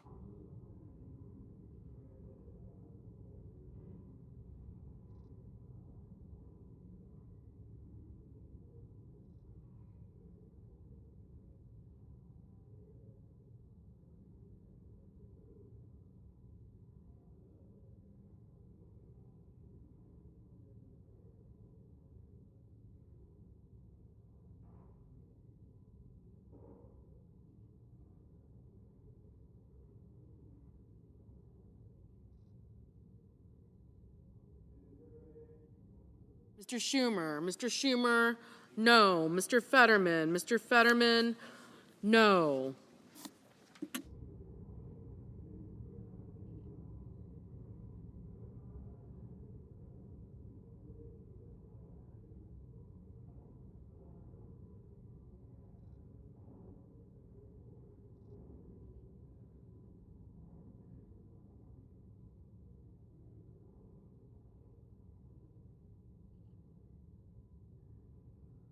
Mr. Gallego, Mr. Gallego, no.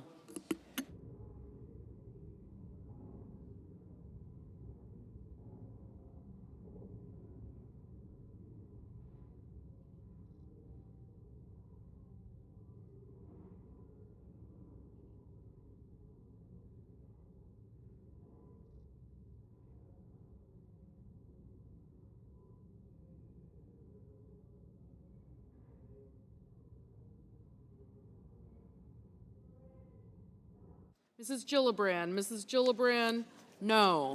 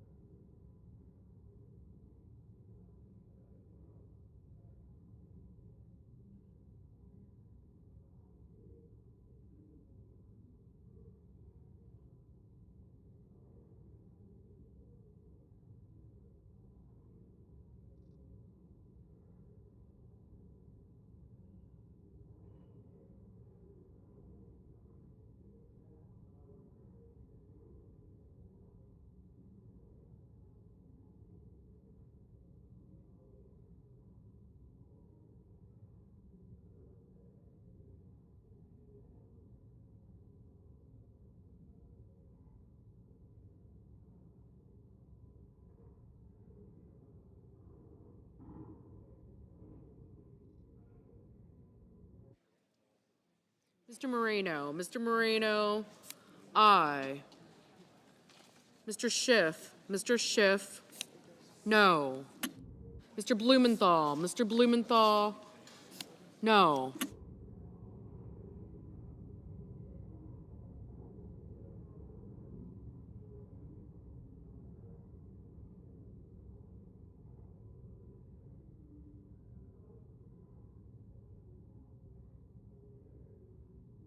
Mr. Justice, aye. Mr. Banks, aye.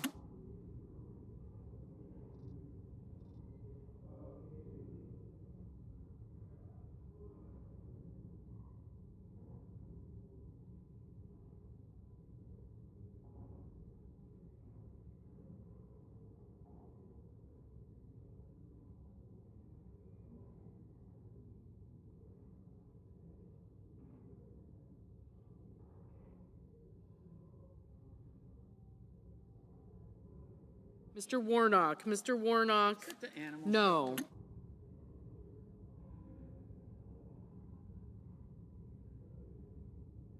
Mrs. Shaheen, no.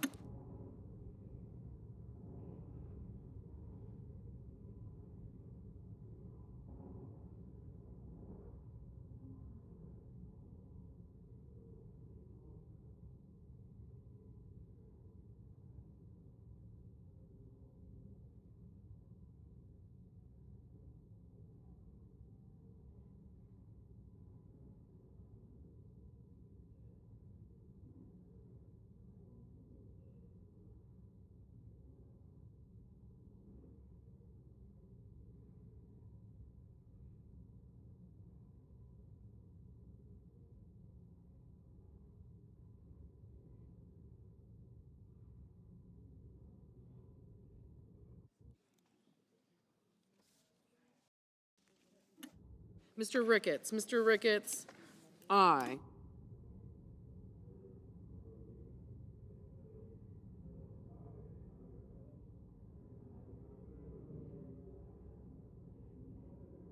Mr. Crapo, aye. Mr. Bennett, no.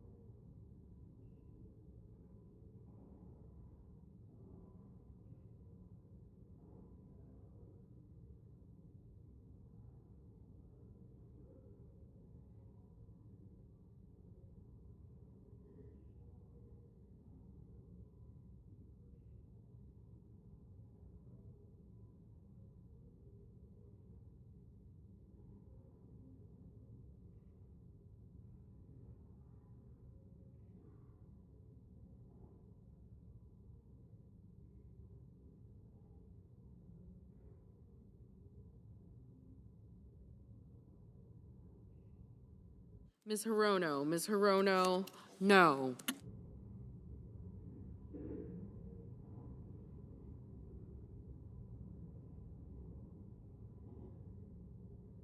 Mr. Kennedy, aye.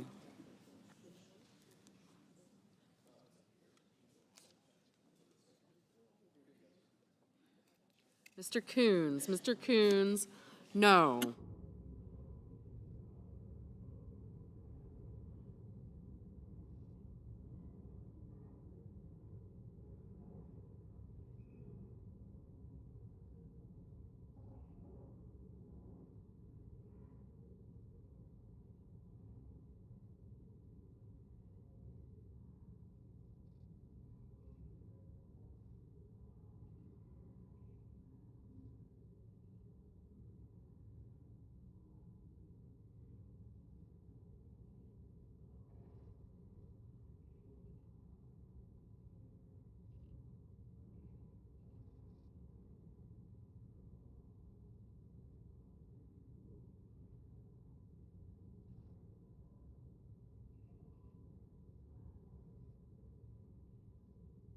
Mrs. Hyde-Smith, aye. Mr. Bozeman, aye.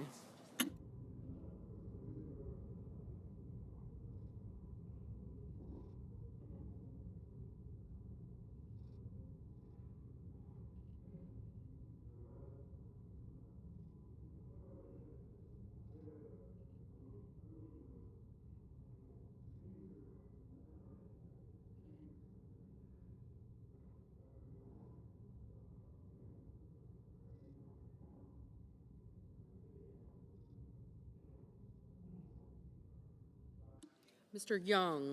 Young, aye. Mr. Cotton, aye.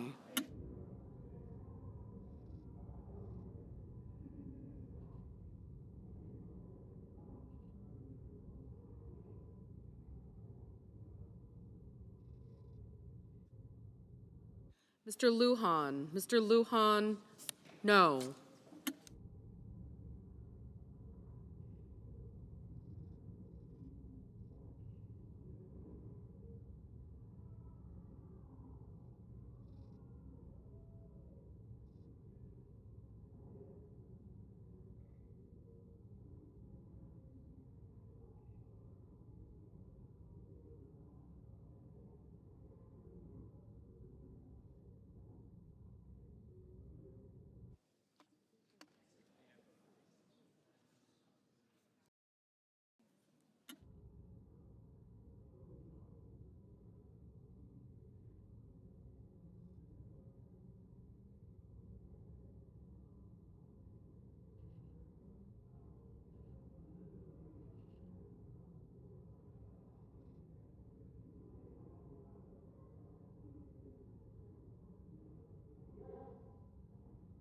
Mr. Wicker, aye.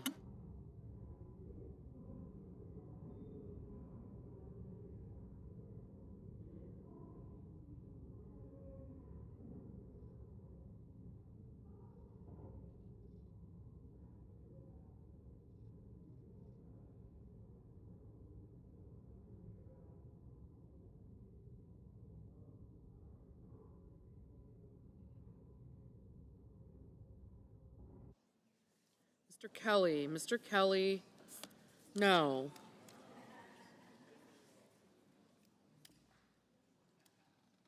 Mr. Langford, aye.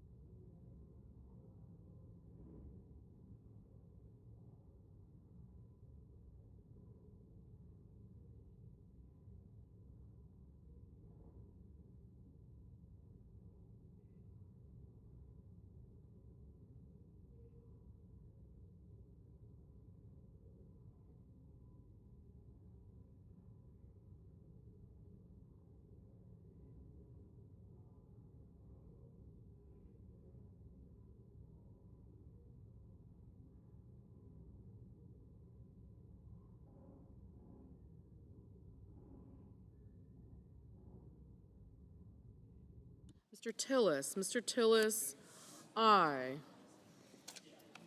Ms. Also Brooks, no.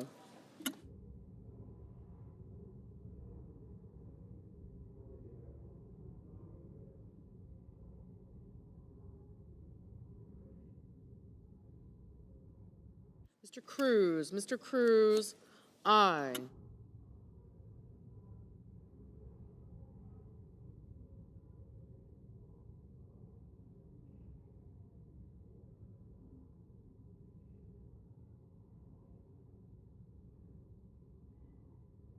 Mr.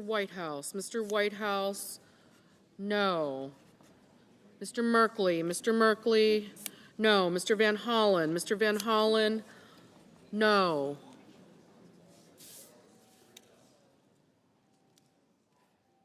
Ms. Collins, aye. Mr. Cassidy, aye. Mr. Curtis, aye. Ms. Murkowski, aye. Mr. Cornyn, aye. Ms. Lummis, aye. Ms. Klobuchar, no.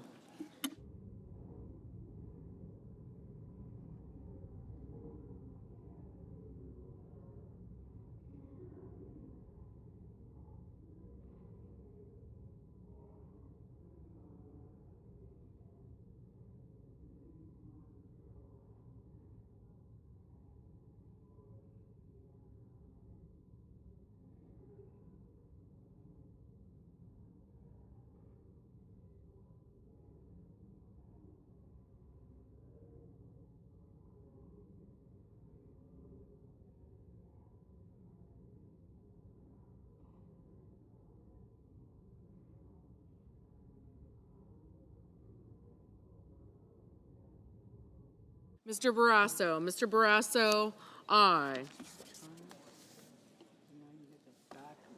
Your back starts hurting? That's where we're at. Mrs. Blackburn, aye.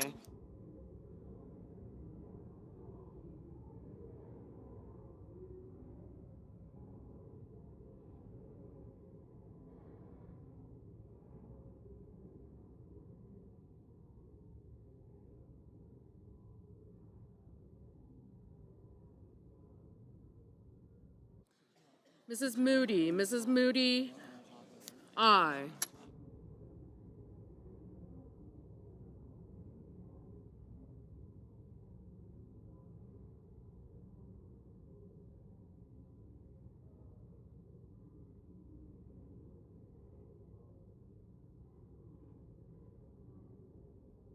Mr. McCormick, aye.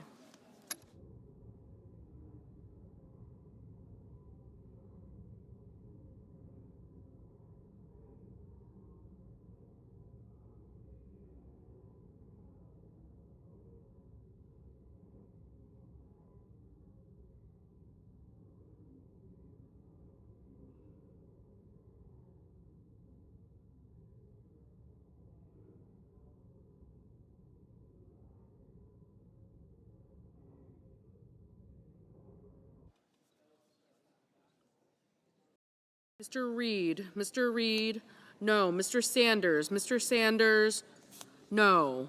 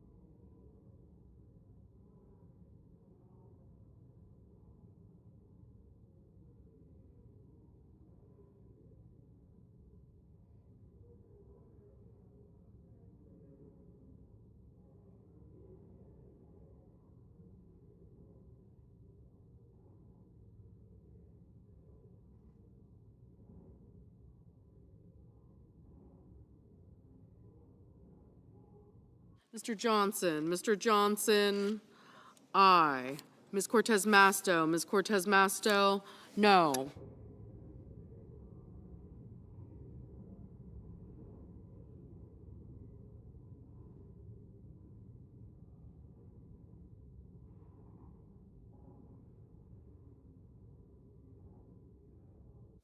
Mr. Booker.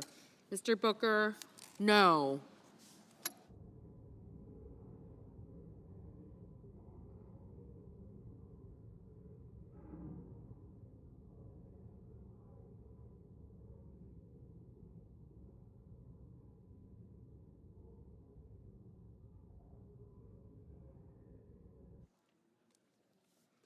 Mr. Scott. Mr. Scott of Florida, aye.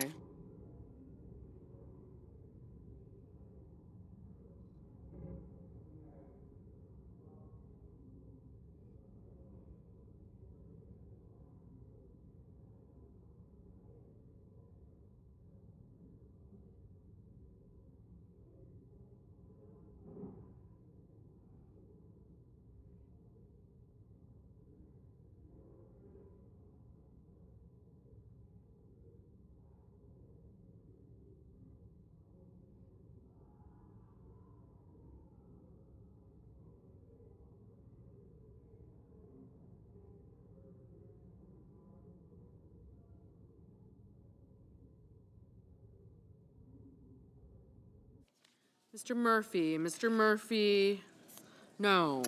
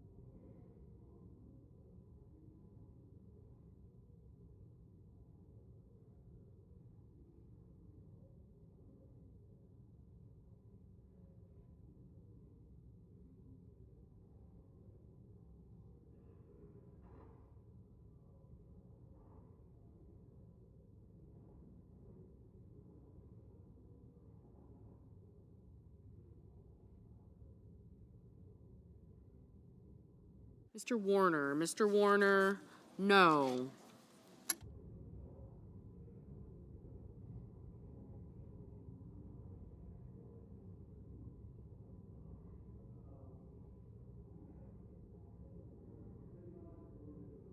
Mrs. Britt. Mrs. Britt, aye.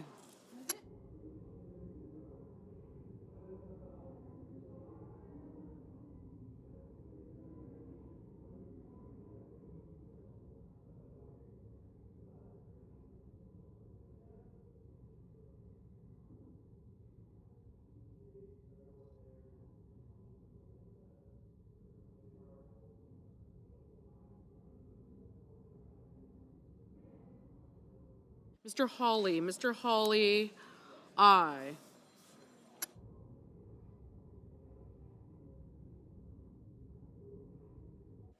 Ms. Warren. Ms. Warren, no.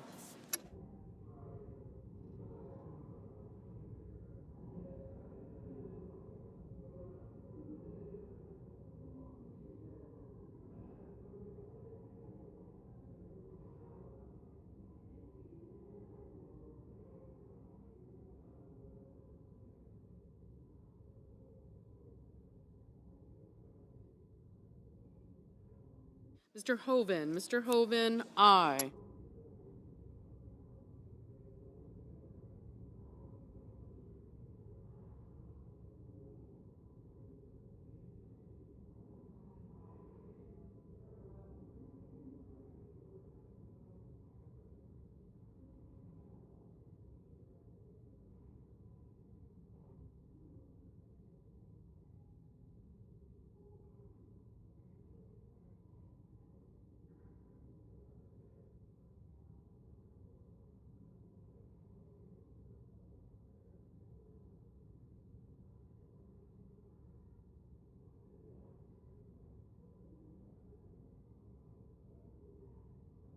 Mr. Haggerty. Mr. Haggerty, aye.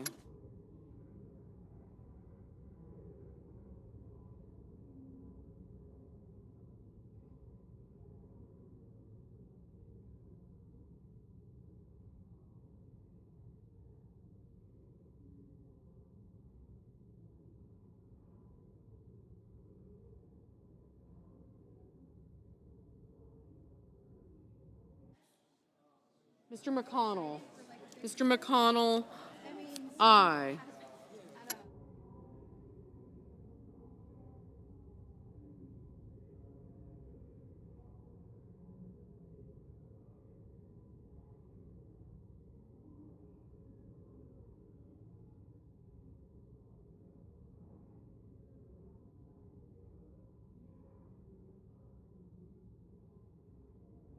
Mr. Deans. Mr. Deans, aye.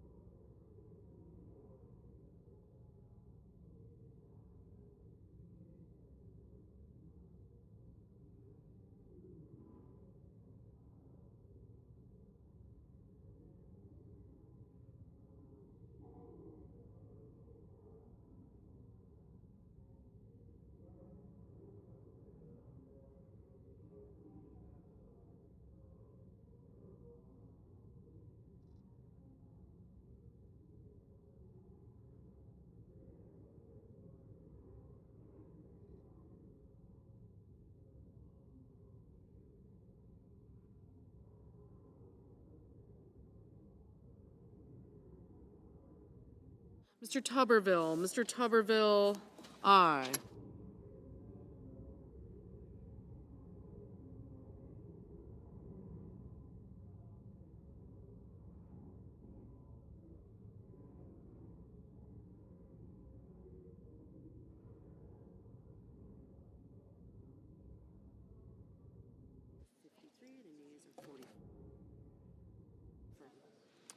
The yeas are 53, the nays are 45, and the nomination is confirmed.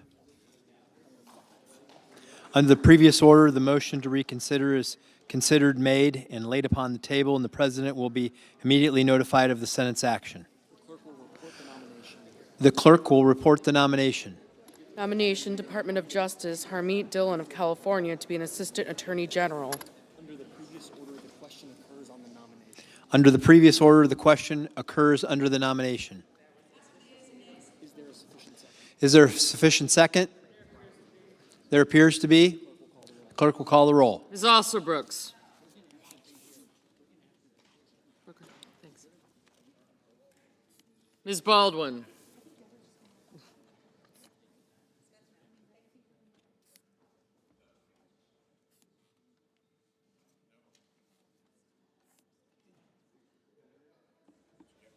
I did, thank you.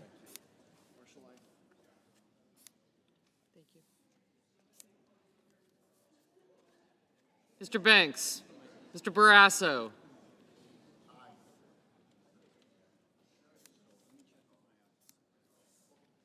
Mr. Bennett.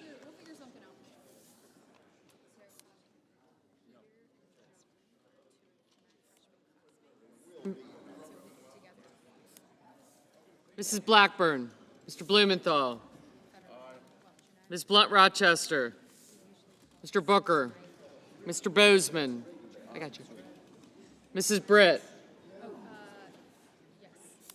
Mr. Budd, Ms. Cantwell. Thank you. I got it. Mrs. Capito. Thanks.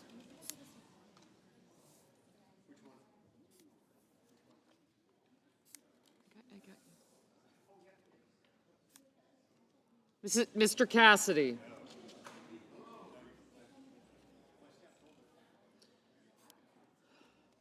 Ms. Collins. Mr. Coons.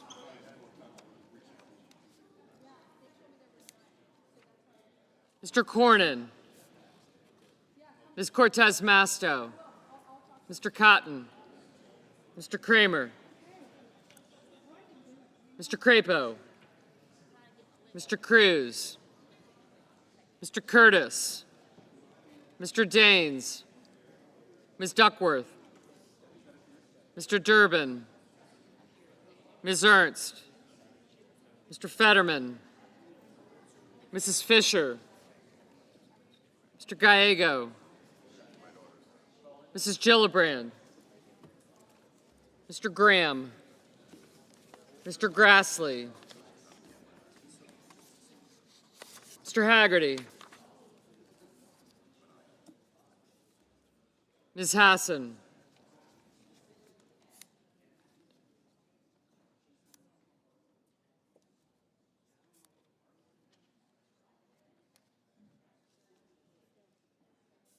Mr. Hawley. Mr. Heinrich. Mr. Hickenlooper. Ms. Hirono. Mr. Hoven. Mr. Husted. Mrs. Hyde-Smith.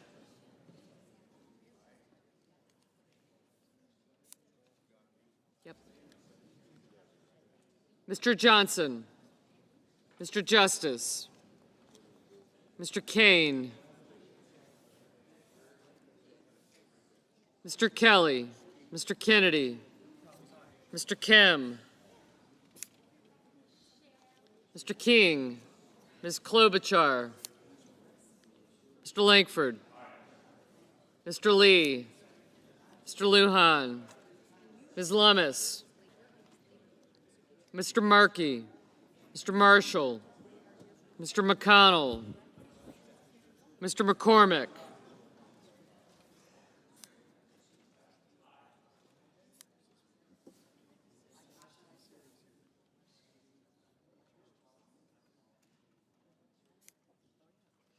Mr. Merkley. Mrs. Moody. Mr. Moran. Mr. Marino. Mr. Mullen. Ms. Murkowski. Mr. Murphy. Mrs. Murray. Mr. Ossoff. Mr. Padilla. Mr. Paul. Mr. Peters. Mr. Reed. Mr. Ricketts. Mr. Risch. Ms. Rosen, Mr. Rounds. Mr. Sanders. Mr. Schatz. Mr. Schiff. Mr. Schumer. Mr. Scott of Florida. Mr. Scott of South Carolina.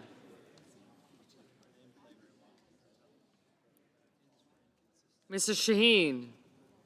Mr. Sheehy. Ms. Slotkin. Ms. Smith. Mr. Sullivan. Mr. Thune. Mr. Tillis. Mr. Tuberville. Mr. Van Hollen. Mr. Warner.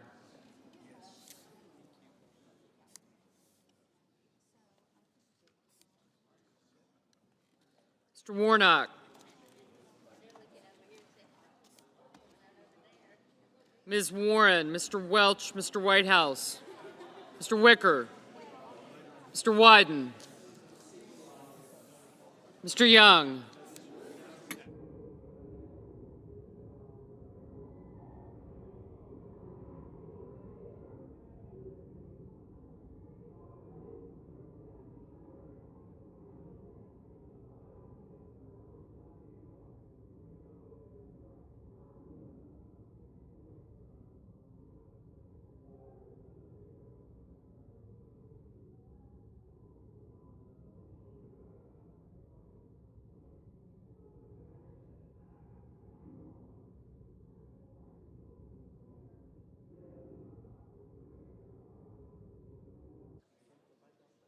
Senators voting in the affirmative: Barrasso, Blackburn, Bozeman, Britt, Capito, Ernst, Grassley, Haggerty, Hawley, Husted, Johnson, Kennedy, Langford, Lee, Lummis, Marshall, McConnell, Moody, Moran, Marino, Risch, Rounds, Scott of South Carolina, Sheehy, Tuberville, and Wicker. Mrs. Fisher, aye.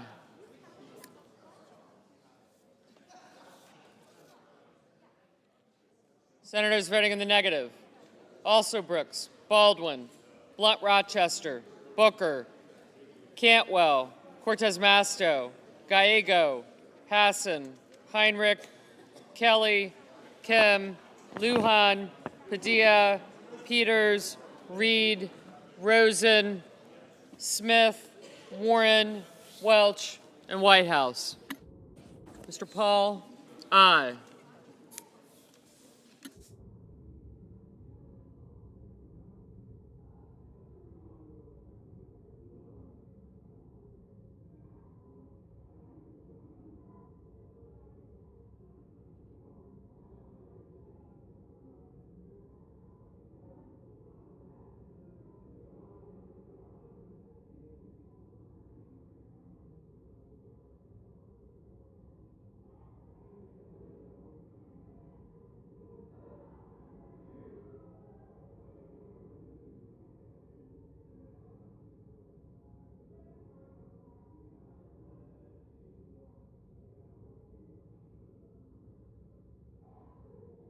Mr. Cruz, aye.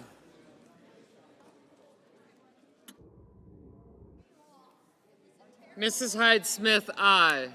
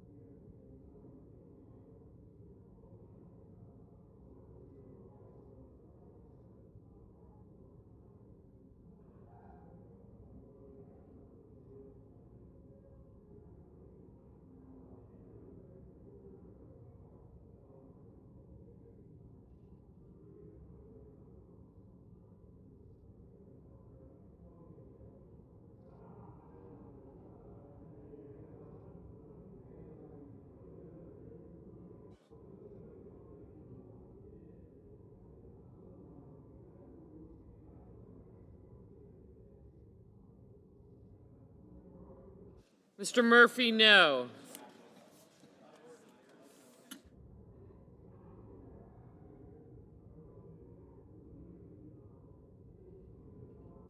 Mr. Wyden, no. Mr. Hoven, aye. Mr. McCormick, aye. Mr. Schiff, no.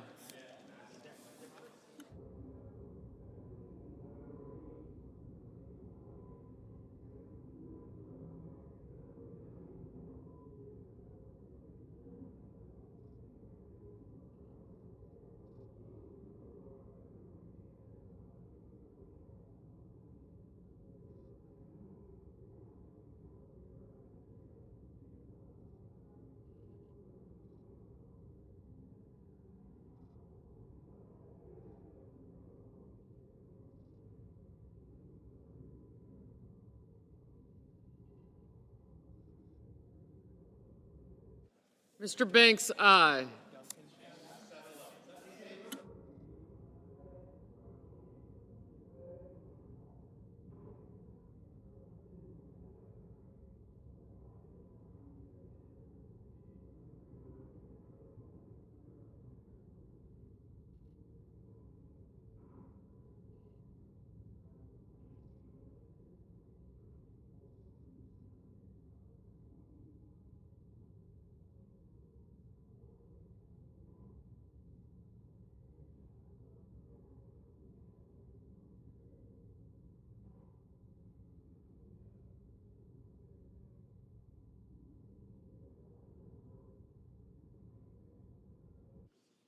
Mr. Kramer, aye.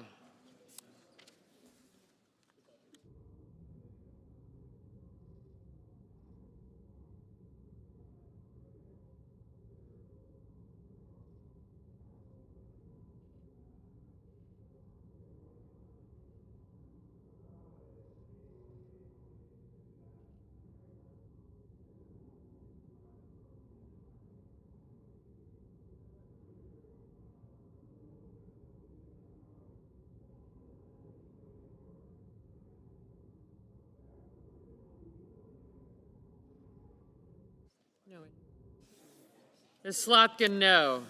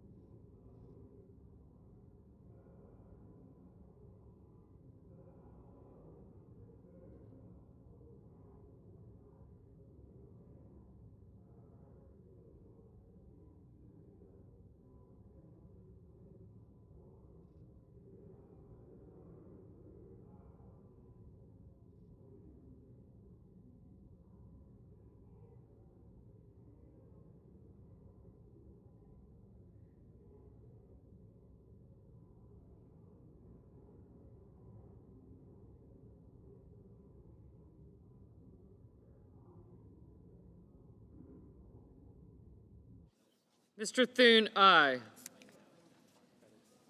Mr. Durbin, no.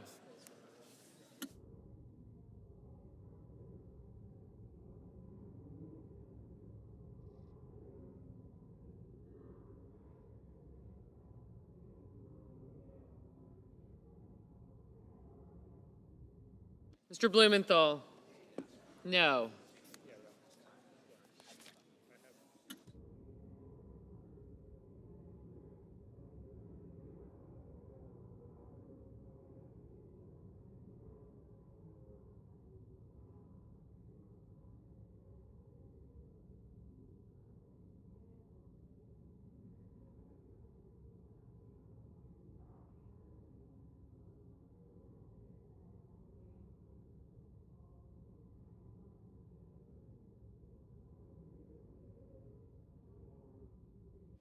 Mr. Scott of Florida, aye.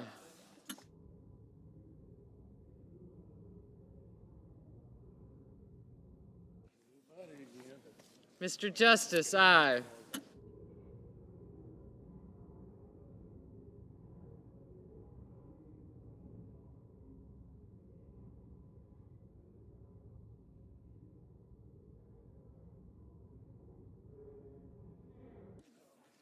Mr. Schumer, no.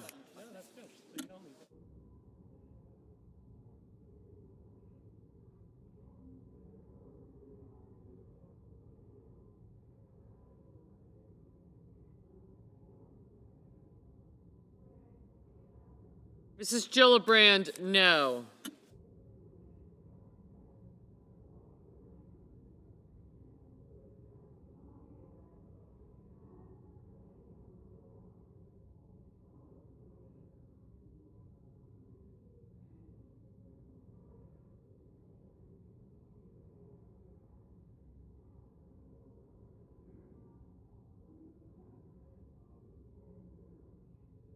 Ms. Hirono, no. Mr. Sullivan, aye. Mr. Cotton, aye.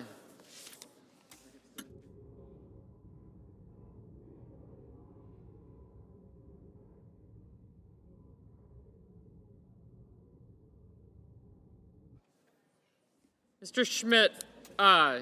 Mr. Merkley, no.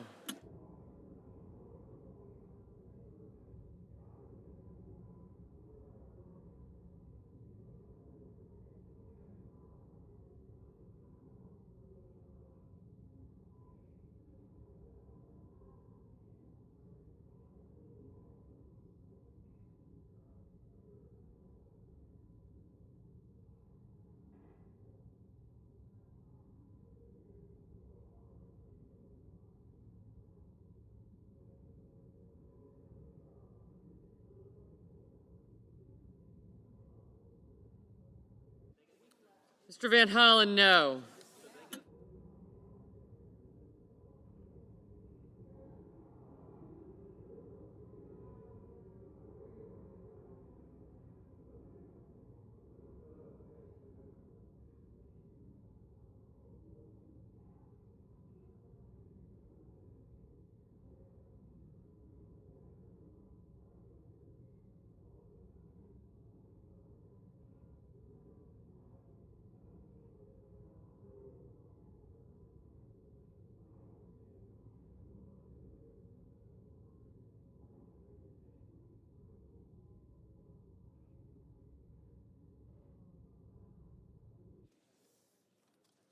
Mr. Markey, no.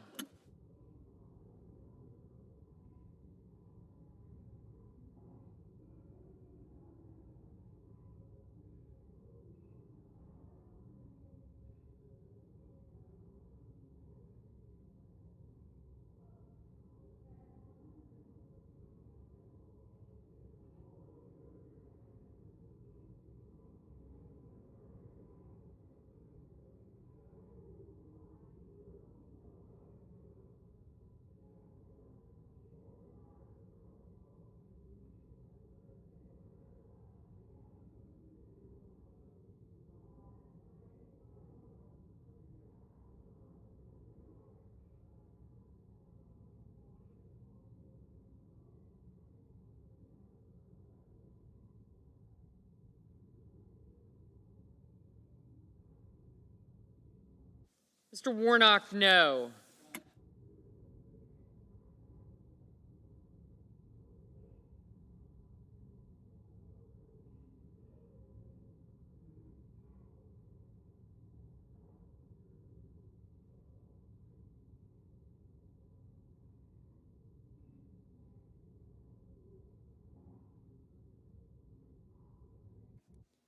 Mr. King, no.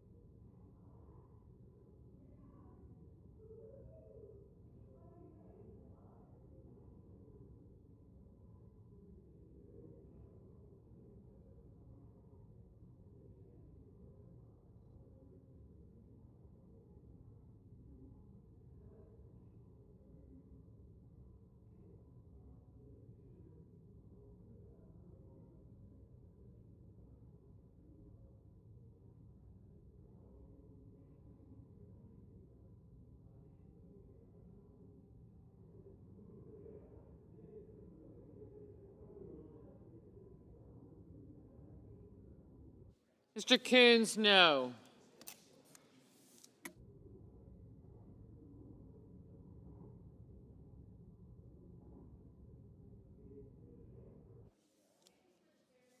Mr. Kane, no.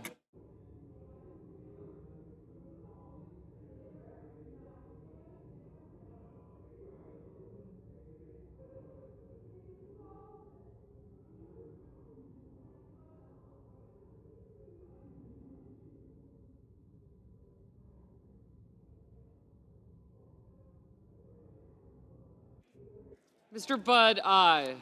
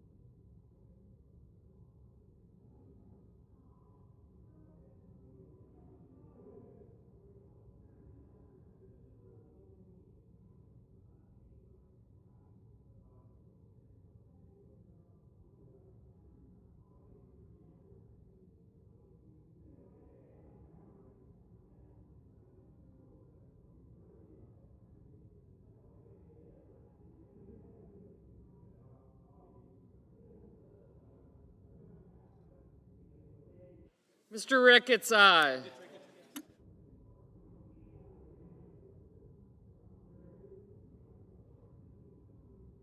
Mr. Young, aye.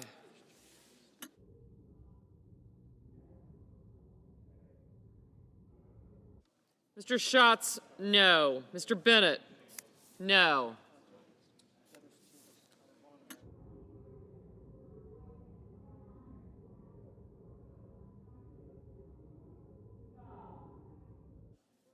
Ms. Collins, aye.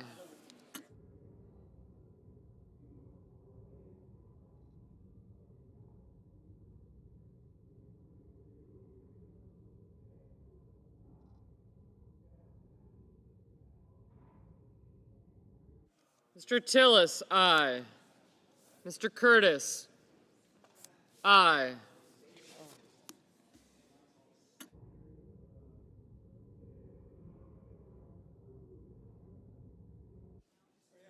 Ms. Murkowski, no. Mr. Cassidy, aye. Mr. Mullen, aye.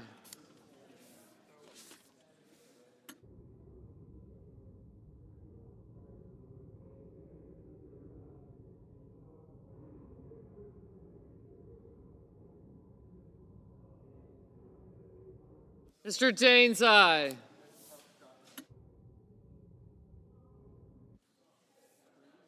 Mr. Crapo, aye.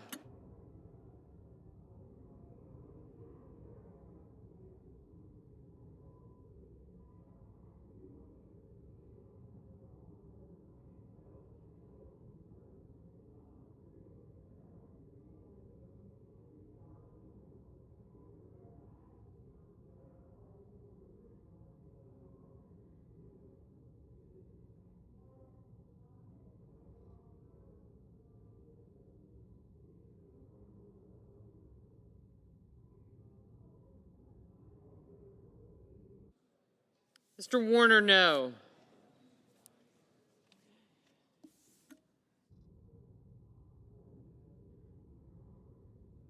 Mr. Hickenlooper, no.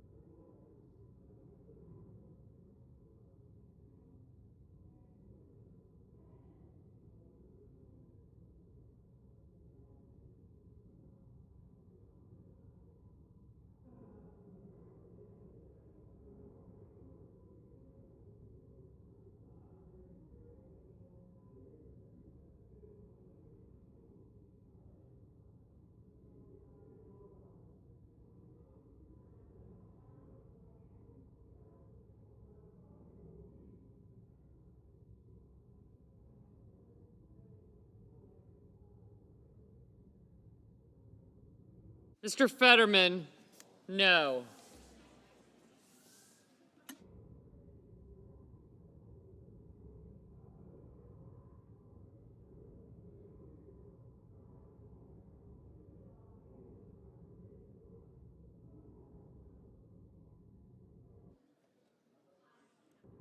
Mr. Graham, aye.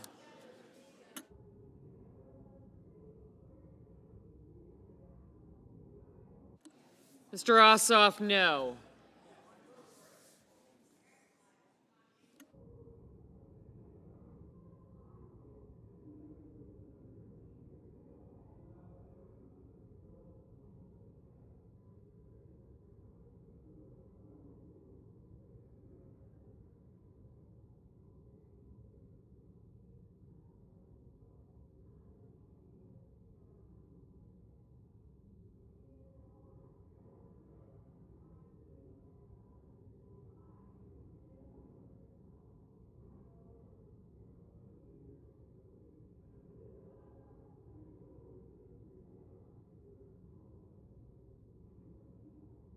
Mrs. Shaheen, no.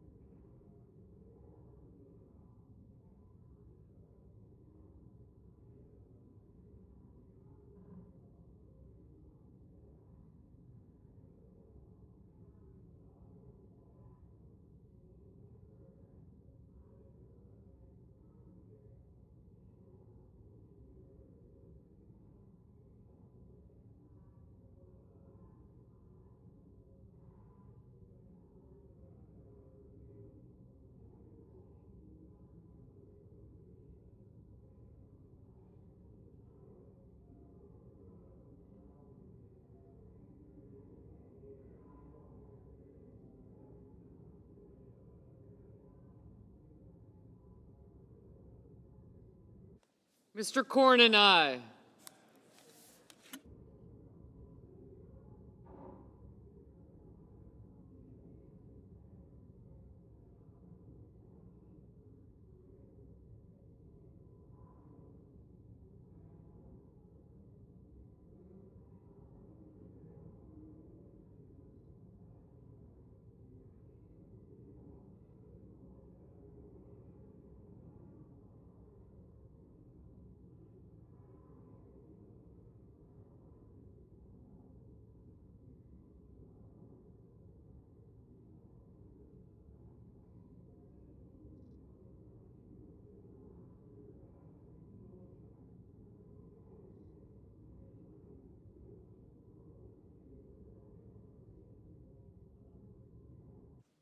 Ms. Klobuchar, no.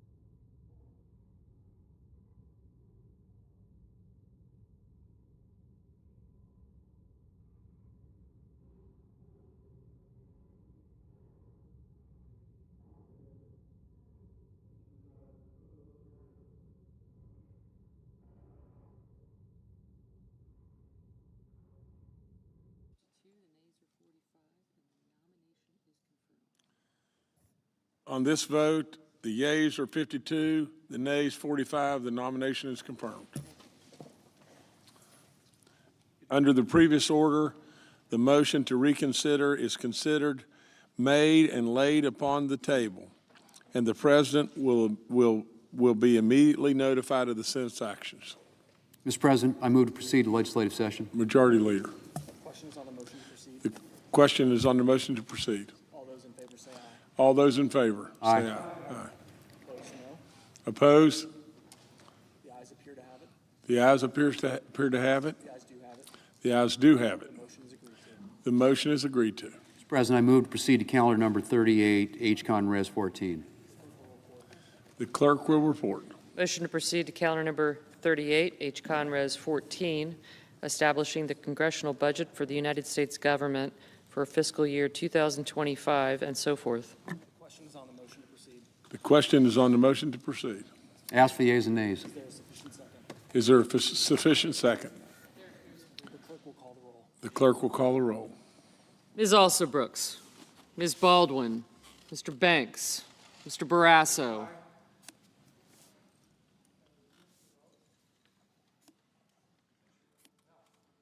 Mr. Bennett,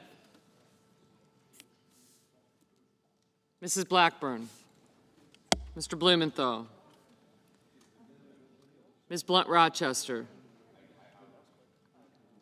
Mr. Booker, Mr. Bozeman, Mrs. Britt, Mr. Budd, Ms. Cantwell, Mrs. Capito, Mr. Cassidy, Ms. Collins, Mr. Coons, Mr. Cornyn,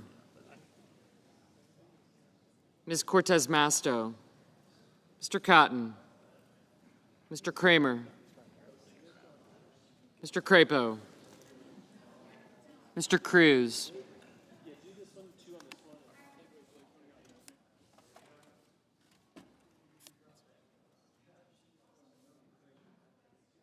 Mr. Curtis,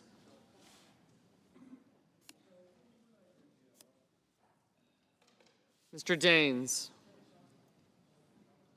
Ms. Duckworth,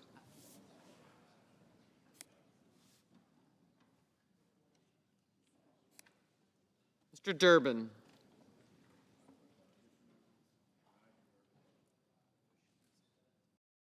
Ms. Ernst,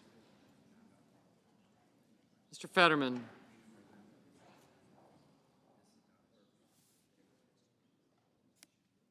Mrs. Fisher, Mr. Gallego,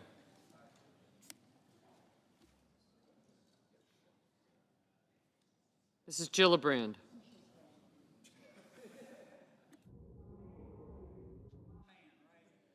Mr. Graham,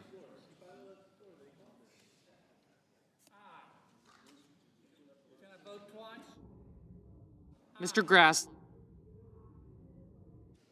Mr. Haggerty, Ms. Hassan, Mr. Hawley,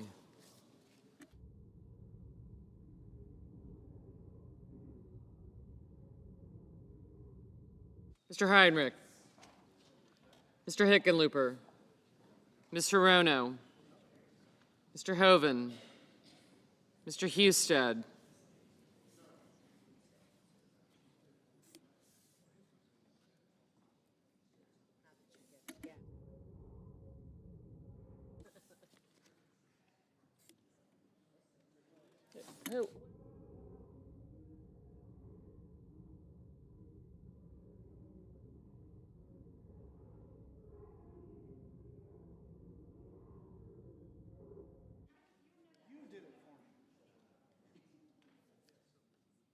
Mr. Kane, Mr. Kelly, Mr. Kennedy, Mr. Kim, Mr. King, Ms. Klobuchar, Mr. Langford, Mr. Lee, Mr. Lujan, Ms. Lummis, Mr. Markey,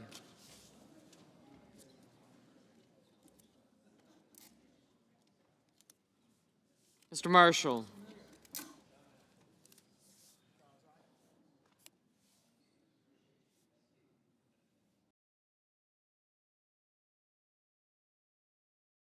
Mr. McConnell. Mr. McCormick.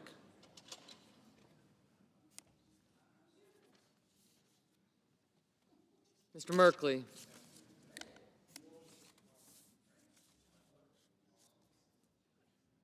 Mrs. Moody. Mr. Moran. Mr. Marino. Mr. Mullen. Ms. Murkowski. Mr. Murphy. Mrs. Murray. Mr. Ossoff.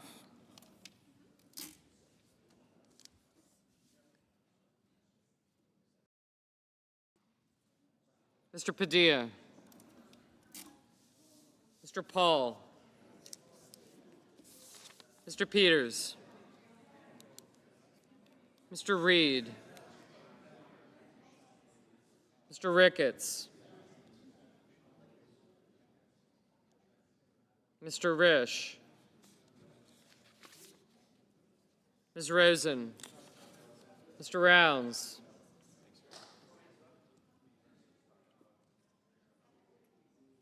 Mr. Sanders. Mr. Schatz. Thank you.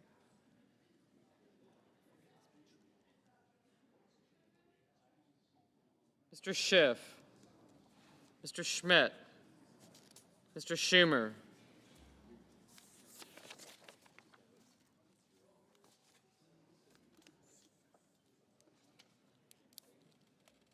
Mr. Scott of Florida, Mr. Scott of South Carolina. Mrs. Shaheen. Mr. Sheehy. Ms. Slotkin. Ms. Smith. Mr. Sullivan. Mr. Thune. Mr. Tillis. Mr. Tuberville. Mr. Van Hollen. Mr. Warner. Mr. Warnock. Ms. Warren. Mr. Welch. Mr. Whitehouse. Mr. Wicker. Mr. Wyden. Mr. Young.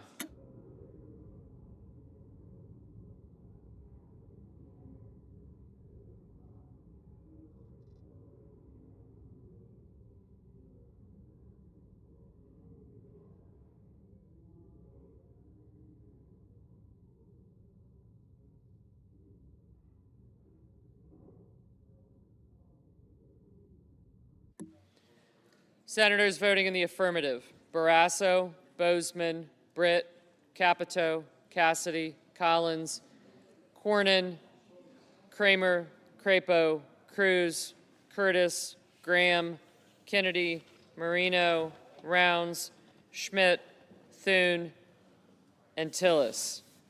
Senators voting in the negative: Durbin, Hassan, Rosen, and Schatz. Mrs. Fisher, aye. Mr. Warner, no.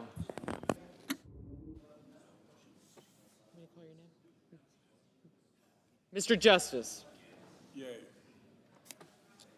Mr. McCormick, aye. Mr. Kim, no.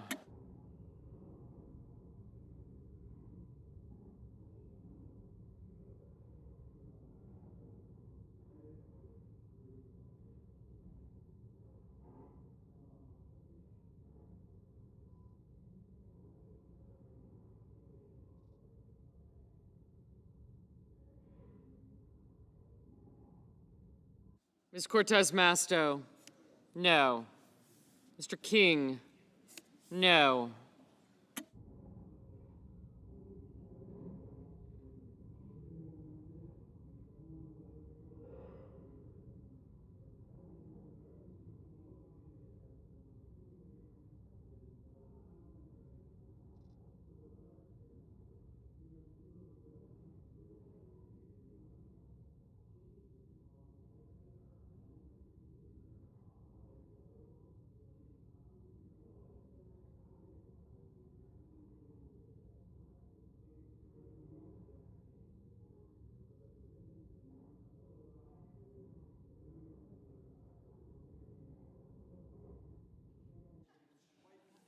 Mr. Wyden, no.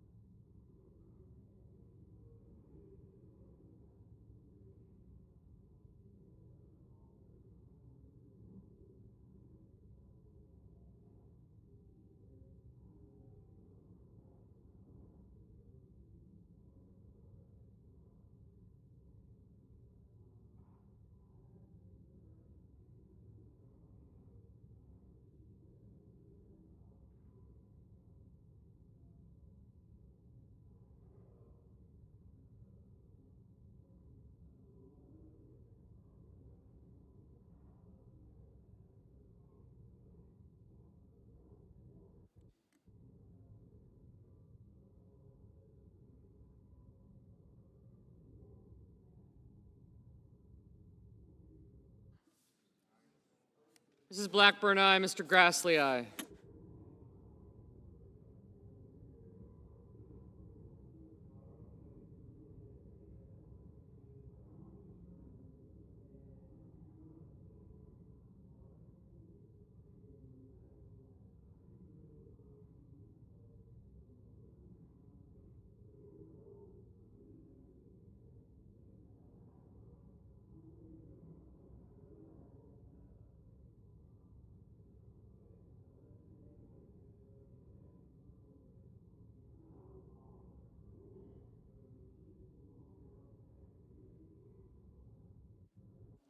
Mr. Daines, aye. Mr. Peters, no.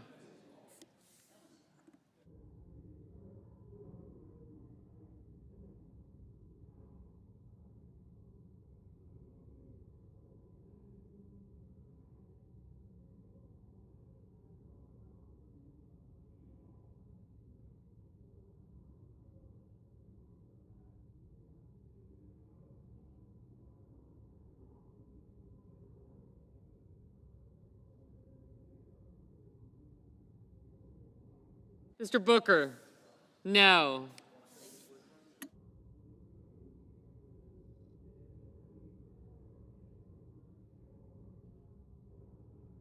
Ms. Cantwell, no. Mr. Merkley, no. Mr. Fetterman, no.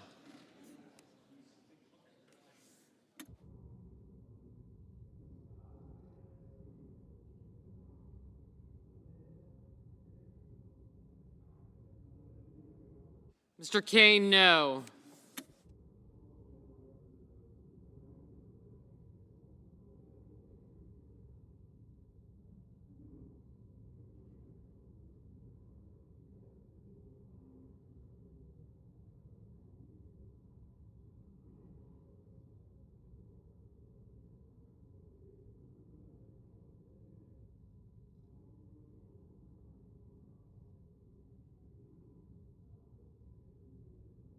Ms. Hirono, no.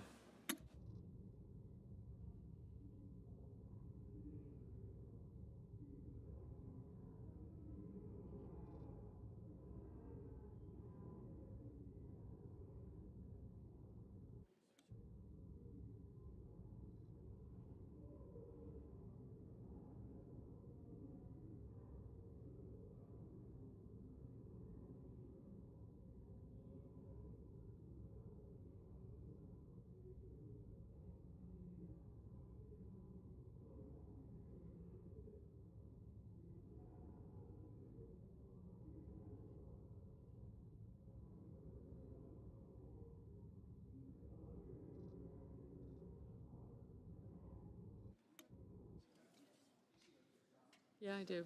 Mr. Scott of Florida, aye. Mr. Johnson, aye.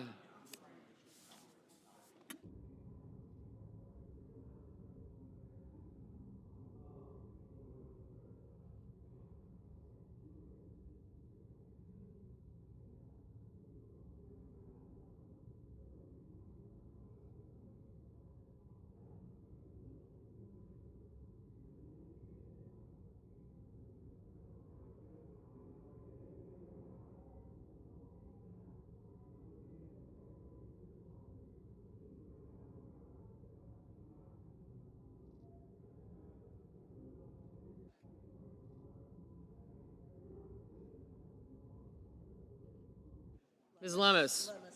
Aye.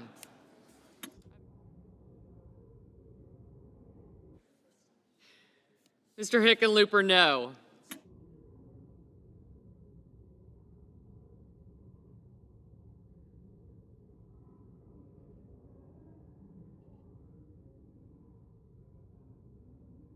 Mr. Reed? No. Mr. Van Hollen? No. Ms. Warren? No. Mr. Schiff? No. Mr. Murphy? No.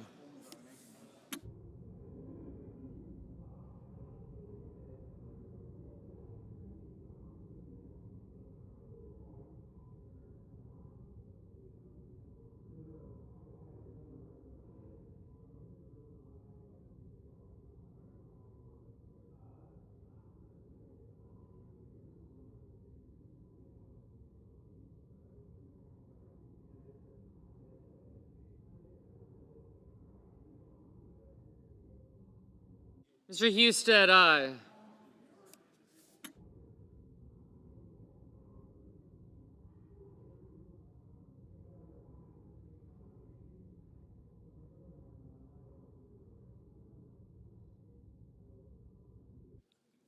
Mr. Cotton, aye.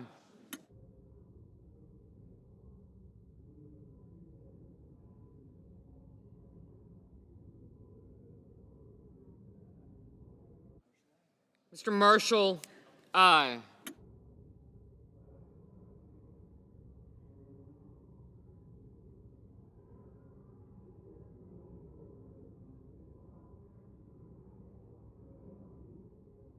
Mr. Whitehouse, no.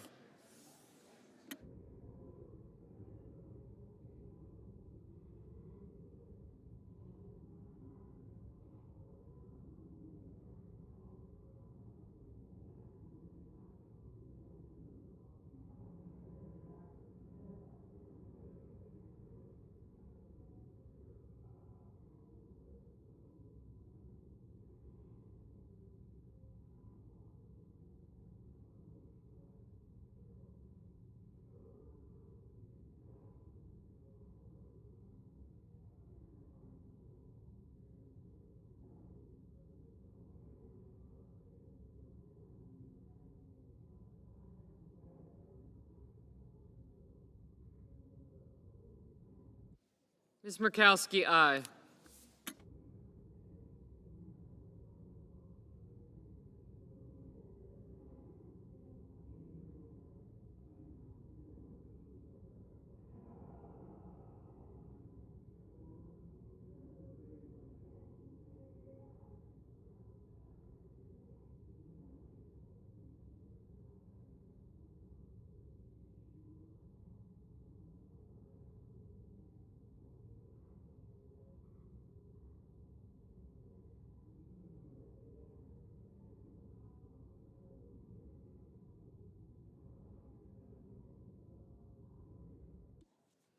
Mrs. Gillibrand, no. Mrs. Hyde-Smith, aye. Mr. Langford, aye.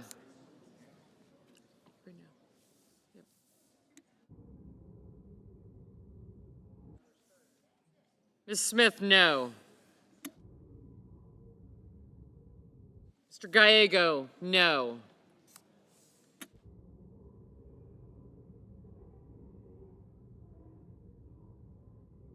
Mr. McConnell, aye.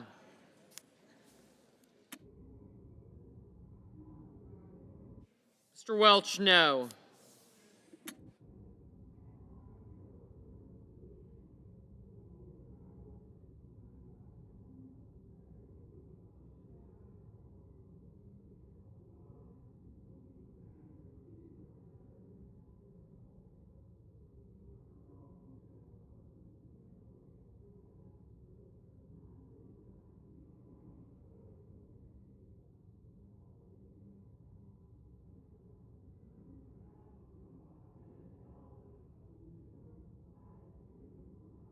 Mr. Haggerty, aye.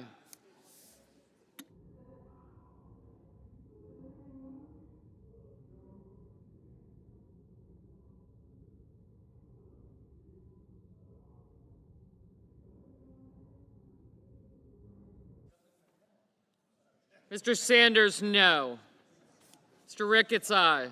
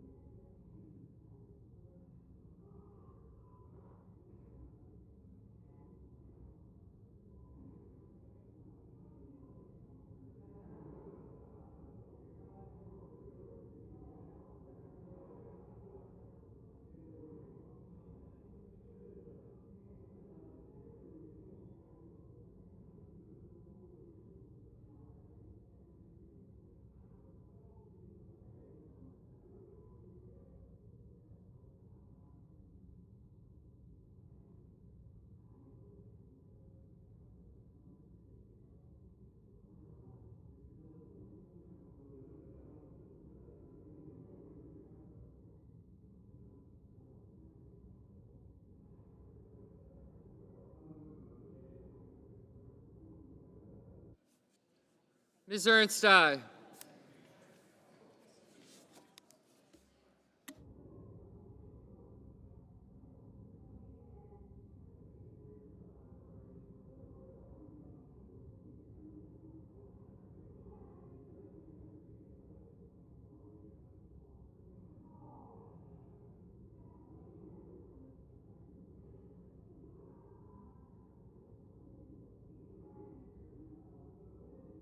Mr. Ossoff, no.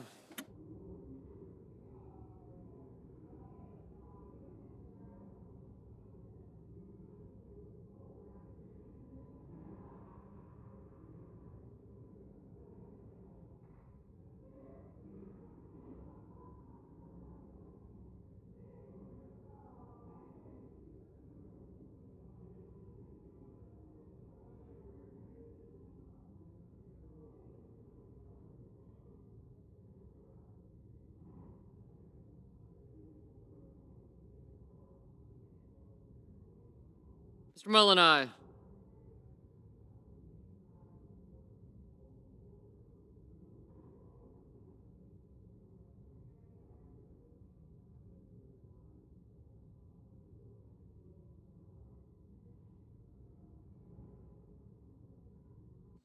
Ms. Klobuchar, no.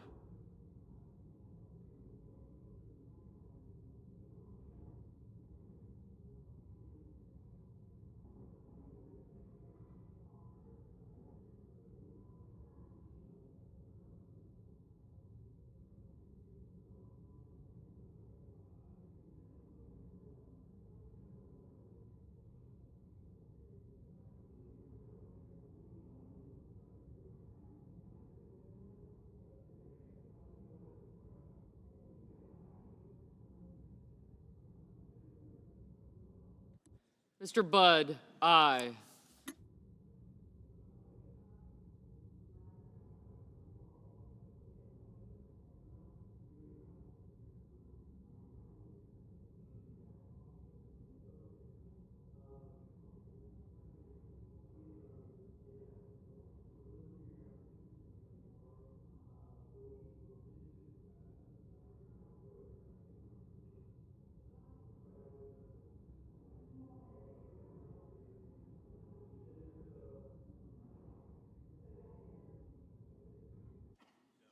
Mr. Bennett, no.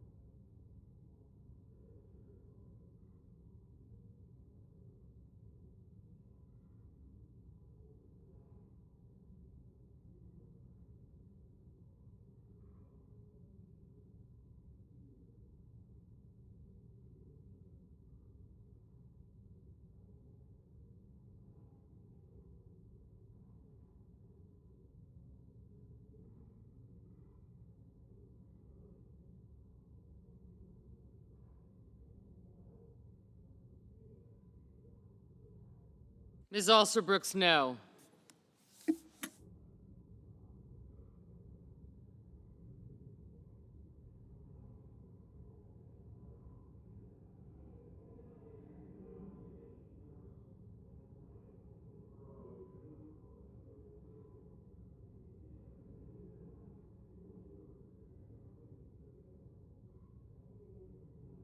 Ms. Slotkin, no.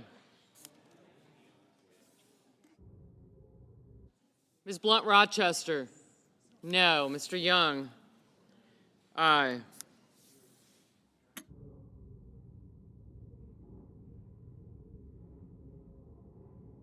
Mr. Kelly, no. Mr. Tuberville, aye.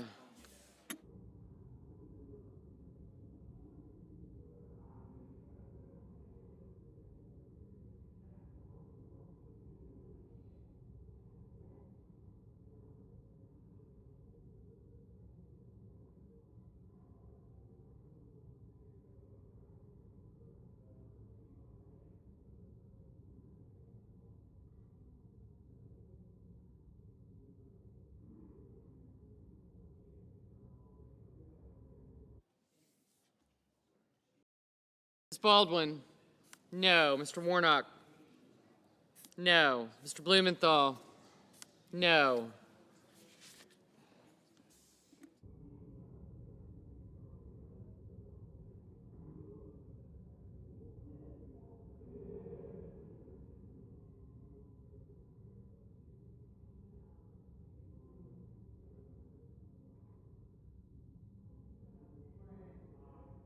Mr. Moran, aye.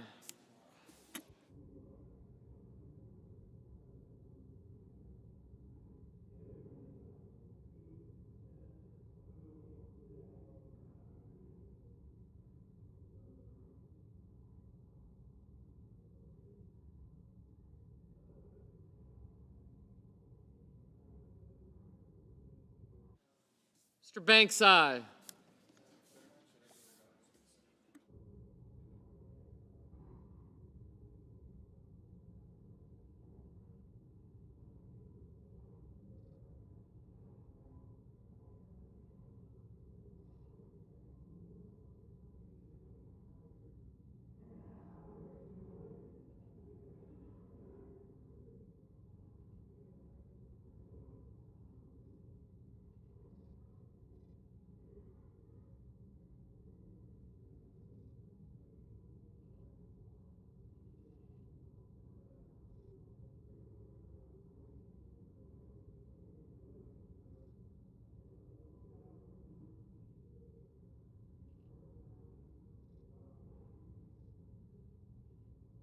Mr. Lujan, no.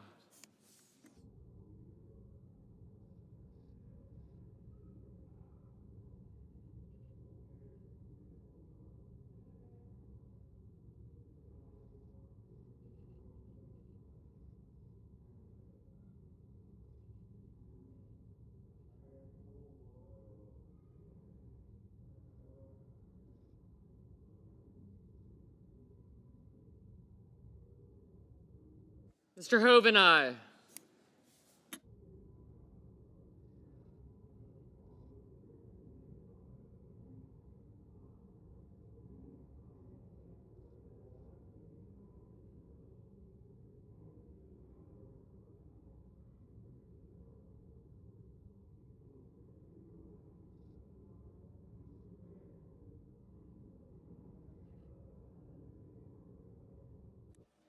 Mrs. Murray, no.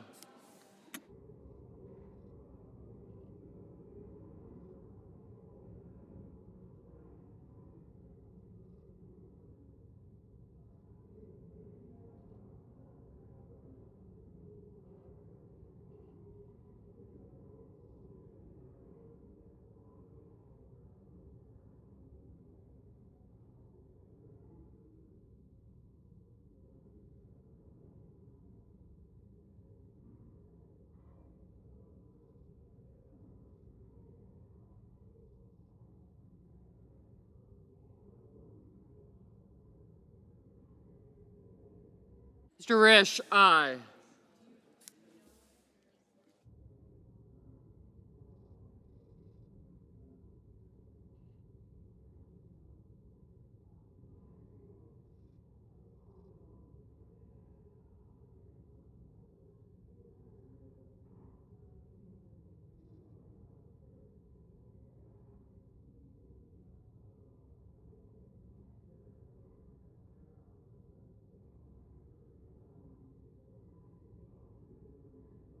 Mr. Markey, no.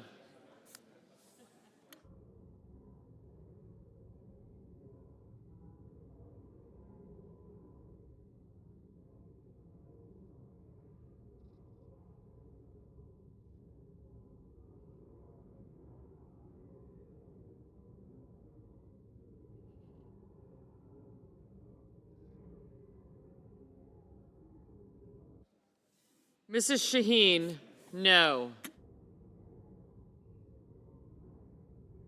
Mr. Sullivan, aye.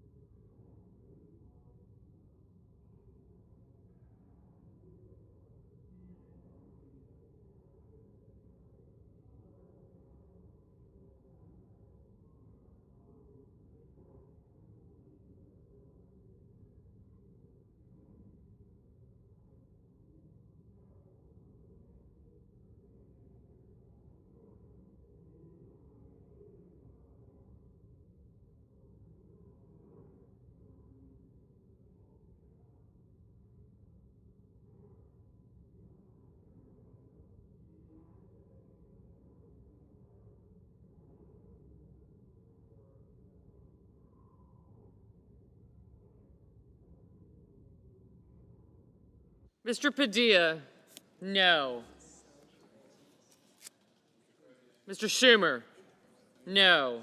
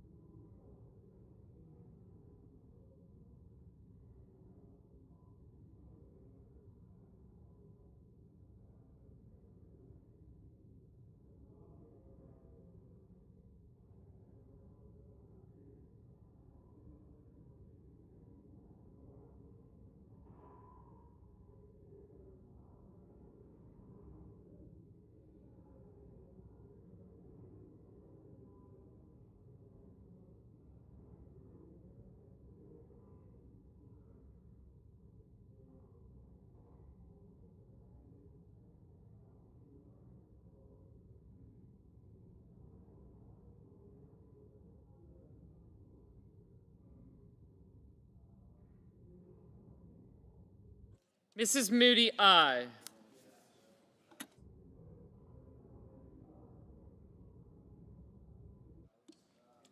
Mr. Lee, aye.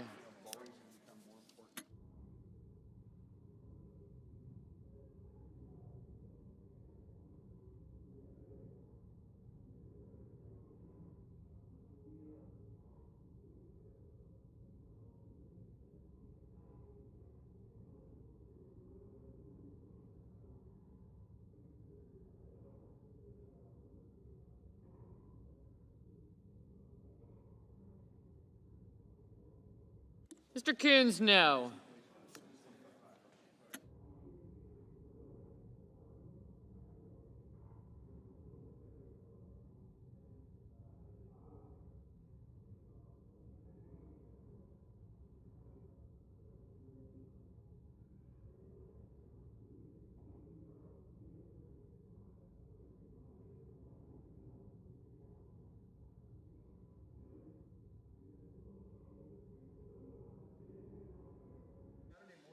Mr. Heinrich, no.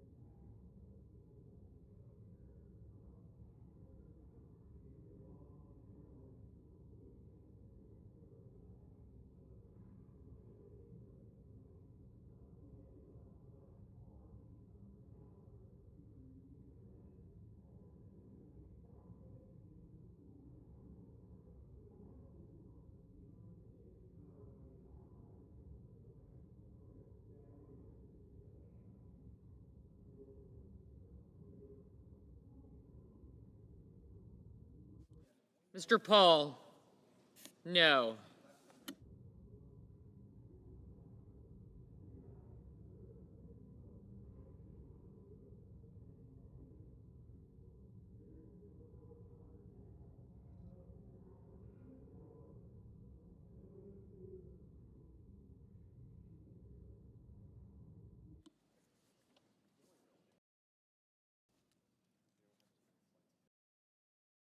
Mr. Scott of South Carolina, aye.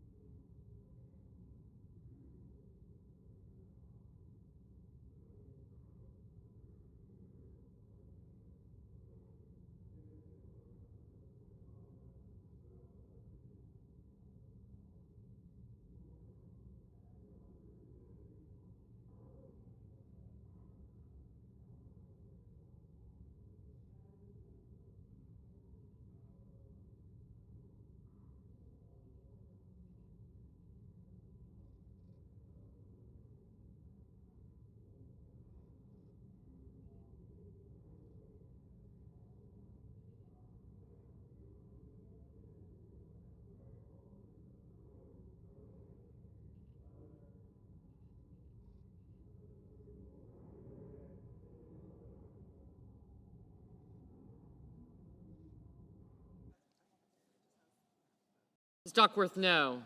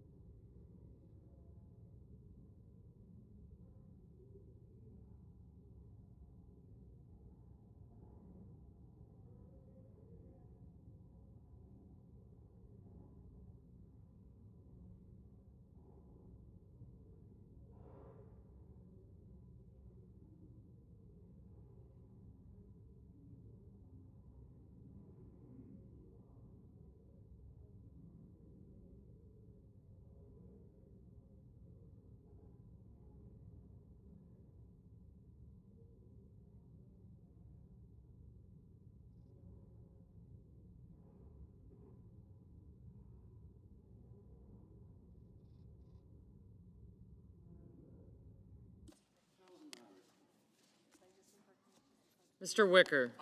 Aye.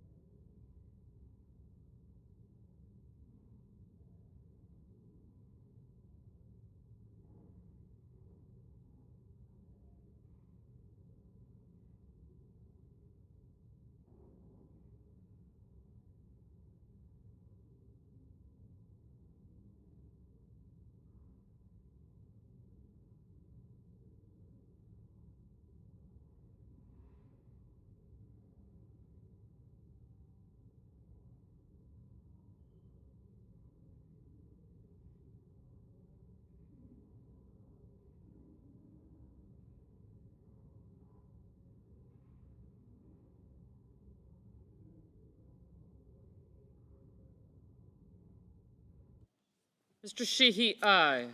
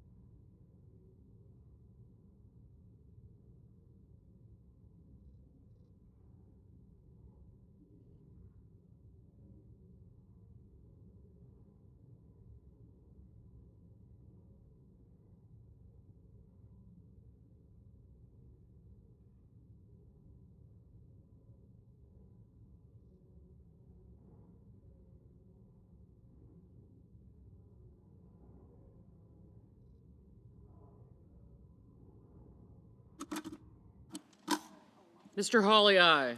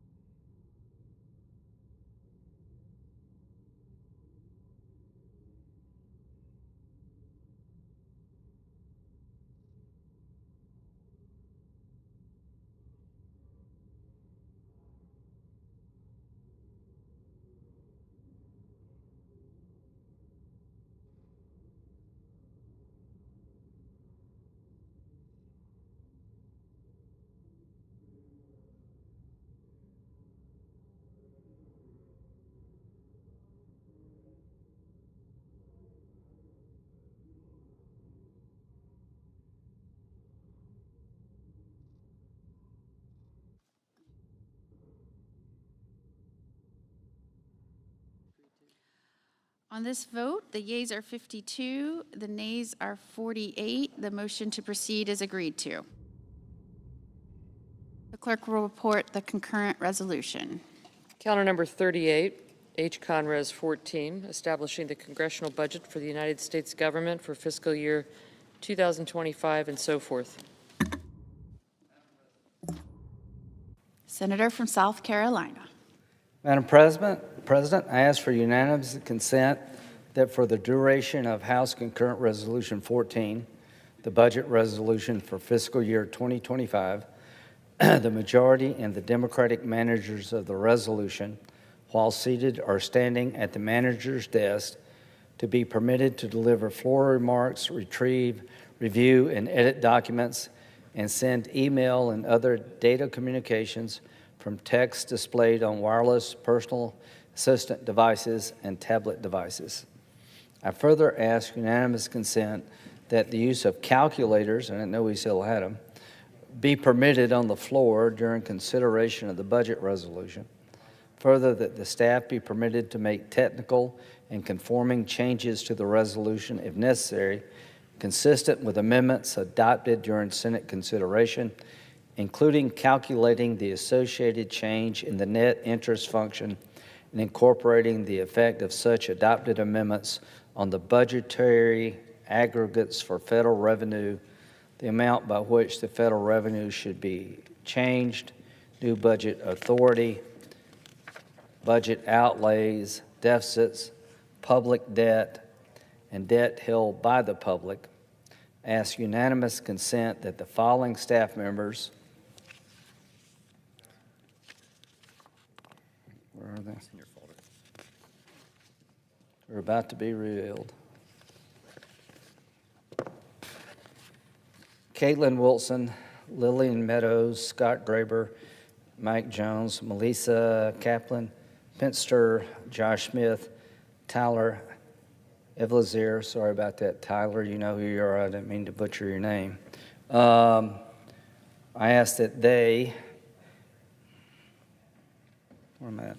Following staff member on the list from Senator Merkley's staff be given all access floor passes to the Senate floor during consideration of House Concurrent Resolution 14. Further ask for the unanimous consent for 2 minutes of debate, equally divided prior to each vote during consideration of House Concurrent Resolution 14. Madam President, I call up Amendment 1717. Is there an objection? Without objection. Okay. Ask unanimous consent that the reading of the amendment be dispensed with. Call up the amendment first. Call up 1717 again. I said 1717. The clerk will report. The Senator from South Carolina, Mr. Graham, proposes an amendment numbered 1717. Ask that the reading of the amendment be dispensed with. Without objection. I ask unanimous consent that for purposes of debate time this evening, that all time be yielded off the resolution. Without objection. Thank you. Thank you.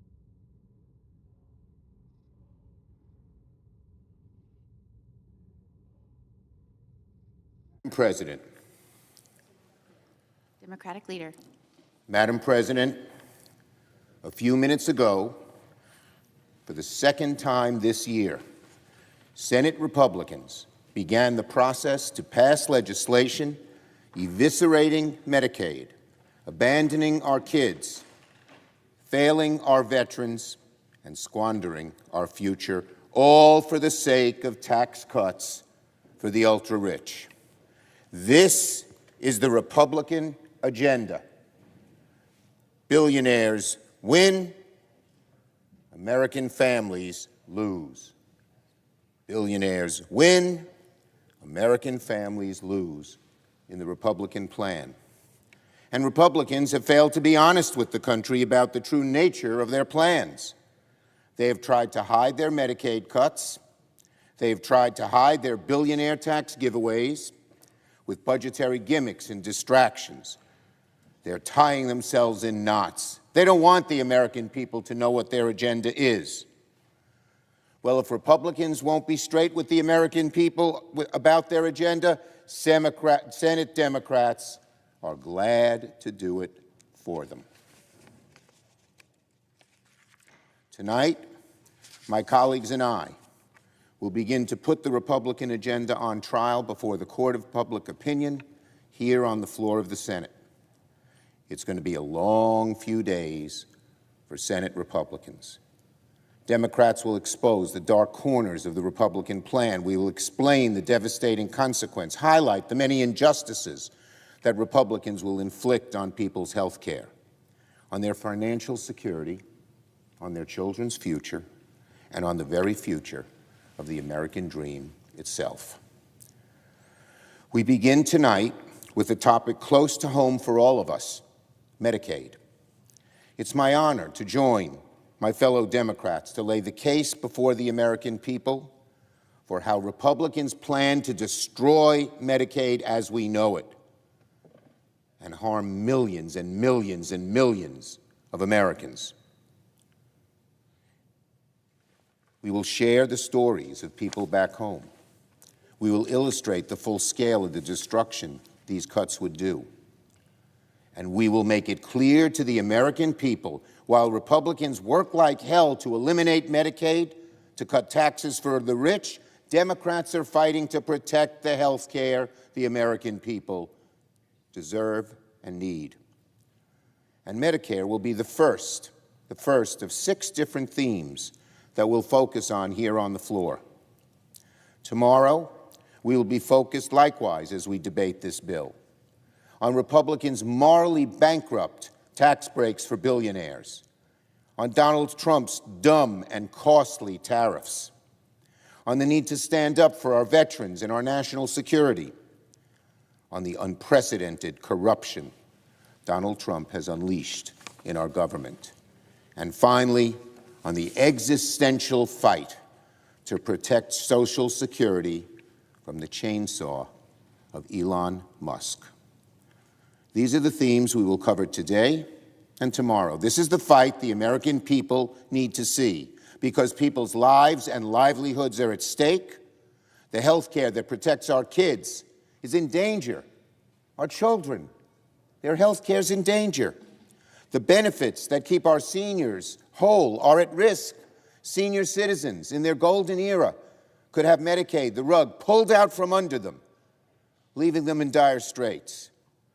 The investments that unlock America's future now stand on the edge of a knife. Why? Why? Why are Republicans doing this? Why are they being so cruel, so callous, so thoughtless?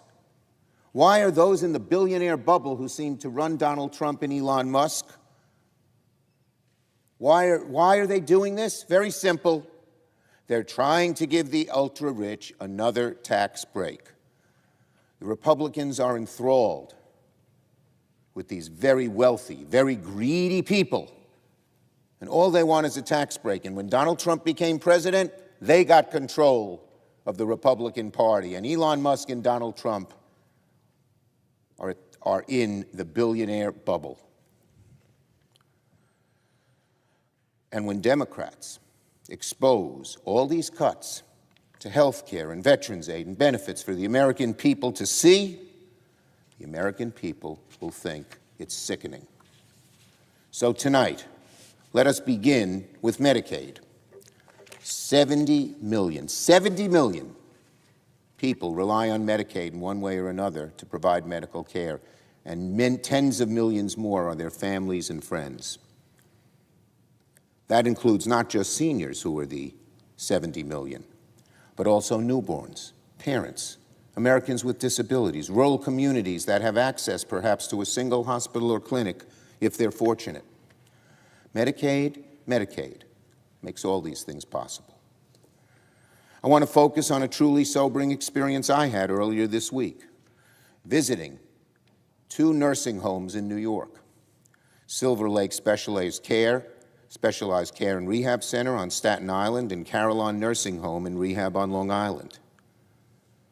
These institutions alone, there's just 2 of them, serve over 600 residents together and employ 600 people.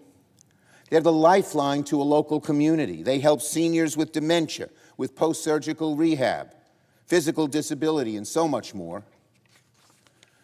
It was my visit to these communities was clouded by a shadow of fear and anger. I talked to senior citizens who knew if Medicaid was cut, they'd lose their health care.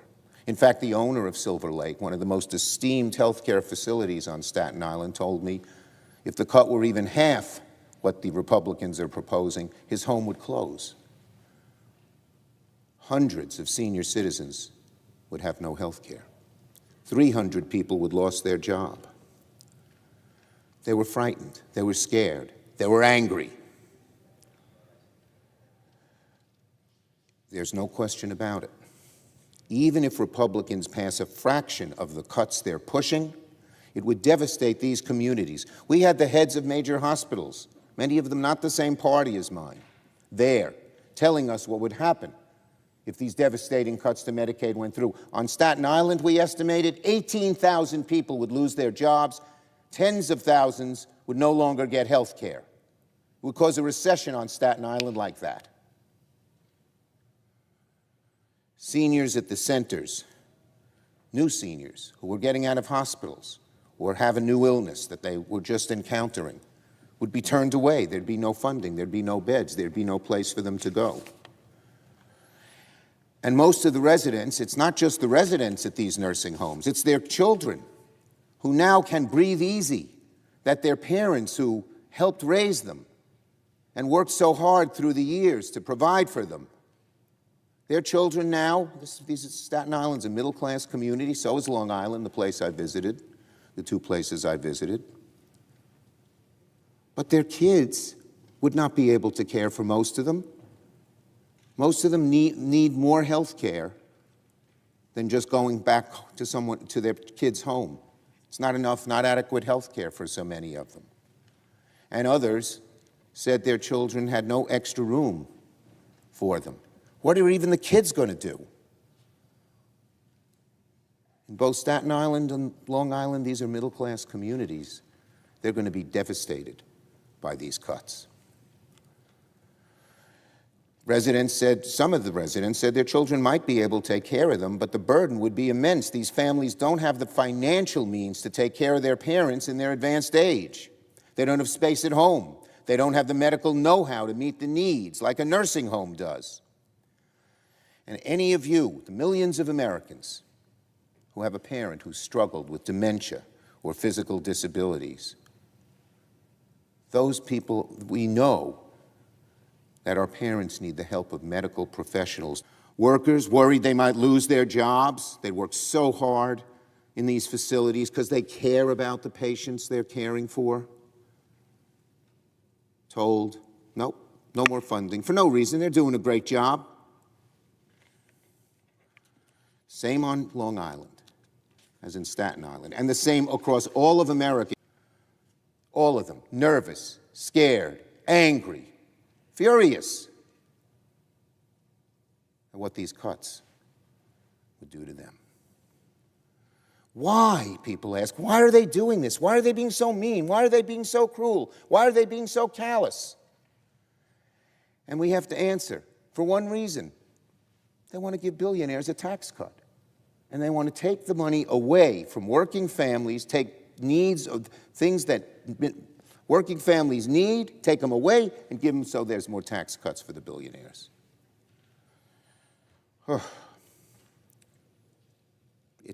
It angers me. It's infuriating that something so wrong, so callous, so detrimental to America could be right here on the Senate floor with the support of so many Republican senators. And I say to the Republican senators, listen to your constituents. Listen to your constituents. They don't want this. You know that. You're going to get up on the floor and make a speech that says you're cutting Medicaid because you want to give tax breaks to billionaires? That's what you're doing. Get up and have the courage to say it. Get up and have the courage to say it.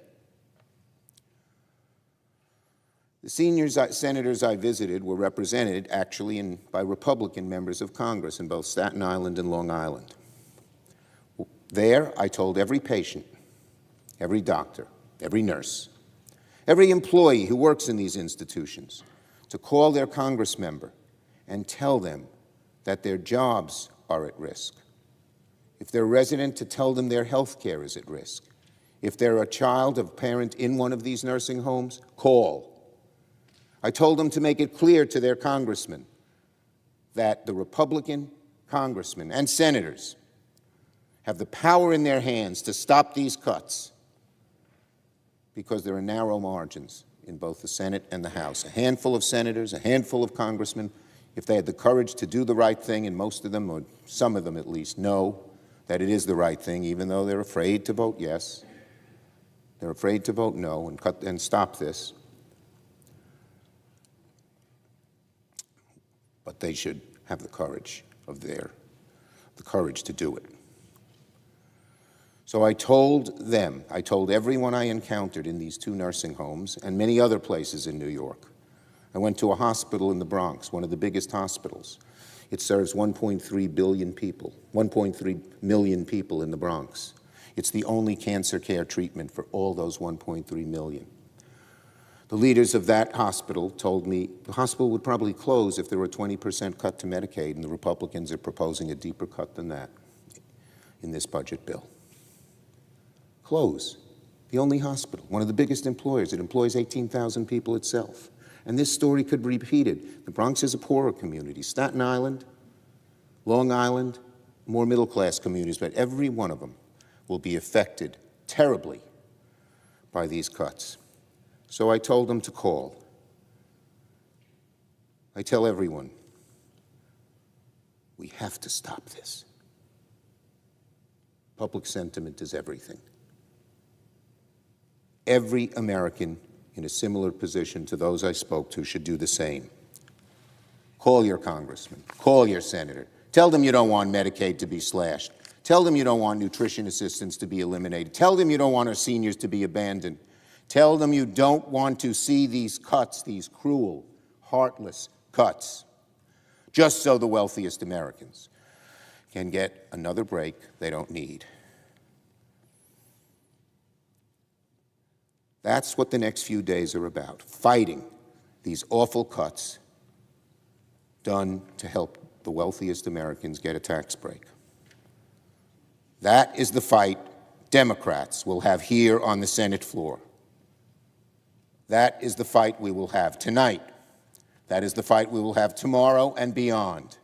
Democrats are fighting every day in every way against these attacks, against American families, against this plan which says billionaires win, families lose. Democrats stand fast, and the American people will be horrified at what they see.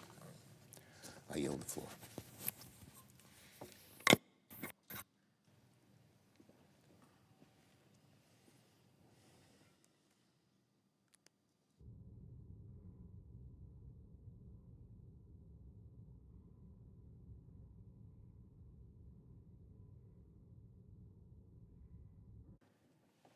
Madam President, Senator from Oregon. families lose and billionaires win. That is the Republican plan. A plan slashes $1.5 to $2 trillion from programs that families depend on. And why? To fund tax cuts for the very richest Americans. But that's not all the bad news, because there's additional tax cuts for the best and richest in the country, the richest Americans, and those are unpaid for, and that means debt. How much more debt does this bill create? Well, the current estimate, and the estimates keep going up, $5.3 trillion unpaid for tax cuts over the next 10 years. 5.3 trillion, trillion with a T, over the next 10 years. But that's not all. Their plan provides for 37 trillion, at least 37 trillion, in additional debt over the next 30 years. This is a phenomenal, phenomenal number. And third, they say, we will tell the American people it adds no new debt. Passing this bill adds no new debt. Well, that's quite a set of plans. Slash programs for regular Americans, enrich the richest Americans, run up an additional $37 trillion in debt, and then lie to the American people and say it doesn't cost a thing. It's become clear over the last 2 days about how Republicans are going to justify this. They say they're going to use Section 312, Section 312 of the law. And Section 312, they say, says that the cost of a program or the impact of a revenue cut through a tax giveaway to the wealthy only costs what the budget chair says it costs. Just take the chair's word for it. This is the magic wand. It'll add $37 trillion to the debt, but if the budget chair says it doesn't, then you just pretend it doesn't. It's kind of like the situation where the king wears the magic robes. At least he thinks he's wearing magic robes, but he's actually walking down the street naked. because he doesn't have magic roads. And in this case, again, lying to the public about the cost. You know, in the real world, you have real math. In this special new world of the Republican plan, you have the magic math. Well, this was not the vision that was laid out back 51 years ago in 1974 when the Senate created, along with the House, the Budget and Impoundment Control Act. You know, that act had 3 pillars. The first pillar was that in a 10-year period, you have to decrease the deficit with the provisions that are in the bill. And then in every year after, in every category, it either has to be deficit neutral or reduce the deficit according to the provisions that are in the bill. And then it said we're going to use honest numbers. Well, before there'd been, a lot of smoke and mirrors. There'd been a lot of gimmicks. And people on both sides said, no, we don't want to do that. Democrats and Republicans said, let's use honest numbers. Let's create a congressional budget office to give us impartial numbers so we can be honest among ourselves, have a real debate about any given policy provision or any particular revenue provision, and we can be honest with the American people. Because otherwise we'll just keep running up more and more deficits while pretending we are not. Now, my Republican colleagues initially said, you know what, we'll just put a clause into the budget resolution. It's called a scoring rule. And that scoring rule will simply say that we're going to say this costs nothing, that there's no additional debt. Well, a scoring rule has been used in the past. Okay, it's been used in multiple years, but it was used to resolve little anomalies in tricky little twists and changes in revenue bills or in policies programs. It was always narrow. It always was honest about what it was trying to solve and explainable to the public. It was always consistent with the law. And it was always involving modest sums, modest by standards of the national budget. Certainly now, this scoring rule that had been proposed by the Republicans, it was not bipartisan, it was not narrow, it was not improving the budgeting, and in fact lying about the budgeting. It was not consistent with the law, and it was massive, $37 trillion. So my colleagues across the aisle, when we pointed this out, they said, yeah, we better not do that. That's just wrong. Okay, thank you. Thank you for deciding not to put in a scoring rule that was completely wrong and designed to destroy the budget process.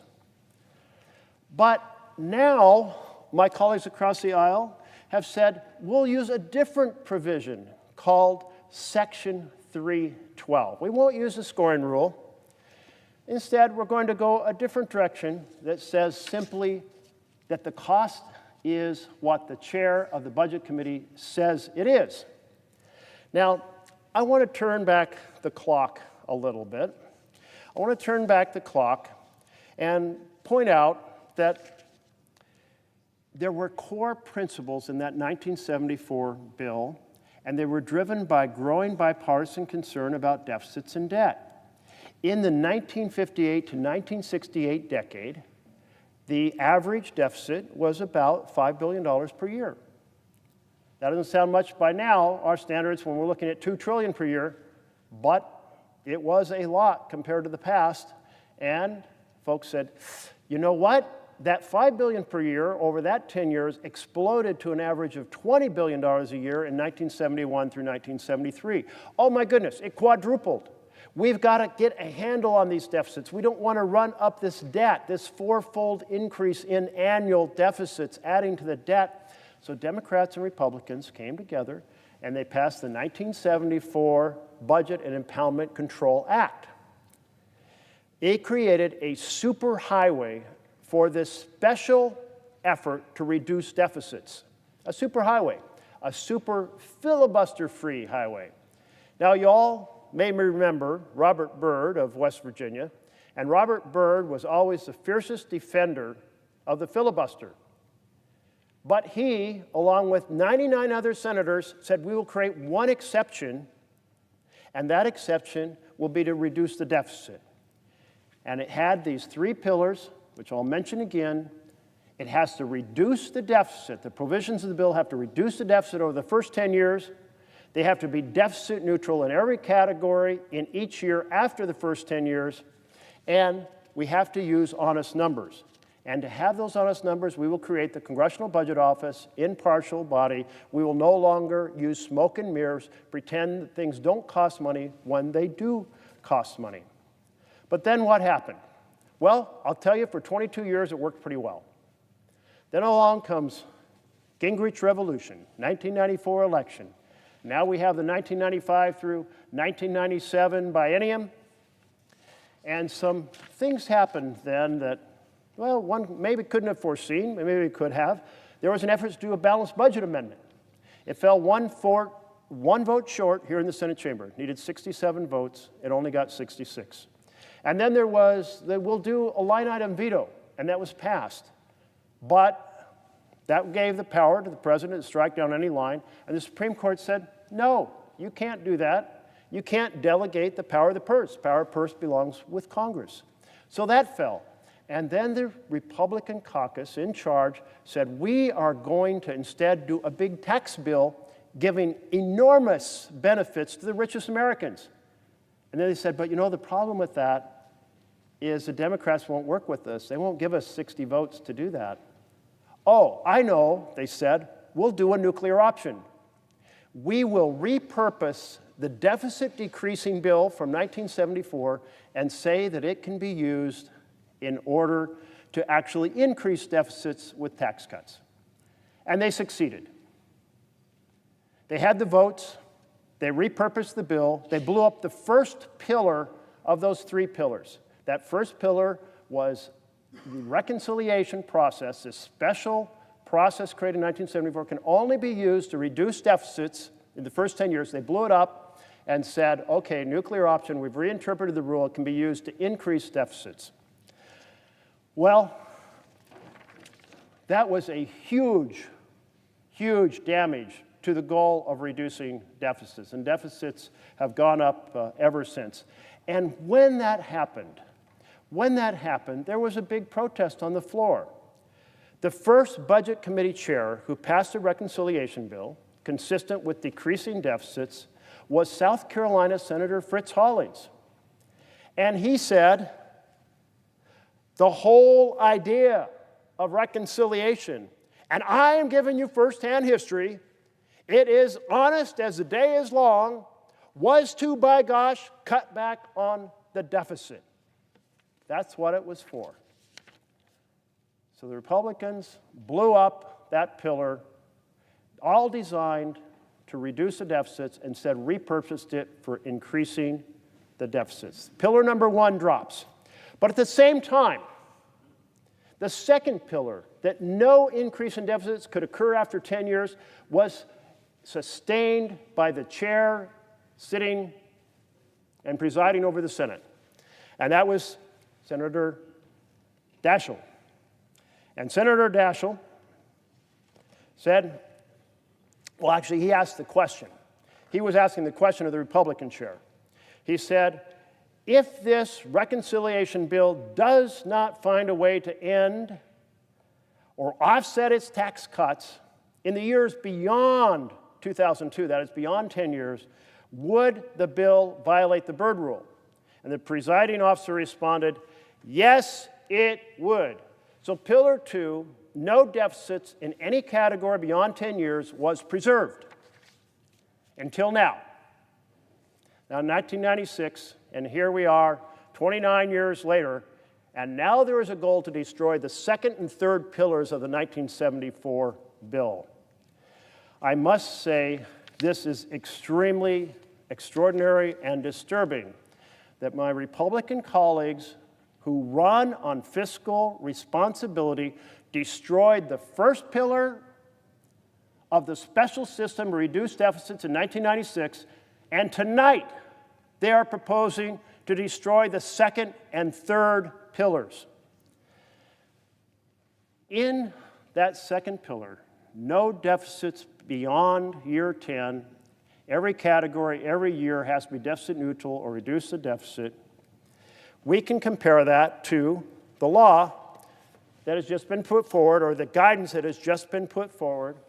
We can look at year 11, the instructions that go in every category, year 12, 13, year 20, year 100. That goes on forever into the future. And the Republican bill guidance fails the Byrd test. Now, the Byrd test really gets applied in a second stage of the reconciliation process. We're in the budget resolution that sends instructions to committees. Those committees will send back specific revenue provisions, increase this revenue here, reduce it there, proceed to add this policy program, reduce this policy program. When it comes back, every category, that is every title of the reconciliation bill, in every single year, by the Byrd rule, has to be deficit neutral or decrease the deficit. So we will have that debate. But we will have that debate when the reconciliation bill comes back from committee to this floor. Because my Republican colleagues decided to postpone that debate by taking the scoring rule out of their proposed budget resolution and said, we'll kick it down the road to the next stage. And certainly we will be here fiercely defending the deficit-reducing vision of Pillars 2 and 3. Pillar 2, no deficit in any category, any title of the bill beyond year 10. And Pillar 3, use honest numbers from the Congressional Budget Office. That pillar has survived since 1974. We even put that pillar into law specifically in 1985 in a bipartisan way. We wanted to emphasize how important that was. Just think about how much more important this process of deficit reduction, special rule of the reconciliation bill is today than it was back in 1974. In 1974, the debt to GDP ratio, 23%. Tonight, in 2025, it's 100%, equal to the entire gross domestic product of the United States. In 1974, the annual deficit was about $6 billion. Today, it's $2 trillion. 1974, total debt, $475 billion. Today, it's $37 trillion. Now, consider this. All of the debt run up over the last 249 years since the Declaration of Independence right now is just a little bit less than $37 trillion. In this single bill, Republicans are saying we will add $37 trillion more, at least that much. When the numbers really come out, we expect it to be higher. $37 trillion more to the debt. That's a much bigger burden on the future. And what do the economists say about that bigger burden? They say it will increase the interest rates that families have to pay on their mortgage and on their car loan. It says it will decrease the capital available to private industry and slow down our economy.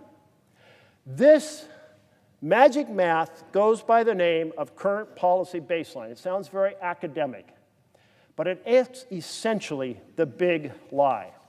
Consider this. You sign a contract to rent a home for a year.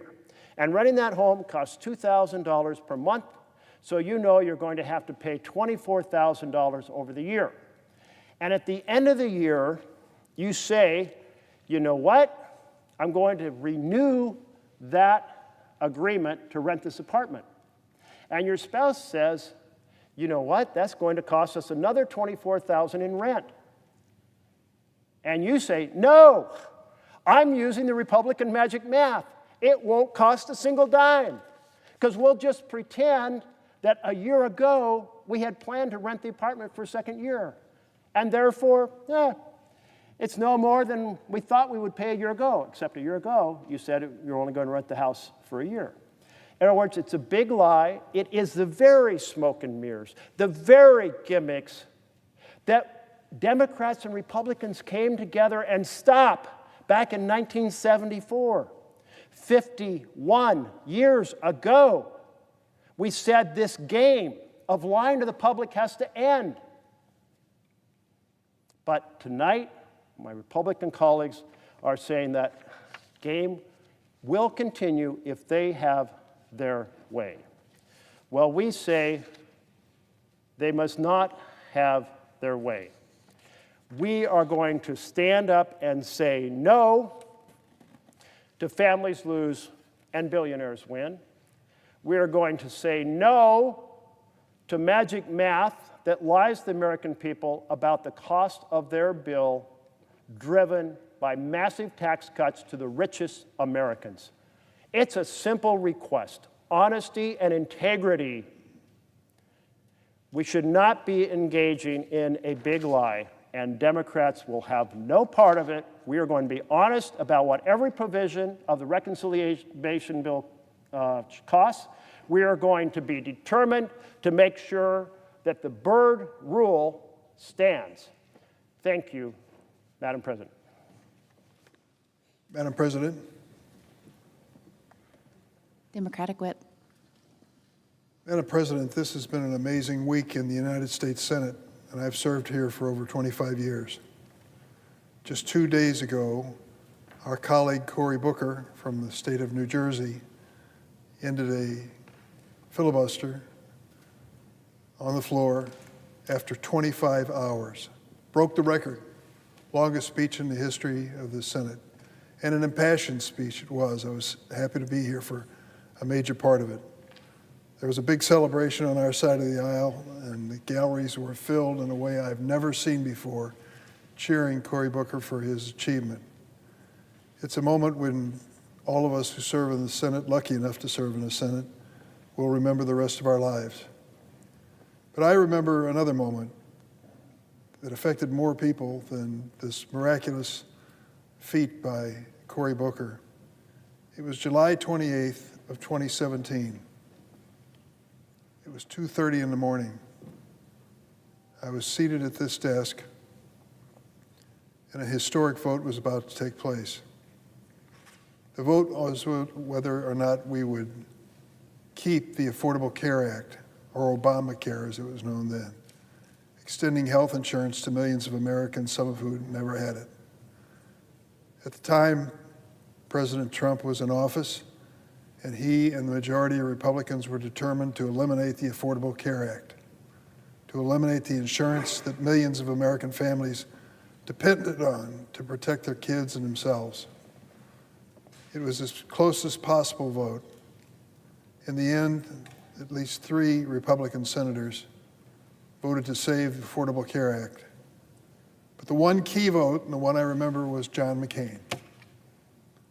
John McCain, an extraordinary man, served this country in ways that we can hardly ask anyone else to serve. Prisoner of war for over 5 years during Vietnam, came battling back and elected to the U.S. Senate from Arizona. And he was a real maverick. You never knew where John was going to end up, but you always wanted to end up with him if you could, because it was always a spirited contest and he usually won it. And this vote was dragged out for a long period of time at 2:30 in the morning, for goodness sakes. And somebody said, John McCain is the last person to vote. But he's been called out off the Senate floor to go into a room behind and take a telephone call from Donald Trump. Donald Trump, president in his first term, was asking John McCain to cast the deciding vote to eliminate the Affordable Care Act, health insurance coverage for millions of Americans. Madam President, I sat here and I watched as John McCain came in from that phone call, and no one knew what he was going to do. Really, no one knew. John was the kind of person you could never quite be sure. And he walked in the well near the table where the Republicans gathered for votes, and he stood there, and he barely raised his left arm because it was broken while he was a prisoner of war, just enough to get his thumb up and go, no. No. That was it. John McCain, with that no vote, saved the Affordable Care Act, and millions of Americans' health insurance was protected. This was during Trump's first administration. And he was wanting to, he had other priorities, and they certainly didn't include Obamacare. He wanted to eliminate it. But John McCain's courage came through that night. He broke with his party because he knew what was at stake. He knew that for millions of Americans, there was no alternative when it came to health insurance. It was the Affordable Care Act or nothing. And he had the guts to vote no. Oh, he was pilloried and criticized by the Republican faithful from one end of the country to the other. But those of us who believe he did the right thing will never forget that moment of courage. In a strange way, today, Thursday, April 3rd, 2025, we are returning to that moment in history. The Republicans under President Trump in his second term want to perpetuate his tax cut that he gave primarily to the wealthiest people in America and add to it at the expense of health care for America. When we talk about health care in America, one of the programs that is so critical is called Medicaid. In days gone by, Medicaid was a rarely used health insurance plan for the poorest and disabled people in America. But it's changed. It's become much different. And let me tell you why that's an interesting context for where we stand now. Many Americans from coast to coast follow the stock market today. The reaction of the stock market to the Trump tariff tax and the chaos that's been created since he announced we were going into a trade war with virtually every nation on earth. They watched carefully as the stock market reacted to it today. The Dow Jones average, which is supposed to be an indicator of the state of the economy, lost 4% of its value today. I don't know what that means for most people, but I know that most people watch it because it involves their own health, their own retirement plans, IRAs and 401ks and other plans that they have based on the value of stock. There has to be a sinking feeling, I'm sure there is in many households and families across America, to see so much of value that they've saved up for a lifetime disappear in one day, reacting to the Trump tariff tax and what it meant across the country. And here we come this evening, the same day as this Dow Jones plunge of 4%, to discuss what? Health care again under President Trump. And this time it's connected to retirement and savings and the future of a lot of families. Let me tell you a story about one. I'm going to try to mask the details because I don't want anyone to reflect on the actual person. But he's a friend of mine, and he's a professional in Illinois. Wonderful guy, community leader, and he had a beautiful family. Still does for that matter. But his wife developed Alzheimer's.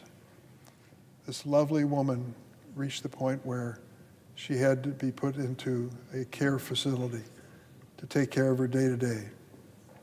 Breaks my heart to even think about it, but it was a fact. He didn't see it coming. There's no way he could have.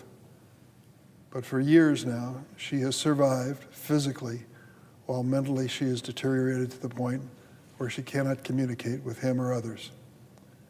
It's an expensive undertaking, that type of care facility.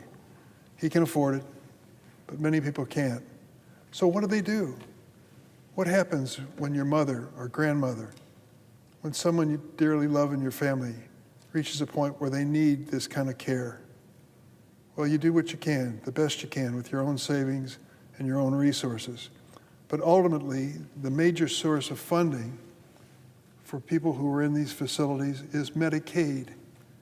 If you cut Medicaid reimbursement, it limits the opportunity for these people to get good professional care. People you love, people who've broken your hearts because of their illness, but you want to give them the very best in the parting years of their lives.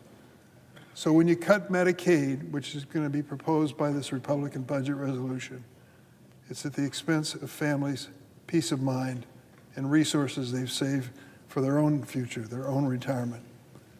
That isn't the only one. In the state of Illinois, half of the children who are born in the state are paid for by the Medicaid system. What happens if you cut back on Medicaid reimbursement in those cases? It means less prenatal care. The likelihood, I'm sorry to say, that kids, some will be born with problems that could have been avoided. And more seriously, whether or not these children may even survive birth. That's what Medicaid is all about. We're talking about cutting health coverage for those in care facilities as well as those in hospitals who are giving birth. Why? Why would the Republicans even suggest that we cut this? Just like they did years ago when John McCain cast that deciding vote. Why, under a Trump presidency, do they go after health care first? Why is that their target? They believe that the vulnerable people who receive this kind of health care assistance won't be able to fight back. And they are desperate to raise more revenue. For what purpose? To give tax cuts to the wealthiest people in America. For goodness sakes. Elon Musk does not need a tax cut. He's a multi-billionaire, the wealthiest man in the world. Why in the world would we cut back on any kind of health care for Americans to give a man in that station in life a tax break? And that's what it's all about. But there's more to the story. I'm honored to represent Illinois. I love the whole state. It's where I was born. And I'm honored to represent the great city of Chicago. Oh, it's controversial. There's some people downstate Illinois say, oh, they go off and be their own state. We're tired of them. I'm not one of those people. I am proud of the fact that Chicago is part of our state. But my roots are in downstate Illinois. I'm born in East St. Louis, raising my family in Springfield. I have lived in and represented the smaller communities downstate and the rural areas. That's how I got to Congress in the first place, and that's how I stayed in the United States Senate. What are these cuts that the Republicans are proposing in Medicaid going to do to rural and downstate Illinois and other rural and downstate areas around the nation? The reality is very clear. Fewer resources to hospitals in sparsely populated areas mean that many of those hospitals will not survive. Today, more than half of those hospitals are hanging by a thread, operating in the red. And to cut Medicaid reimbursement to those hospitals is literally going to close their doors and turn out their lights. How important is a little hospital in a community downstate? It is the economic engine. It is the hub of life for the economy of that area. Take away that hospital and it not only endangers the people living around it, it also means a lot of jobs are lost too. And businesses that those people frequent often are going to be threatened as well. So why would we cut Medicaid reimbursement and close these downstate hospitals to give a tax break to the wealthiest people in America? It makes no sense. Where are our priorities? Where is our humanity to even consider that? I don't understand on the other side of the aisle how Republican senators, many of whom represent small town America too, and really care in their hearts about it, can stand by and let this happen. The net result of this is going to be the quality of life threatened by the people who live in those areas. I want to tell you a story about a community that I visited 2 weeks ago, two communities. One was Taylorville, Illinois. And I asked the hospital administrator in Taylorville, which is about 30 miles from Springfield, to come and invite other hospital administrators from the area and tell me what the Medicaid cuts proposed by the Republicans to give tax breaks to the wealthy will mean to these hospitals. To a person, they said the same thing. They may survive, but it's a big question. And what difference will it make? Well, in some of these hospitals, it means that instead of 30 minutes drive to the hospital to deliver the baby, it'll be an hour and 30 minutes. I can still remember our first babies in my family. The thought of being in a car for an hour and a half with my wife in labor would scare me to death.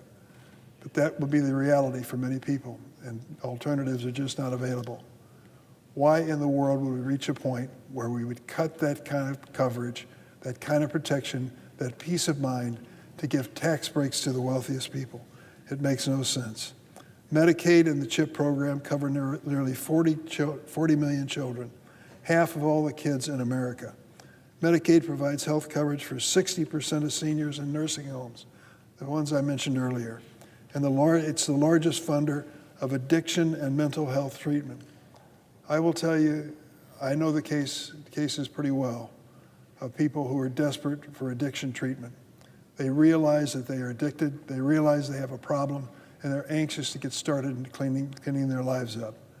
Medicaid is the source of funding for that kind of counseling. And to cut back on that is to really sentence these people to a lifetime of fear and sadly cost many of their lives. In Illinois, 3.4 million people are enrolled in Medicaid, 1.5 million children. Under Republican plans to slash Medicaid, 775,000 adults in Illinois who gained health insurance thanks to the Affordable Care Act, the same one that John McCain saved in the first Trump presidency, would lose their coverage almost overnight. How would you like to be in a situation where you don't have health insurance at a critical moment? I know. I was there. I was a student at Georgetown Law School, got married in my second year, and God sent us a beautiful little baby girl right away. We were so happy, and then a few weeks after she was born, we learned she had a serious congenital heart defect. I was a law student. I didn't have much income, and I had no health insurance. And so my wife and I took our little baby girl over to Children's Hospital here in Washington, D.C. We sat in the charity ward, and we waited until our name was called, and we saw a doctor who I prayed to God would be able to save my baby's life. I never felt more helpless in my life than I did at that moment, to have this little girl come into this world and her father couldn't provide health insurance. Luckily, she survived. Great people did great favors for our family that I'll never forget. And I've never forgotten that whenever there's a health crisis or a health issue that's debated on this floor. All of us want good health insurance. And to cut the programs for no reason other than to give tax breaks to the wealthiest people makes no sense whatsoever. It is not sensible, it's not thoughtful, it is not humane. That is what this debate is all about. Are we going to protect health insurance for Americans so that they have some peace of mind that they have access to good care? Or are we going to cut them off, tell them they're on their own, whether it's mental health counseling, addiction counseling, the birth of a child, or basic health care? That's what's at stake here. That is what is at stake.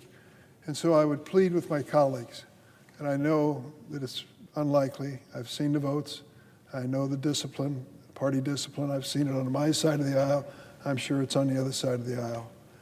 But I'm praying to God there's going to be one or two John McCains who are going to step forward and lift their hand enough to vote and save health insurance for Americans across the board.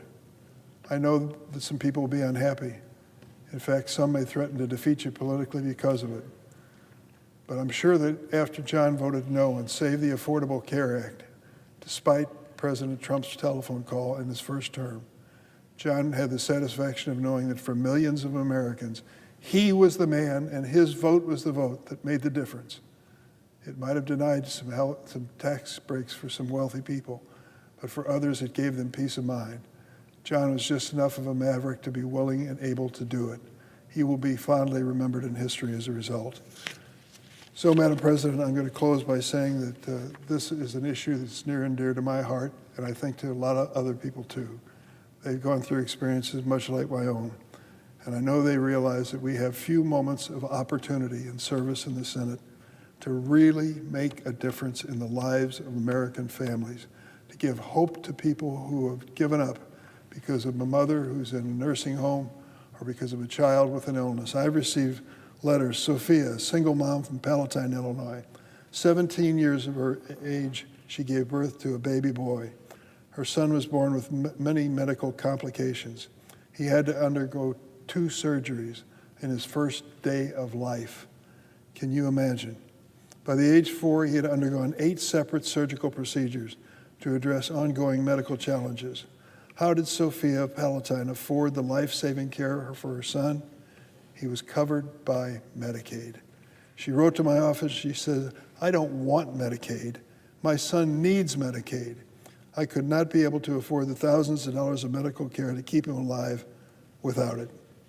Amber from Springfield told my office in no uncertain terms, you cut Medicaid and you endanger my sick child's life.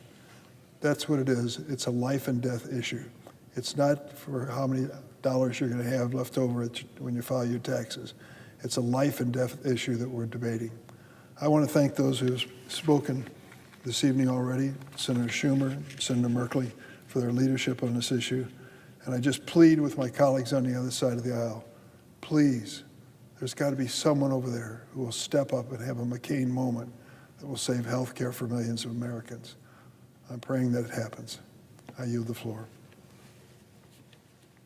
Madam President. Senator from Wisconsin. Madam President, I rise today on behalf of the 1.2 million Wisconsinites who rely on Medicaid, or as we call it in Wisconsin, Badger Care, for their health insurance. And I rise today in their defense because their health care is under attack. And I really want to focus right now, kind of taking off where Senator Durbin left off, talking about our children, our babies.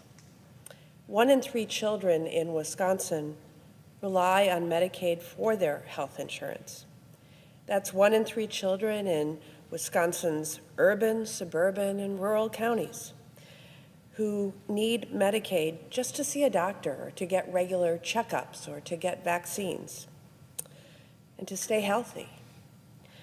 I've traveled across Wisconsin meeting with constituents who are terrified about what these cuts will mean for their families, their finances, and their health. And I'd like to share a few of those stories with you this evening. I think about people like Megan from Wisconsin, a single mother of 2 young children who relies on Medicaid so that her kids can get regular checkups and see the dentist. She reached out to me to share that without Medicaid, her entire paycheck would go to just keeping her children healthy, with nothing left over to pay for rent or keep food on the table.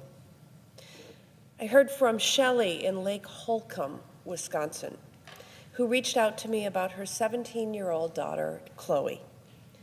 Chloe was diagnosed with leukemia last October.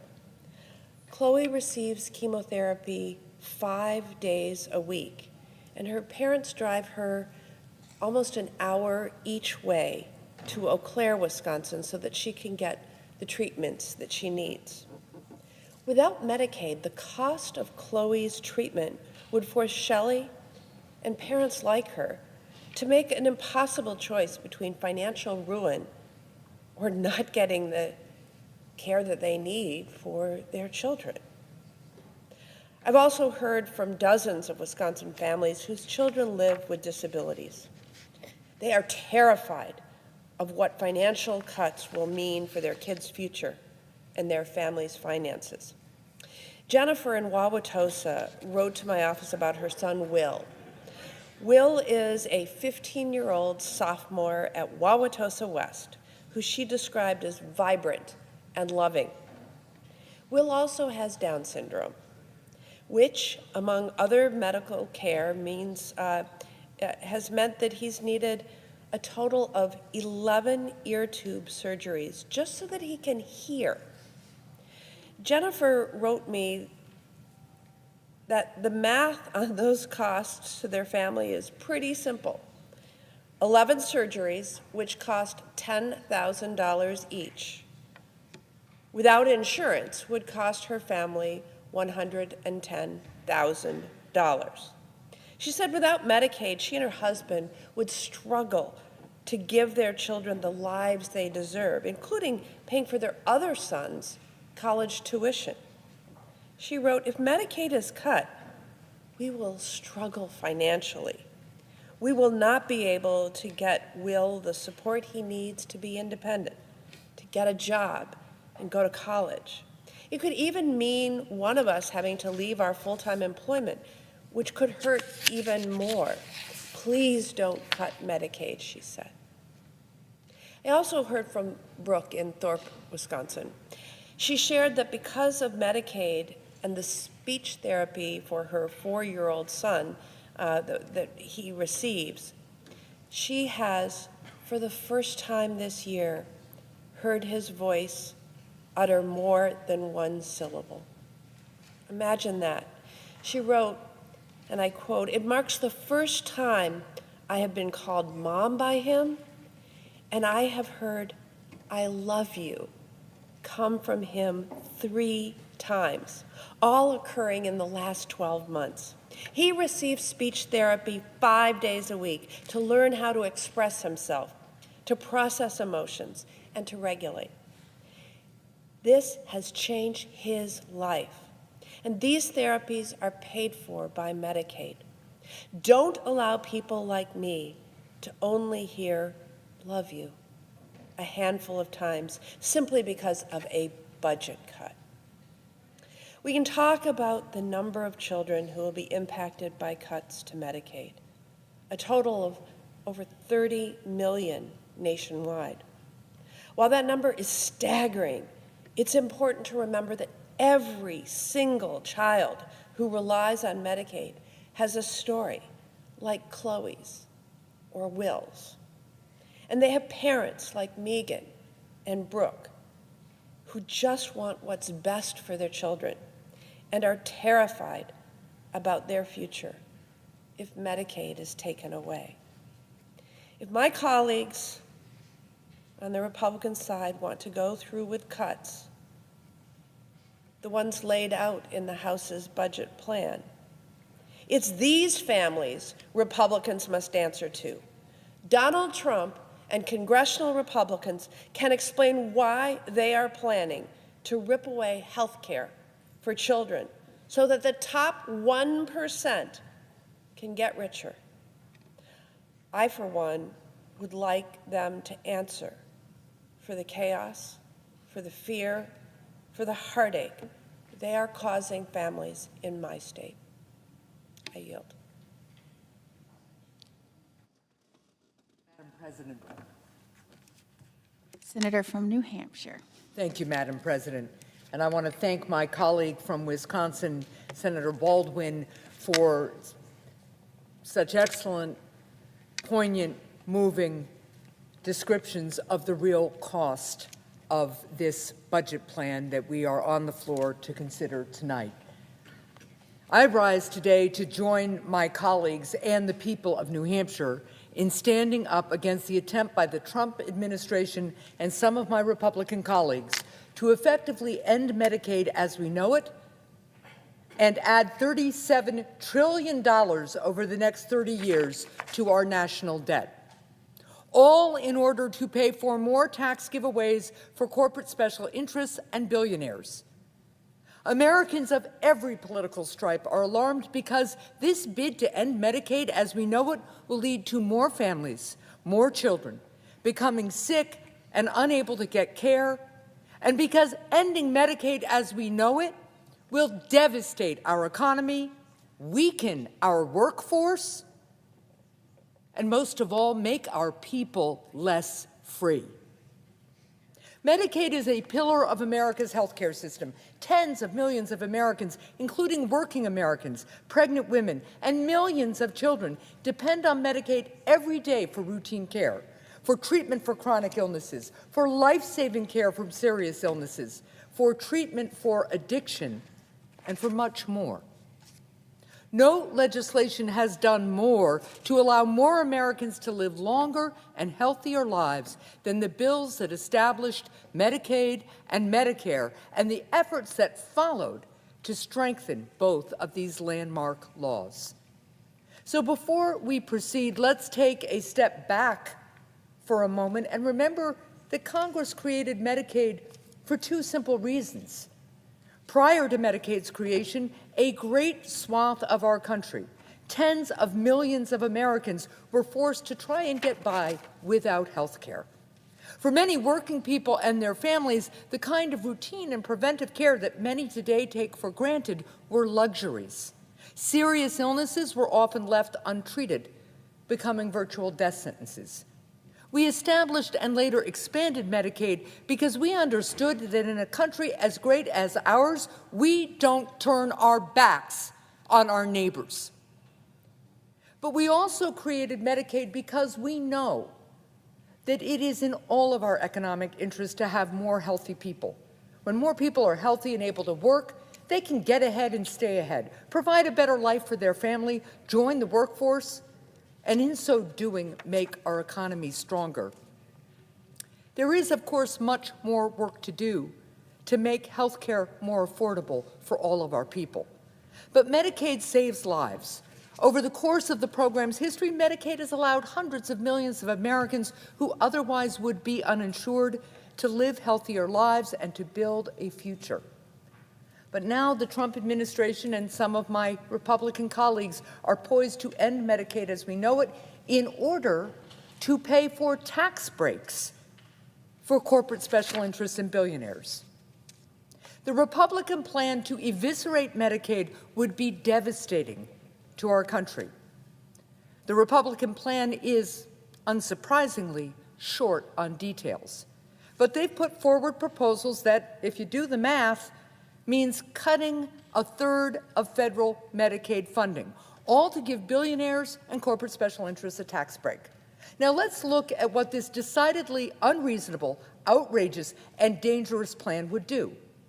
Cutting Medicaid by a third means living in a country where millions of children no longer have health care, a country where more of our friends and neighbors get sick and can't afford to see a doctor, or a country where more of our friends and neighbors stay out of the workforce because they can't afford treatments for chronic conditions like lupus, making them too sick to work. A country where families who have children with disabilities can't find adequate coverage to provide the kind of complex care, both at home and in school, that these children need. One issue in particular I want to highlight is the way in which slashing Medicaid would weaken our fight against addiction. New Hampshire has been hit hard by the fentanyl crisis. These Medicaid cuts could kick hundreds of thousands of people struggling with addiction off of Medicaid, out of treatment, and off the road to recovery. This will, among other things, make law enforcement's job even harder, and it will make our children less safe. So let's be clear about what the Republican plan to slash Medicaid will do. It will make people less healthy. It will weaken our workforce and hurt our economy. The fight against fentanyl will only get tougher, and more people will die who otherwise could have lived. If the administration's plan to eviscerate Medicaid, the cuts only appear on the page as percentages and dollar signs, but their impact will be felt by real people. My office, as has Senator Baldwin's and Senator Kim's, Senator Durbin's, been deluged with letters and calls from constituents who are concerned about the administration's attack on Medicaid. I could tell you hundreds of stories, but instead I'll just give you three. There's Michelle from Manchester. She was diagnosed with a rare and frequently fatal form of cancer that upended her career and her life. To go through the long process of cancer treatment by paying out of pocket would be daunting, perhaps even prohibitive for most anyone. But Michelle was covered by Medicaid. She got the care that she needed. She got healthy. She was able to go back to work. She's now cancer-free because of her courage and strength, and because she was covered by Medicaid. Then there's Noah from Merrimack. Now, Noah's 20 years old and experiences disabilities and is blind. She's had to face challenges that few of us can imagine. But thanks in part to the support that she's received through Medicaid, she's been able to have many of the opportunities that all parents want for their kids and that all kids want for themselves.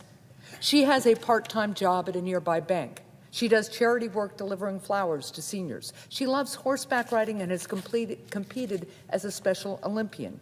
She accomplished all this thanks to her bravery, optimism, and generosity, but she may not have even gotten that chance without Medicaid. And then there's Sherry from Lebanon. Like other Granite Staters, she's had struggles with addiction, as well as some mental health challenges. But Sherry was eligible for Medicaid. She got treatment and went into recovery. She was able to go back to work. Today, Sherry is a perinatal peer support educator and coordinator for Dartmouth Health. She helps families every day. Because she got care when she needed it, she's now working to provide care for others, touching untold and unknown numbers of lives through her work. And she was my guest this year at the President's Joint Address to Congress. But none of her recovery, employment, and life-saving work would have been possible or happened without Medicaid. So if the administration intends to eviscerate Medicaid, if they intend to go through with their plan to cut Medicaid by 1/3 to pay for a tax break for billionaires, then before they do, they should at least stop and explain, of these 3 people, Michelle, Noah, Sherry, who is the one that they want to kick off of Medicaid? How would any of us be better off if any of these 3 people are forced to go without health care? Most Americans are proud of our capacity to come together and ensure that our friends and neighbors can get health care and be able to work and raise families. But this administration evidently considers the provision of life-saving health care to Americans from all walks of life to be a problem. Now, beyond the huge price tag of this budget plan, a plan that explodes the deficit by $37 trillion more over 30 years. And let's be clear, the Republican budget writers are going to use accounting gimmicks to try to hide this cost. And let's be clear, too, that the $37 trillion in additional debt won't be used to improve health care. It's to pay for tax breaks for billionaires. But there is another cost to the president's attacks on Medicaid. Because as important as it is that we protect the health care provided by Medicare, and that's tremendously important, protecting Medicaid health care marks neither the beginning nor the end of what we need to do to improve health care in our country and make it more affordable. We need to confront real challenges in our country's health care system. Big Pharma keeps drug prices too high. We have the best doctors in the world, but too few people can afford to see them. Too many Americans live with chronic diseases. Labor and delivery centers across our country are more and more scarce, and rural hospitals are struggling. Americans need to summon our best ideas and our best efforts to meet these challenges, but we will not make progress so long as this administration continues to keep us trapped in old debates and tries to unravel bipartisan support for the progress that we have already made. Of course, it doesn't have to be this way. When I was governor of New Hampshire, we managed to expand Medicaid and balance the budget at the same time, and we did both on a bipartisan basis. We did it with the support of many business leaders and law enforcement leaders who didn't always vote the same way come November, but they did agree that we're all better off when people are healthy. President Trump and congressional Republicans are presenting us with a false choice. We don't have to choose between keeping the status quo on the one hand and blowing up our health care system on the other. We don't have to buy the falsehood that somehow we have to close rural hospitals and throw seniors out of our nursing homes to improve our health care system. There are better ideas, and a whole lot of them are bipartisan. There's bipartisan bills right now to lower the cost for patients when they go to the doctor by implementing something called site neutrality. There are bipartisan bills that will lower drug costs by bringing more generic drugs to market. But these ideas only help if there's a functioning healthcare system to build on. A functioning healthcare system, as challenged as it is, that includes Medicaid. As Americans, we don't shrink from challenges. We don't surrender to cynicism and lies. We work together. We do hard things. We do what it takes to build a better future for our country, and we do it in a way that brings all of us along together. And that includes ensuring that all of us have health care. That's the way we created Medicaid. That's the way we expanded Medicaid. And it's through that same spirit of hard work and optimism that we can overcome the healthcare challenges of today if we can summon the political will to do it, a will that has been so sorely lacking since this president arrived on the scene. The Senate should not pass a budget that rips healthcare away from millions of Americans, 60,000 of whom live in my state, just to give tax cuts to billionaires. But that is what this budget will do. It's un-American and it is shameful. I yield the floor.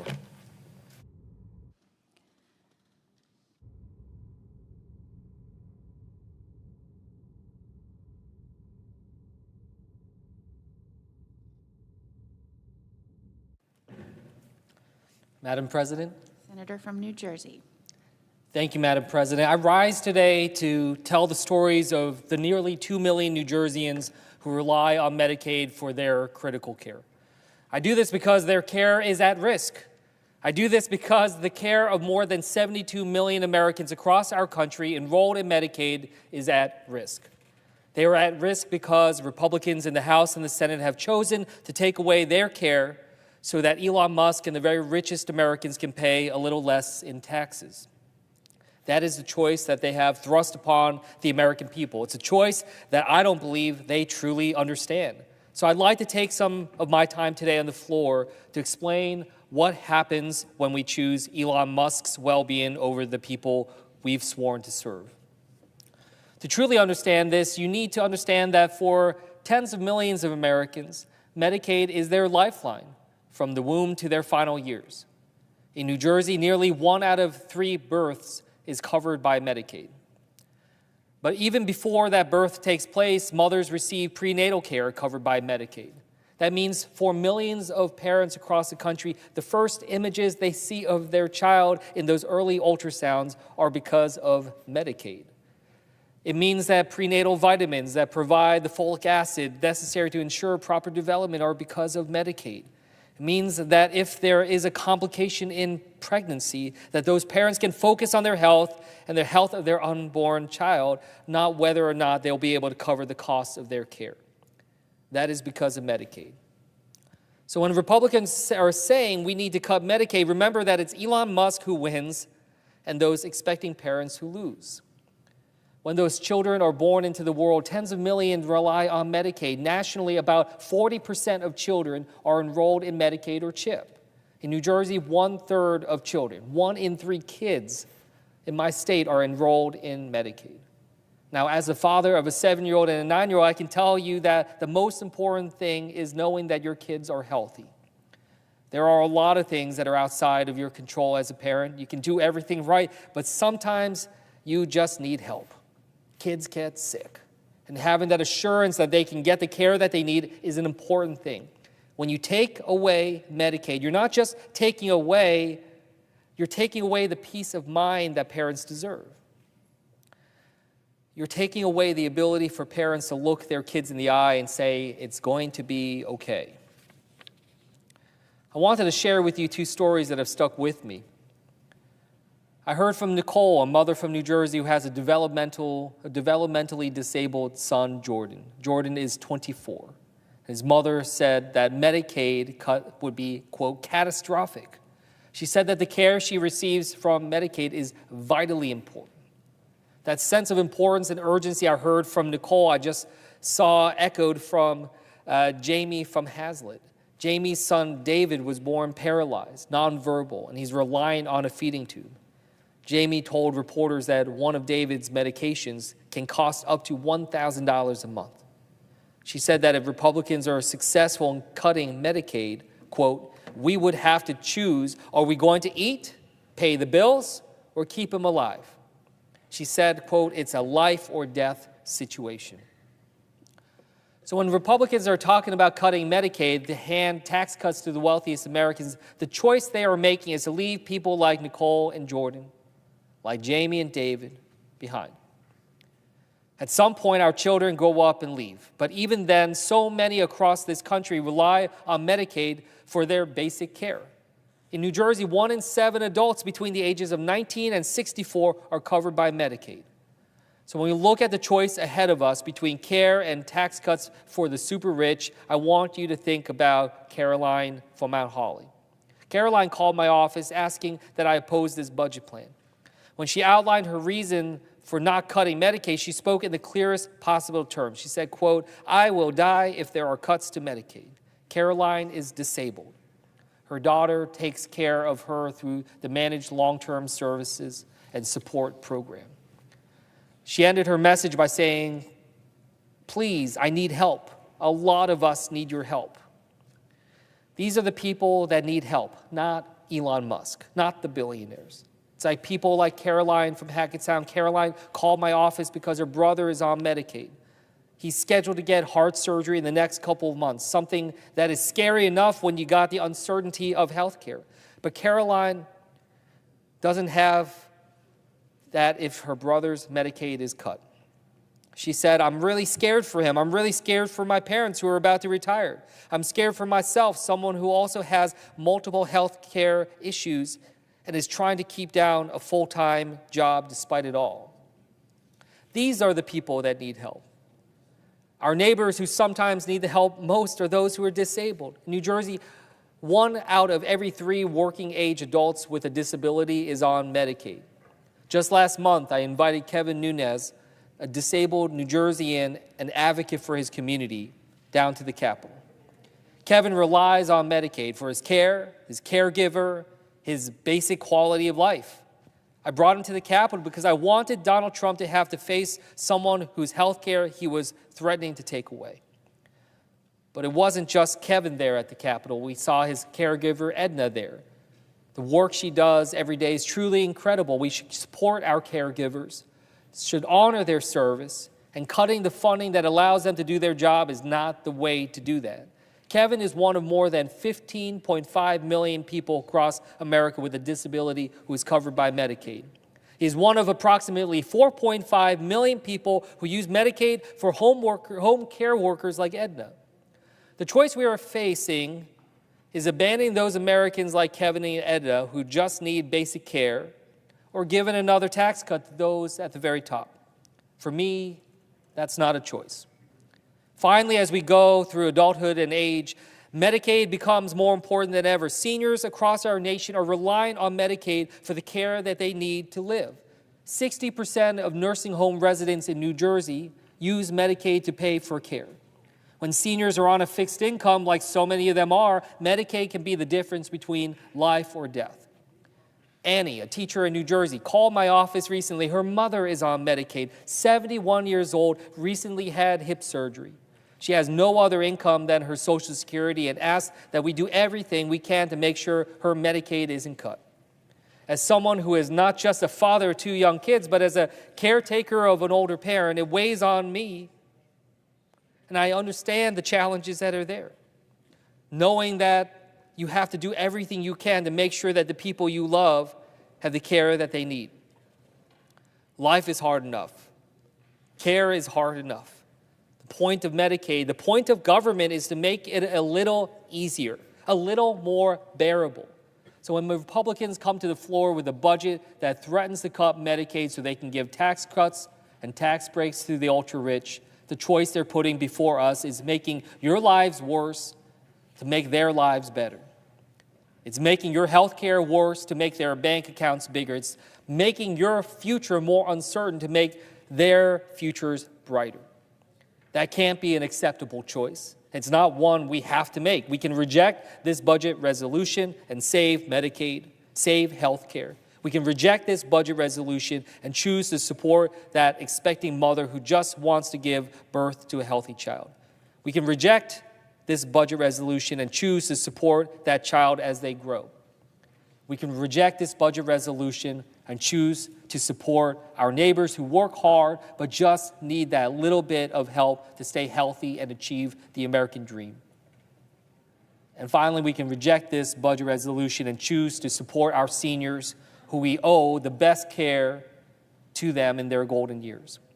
This is a moment to show the 2 million New Jerseyans on Medicaid, the nearly 80 million Americans on Medicaid, and every other American across this country that we choose their well-being over the wealth and power of those who already have plenty. Let's reject this budget resolution and do the right thing for them. Thank you, and I yield back. Senator from Kansas. Good. Okay. Madam President, I have 6 requests for committees to meet during today's session of the Senate. They have the approval of the majority and minority leaders.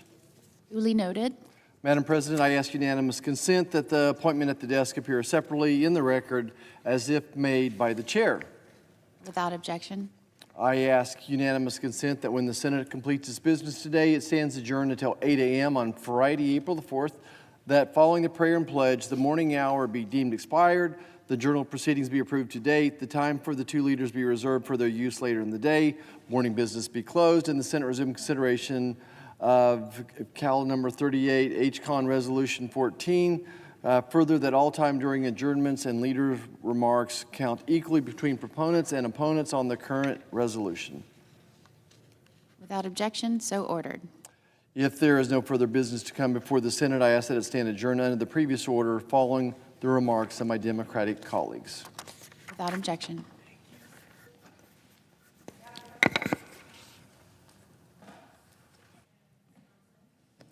Madam President, I rise this evening once again to highlight Wisconsinites' stories who would be impacted by cuts to Medicaid that my Republican colleagues are proposing. Earlier this evening, I talked about children. Babies are most vulnerable. Now I'd like to talk about older adults. I rise to share the story of Renee. Renee is a 60-year-old woman. She lives in Milwaukee, Wisconsin. And in October of 2023, Renee was diagnosed with stage 4 breast cancer. It had metastasized to her brain, her lungs, and liver. She depended upon Medicaid for that diagnosis through a program that Congress created. And she also depends on Medicaid, or Badger Care as we call it in the state of Wisconsin, for her treatment. Without Medicaid, she said, and I'll quote her, "I would be forced to ration or forego cancer treatment, hastening my death, or send me and my husband into bankruptcy trying to keep me alive," end quote. In March last month, I brought Renee to President Trump's State of the Union address to show this president who his massive cuts to Medicaid will hurt. Medicaid provides health coverage to 7.2 million seniors nationwide. That's millions of Americans just like Renee, who rely on Medicaid for the life-saving treatment that they need. I also heard from Linda. Linda lives in Viroqua, Wisconsin, where her husband and she run a dairy farm that they bought nearly 22 years ago. Linda served her community for 30 years as a registered nurse, working primarily with new moms and babies before she was forced to retire due to chronic health issues.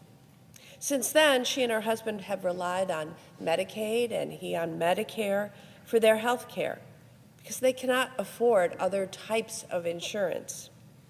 Like so many dairy farms in the state of Wisconsin, Linda and her husband work on very tight margins, made even tighter by Trump's first-term tariffs, which, according to Linda, put us into poverty.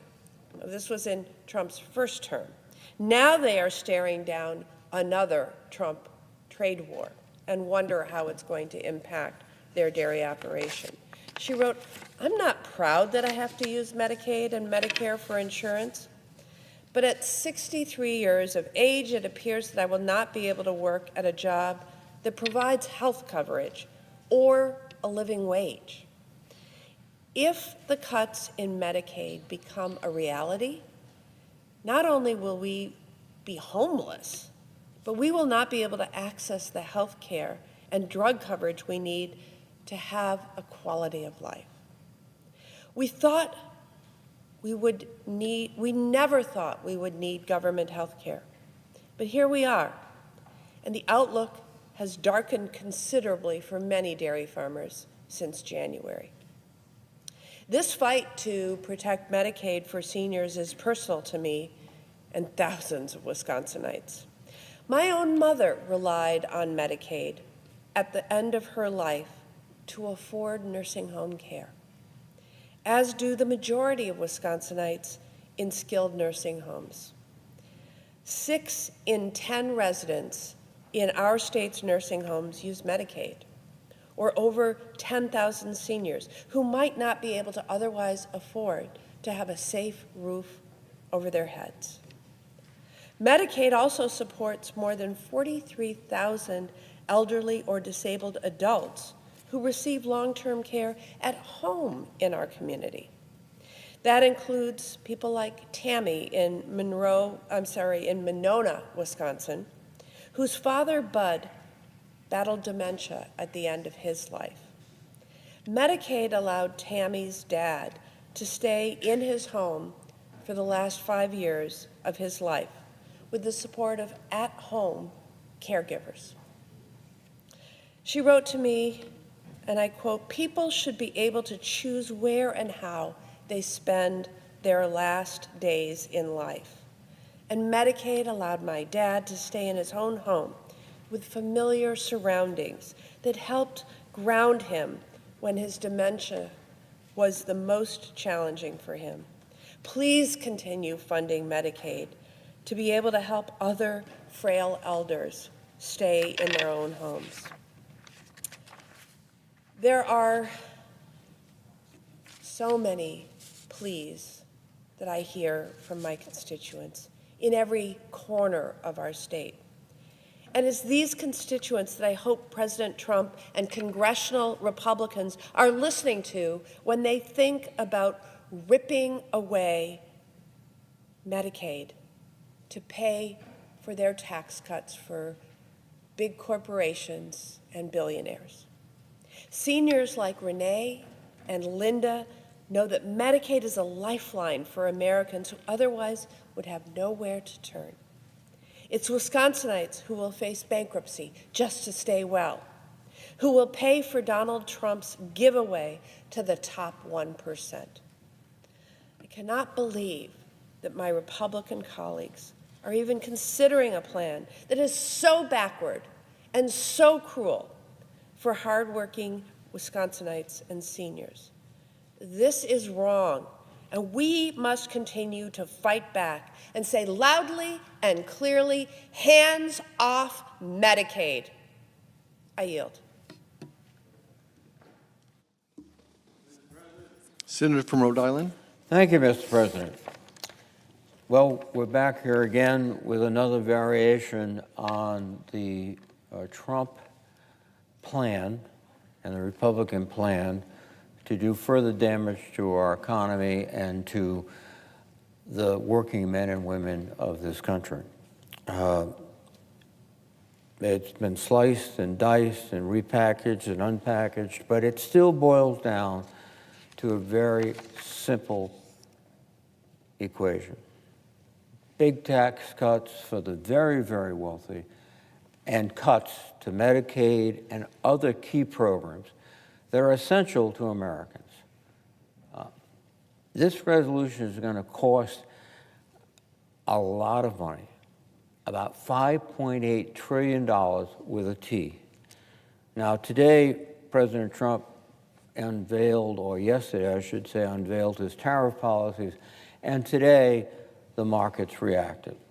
They lost $2.5 trillion in value. So he is just taking a sledgehammer to our economy and a sledgehammer to the working families who depend upon these programs like Medicaid, and a sledgehammer to our universities and medical schools and research laboratories, which have made us the premier center for research, innovation, and healthcare in the world. And with these sledgehammer blows, I don't think we can maintain that status. These proposals by the President and my Republican colleagues are designed to take away the health care coverage from millions of Americans, seniors, kids, veterans, individuals with disabilities. And they particularly seem to focus on Medicaid. Now, Medicaid provides essential health care services for the most vulnerable populations of the country. It covers nearly 80 million people if you combine those covered by the Children's Health Insurance Plan, CHIP. In my home state of Rhode Island, over 300,000 people, and that's about 1/3 of my state, depend on Medicaid. And the Republicans are talking about cutting this program by $880 billion, which would be devastating. And looking at the Medicaid recipients in Rhode Island, it's interesting. 1 in 5 adults aged 19 to 64 are covered. 1 in 3 children are covered. And we all know how critical it is for health care for children, because a childhood problem left untreated can lead often to much more serious health consequences as they grow older, much more dependency on social programs, which are paid for by us. Good health care as a child guarantees, in many, many, and most cases, success in school, success in life, and a healthy life. 1 in 3 children. Now, 5 in 8 people residing in nursing homes are receiving Medicaid. So let me tell you what's going to happen when Medicaid is cut by this extraordinary amount of money, $880 billion. A lot of nursing homes will close because their margin, the difference between opening the doors and closing them is the Medicaid money they receive. When that goes, where are you going to put your ailing mother or grandmother? I'll tell you what to do. You're going to do it like they did it before Medicaid. When I was a young kid, it was not unusual to go visit someone, and in the front room, there'd be the hospital bed and the grandmother, and the mother was taking care of the person, and that was health care back then. But after Medicaid, we were able to create a much more effective health care system. And this will touch not just the very poor, this touches the working families. It's the only way they can keep really their mother or father or older relative or a child with a very serious illness in a safe, protective place where they can receive appropriate care. Now, 3 in 7 Medicaid recipients in Rhode Island are working-age adults with disability. Now, this is a situation where these people, because of their physical limitations, cannot work, need assistance. Some are severely disabled, others are significantly disabled. And they're going to be left literally out in the cold. And I must say there's a corollary here, because just a few days ago, the president announced that he was going to take the IDEA education program and move it into the Department of Health, which at the same time is trying to shed thousands and thousands of workers. So my fear, of course, is that, again, going back into my youth, the 50s and the 60s, that children with disabilities will be sitting in the back of the room by themselves, trying to keep themselves occupied, because what we have created through IDEA, a system of education tailored to the individual child's disability, will be unsupportable. And that's the kind of damage he's doing. And it's the working people, it's the families, it's the kids, and it's, I think, inexcusable. Throughout the country, 38 million children rely on Medicaid. 2.3 million children with disabilities, as I said, throughout the country rely on Medicaid. And also, as I said, throughout the country, not just Rhode Island, 7 million seniors count on Medicaid to afford nursing home care. So we're in a situation now where we are basically undercutting our healthcare system. And it's not just these people who feel it, everyone will feel it. If these Medicaid cuts go through, it will create so much turmoil in my state that our healthcare delivery system will be under great pressure, but I think so much pressure that it will not work. Where do people go when they don't have health care? They go to the emergency room.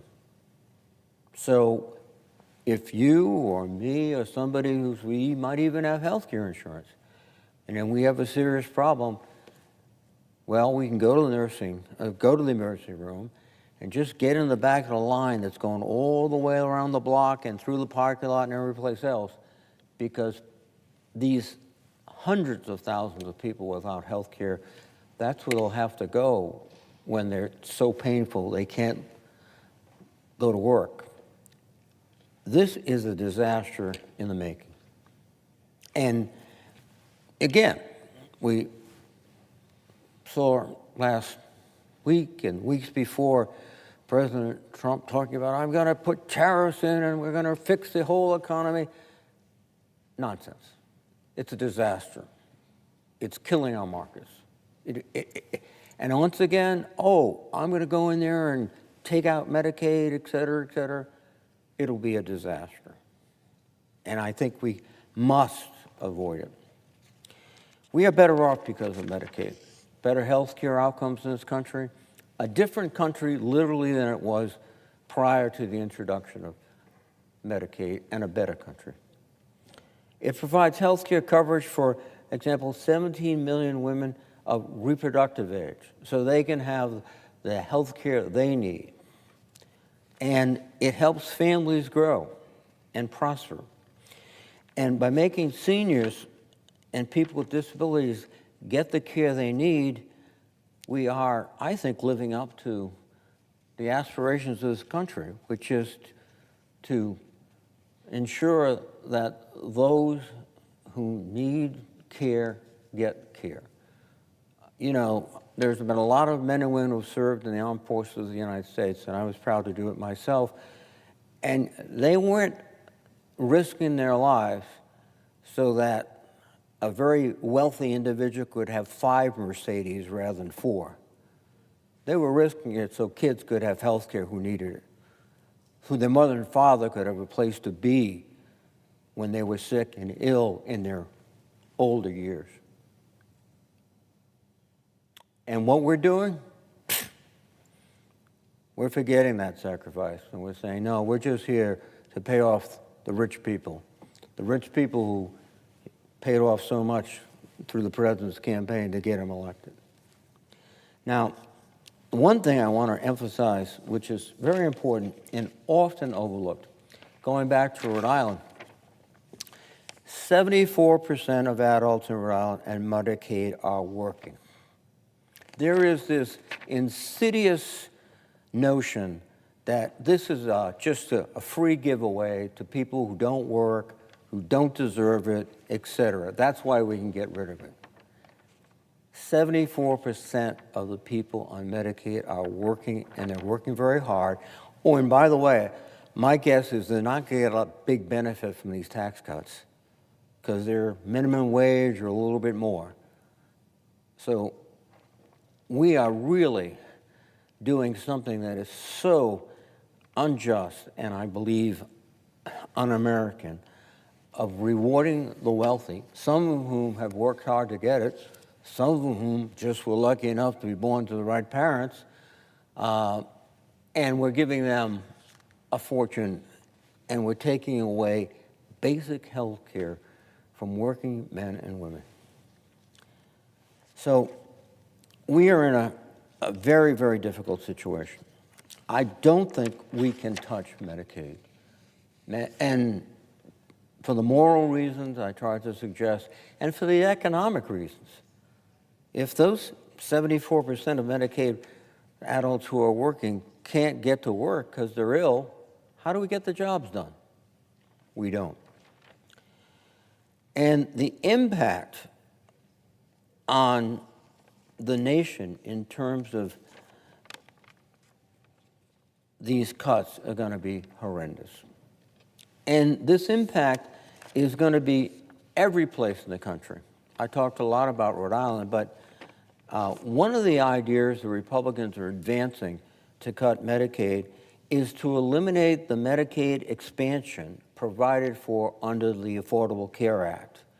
Now, according to the Urban Institute and the Robert Wood Johnson Foundation, this cut would cost 41 states over $44 billion. States would have to increase their share of Medicaid spending by 25%. States like North Dakota, Indiana, Montana, and Nebraska would see their costs go up by 30%. So I hope my colleagues from these states are ready, willing, and able to go out and tell their constituents, your health care costs are going up 30%. Now, obviously, I oppose this resolution that is being proposed. We have to do more, not less.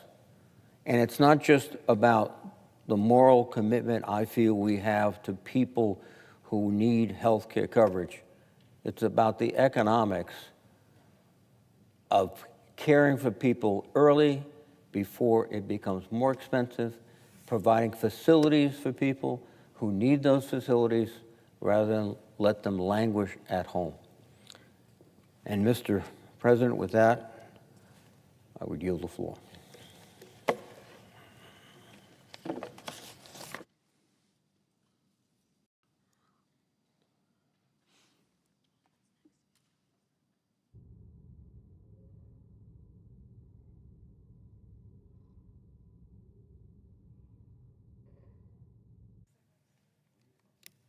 Madam President. Senator from Nevada. Madam President, Madam President, excuse me, Mr. President. It's happened to me before, too. It's okay. I apologize. No Mr. worries. President, I am joining my colleagues today because Nevada's health care and Americans' health care, it really is not up for negotiation.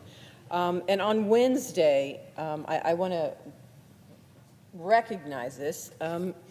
Senate Republicans released their budget plan to pay for President Trump's billionaire tax cuts. You've heard everybody talking about that. We've been on the floor. This is so important for the American public to understand what's at stake, because really we can't let them fool you with some bureaucratic language or to make them seem less devastating than these impacts really are, or to use some sort of math gimmick.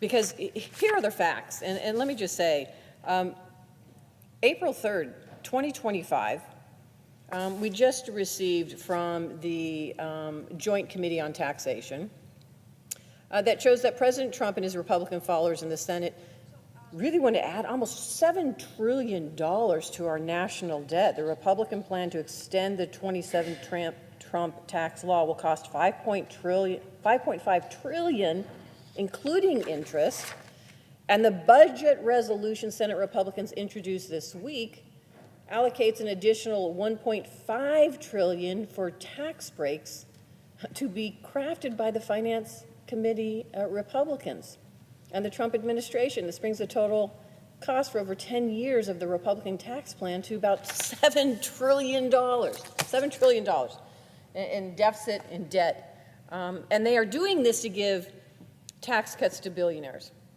And in order to pay for it, one of the things, and you're hearing us talk about this, is they want to slash Medicaid in this country by almost $1 trillion. You've heard this term, $880 billion, because that's what the House has sent to their committee to say we need to find some way to pay for these $7 trillion that in tax cuts that we want to give to billionaires. Now, Nevadans And so many across the country are being told these cuts are going to come from cracking down on waste, fraud, and abuse in Medicaid. Well, that would be great if it were true. Let me just put a fine print on this. I'm all for getting rid of waste, fraud, and abuse within government programs. And I know that many states, and actually all states, including the Attorney General's office in the state of Nevada, they actually have a Medicaid fraud unit that goes after that fraud, waste that we see across the country. Every state has one. But here's the simple truth. We are not going to find $880 billion in pay-fors by only cutting waste, fraud, and abuse in Medicaid. To shrink this essential program down by nearly $1 trillion, President Trump and his Republican allies in Congress, they actually have to gut Medicaid. There's no other way around it. That's what they have to do, and that's not just a talking point from the Democrats. The nonpartisan Congressional Budget Office, their analysis confirmed that Republicans would have to make the largest cuts in Medicaid history to meet their budget's $880 billion target. Now, here's what I know, and you're hearing from all of our colleagues that tonight, and you will hear this as we go into the votes that the Republicans want to take on this. I don't care whether you're from a red state, blue state, you live in an urban area, rural area. Medicaid cuts to pay for billionaire tax cuts would hit everyone hard. It would be devastating. And nearly 800,000 people in Nevada would be devastated by this because they depend on Medicaid to keep themselves and their families healthy. This includes 1 in 6 adults, 3 in 8 children, 4 in 7 nursing home residents, and 1/3 of people with disability. I also know that 66% of adults in Nevada who benefit from Medicaid, they work for a living. And 43% of our births are covered by Medicaid. In Nevada, 17,600 Medicaid enrollees used home and community-based services and long-term services to support them. These are seniors, these are people with disabilities. And nearly 40% of all children in Nevada are covered by Medicaid and CHIP. And you heard my colleague from Rhode Island say this, and I also want to dispel this notion that people on Medicaid are somehow lazy and they don't want to work and they're just somehow milking the system. Let me be very clear, nearly half of all Nevada Medicaid enrollees, that's 380,000 people, are people with jobs and their dependents. Now, I want to put a fine point on this because I have to just call this out. This is just a crazy notion because I've met these families. I've met a woman, she and her husband are working, they're both working full time. Their daughter has a rare disease. Without Medicaid, they would not be able to afford the medication and the healthcare, access to healthcare that she needs. I have visited in my state clinics, FQHCs, clinics, federally qualified healthcare centers in the north and the south. I was in the northern Nevada one just 3 weeks ago. And I was looking at the individuals that were coming in for care, and I asked them, how would you be impacted by Medicaid? Not only would it devastate this health center, I said, who are these people that are coming to you? You know who they are? They're people that are working at Amazon. They're people that are working at Amazon and Walmart that have to get Medicaid because the billionaire owners of these organizations don't care enough to provide them health care. This is outrageous, but these are the people that we are talking about. And let me just say, babies and their mothers who had access to essential health care. Nevada Medicaid does postpartum coverage up to 12 months thanks to the American Rescue Plan. And now the Republicans and Donald Trump want to take it all away. I know I am not the only state that is dealing with this, and I will tell you, and it's some of my colleagues I know, and I've talked to them, whether you're Republican or Democrat, we have talked about this. It's devastating for our urban areas. It would devastate my rural communities and every rural community across this country. If you live in a rural community in my state, you have very little access to health care. So you want to keep those clinics open. Because if you don't, then you're driving 4 hours just to get your health care somewhere. If you have the ability to get there and drive there. And so I know it's not unique, and my hope is that my colleagues, my Republican colleagues who care like I do, and I know they do, about their constituents, we are going to address this issue and we're going to work together so we can protect Medicaid. But Mr. President, I would like the opportunity to engage in a colloquy with one of my colleagues who is here today from Michigan.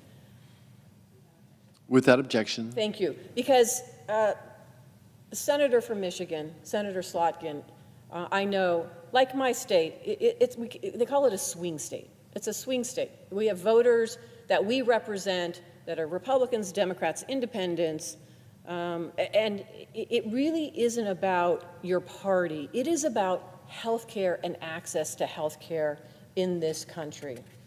And so for my colleague from Michigan, I am curious what she is seeing and the impact that the Medicaid cuts that we are talking about would have to your constituents, the people that you represent in Michigan.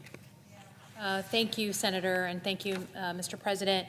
I mean, I think what we're all here talking about into the dead of night is this idea of who we want to be as a nation when it comes to providing health care. Do we believe that the greatest country in the world should be able to treat the people who need help in our country, or are we okay with the poorest among us, the weakest among us, those who are disabled, those who are elderly, those who are children, just not having access to care?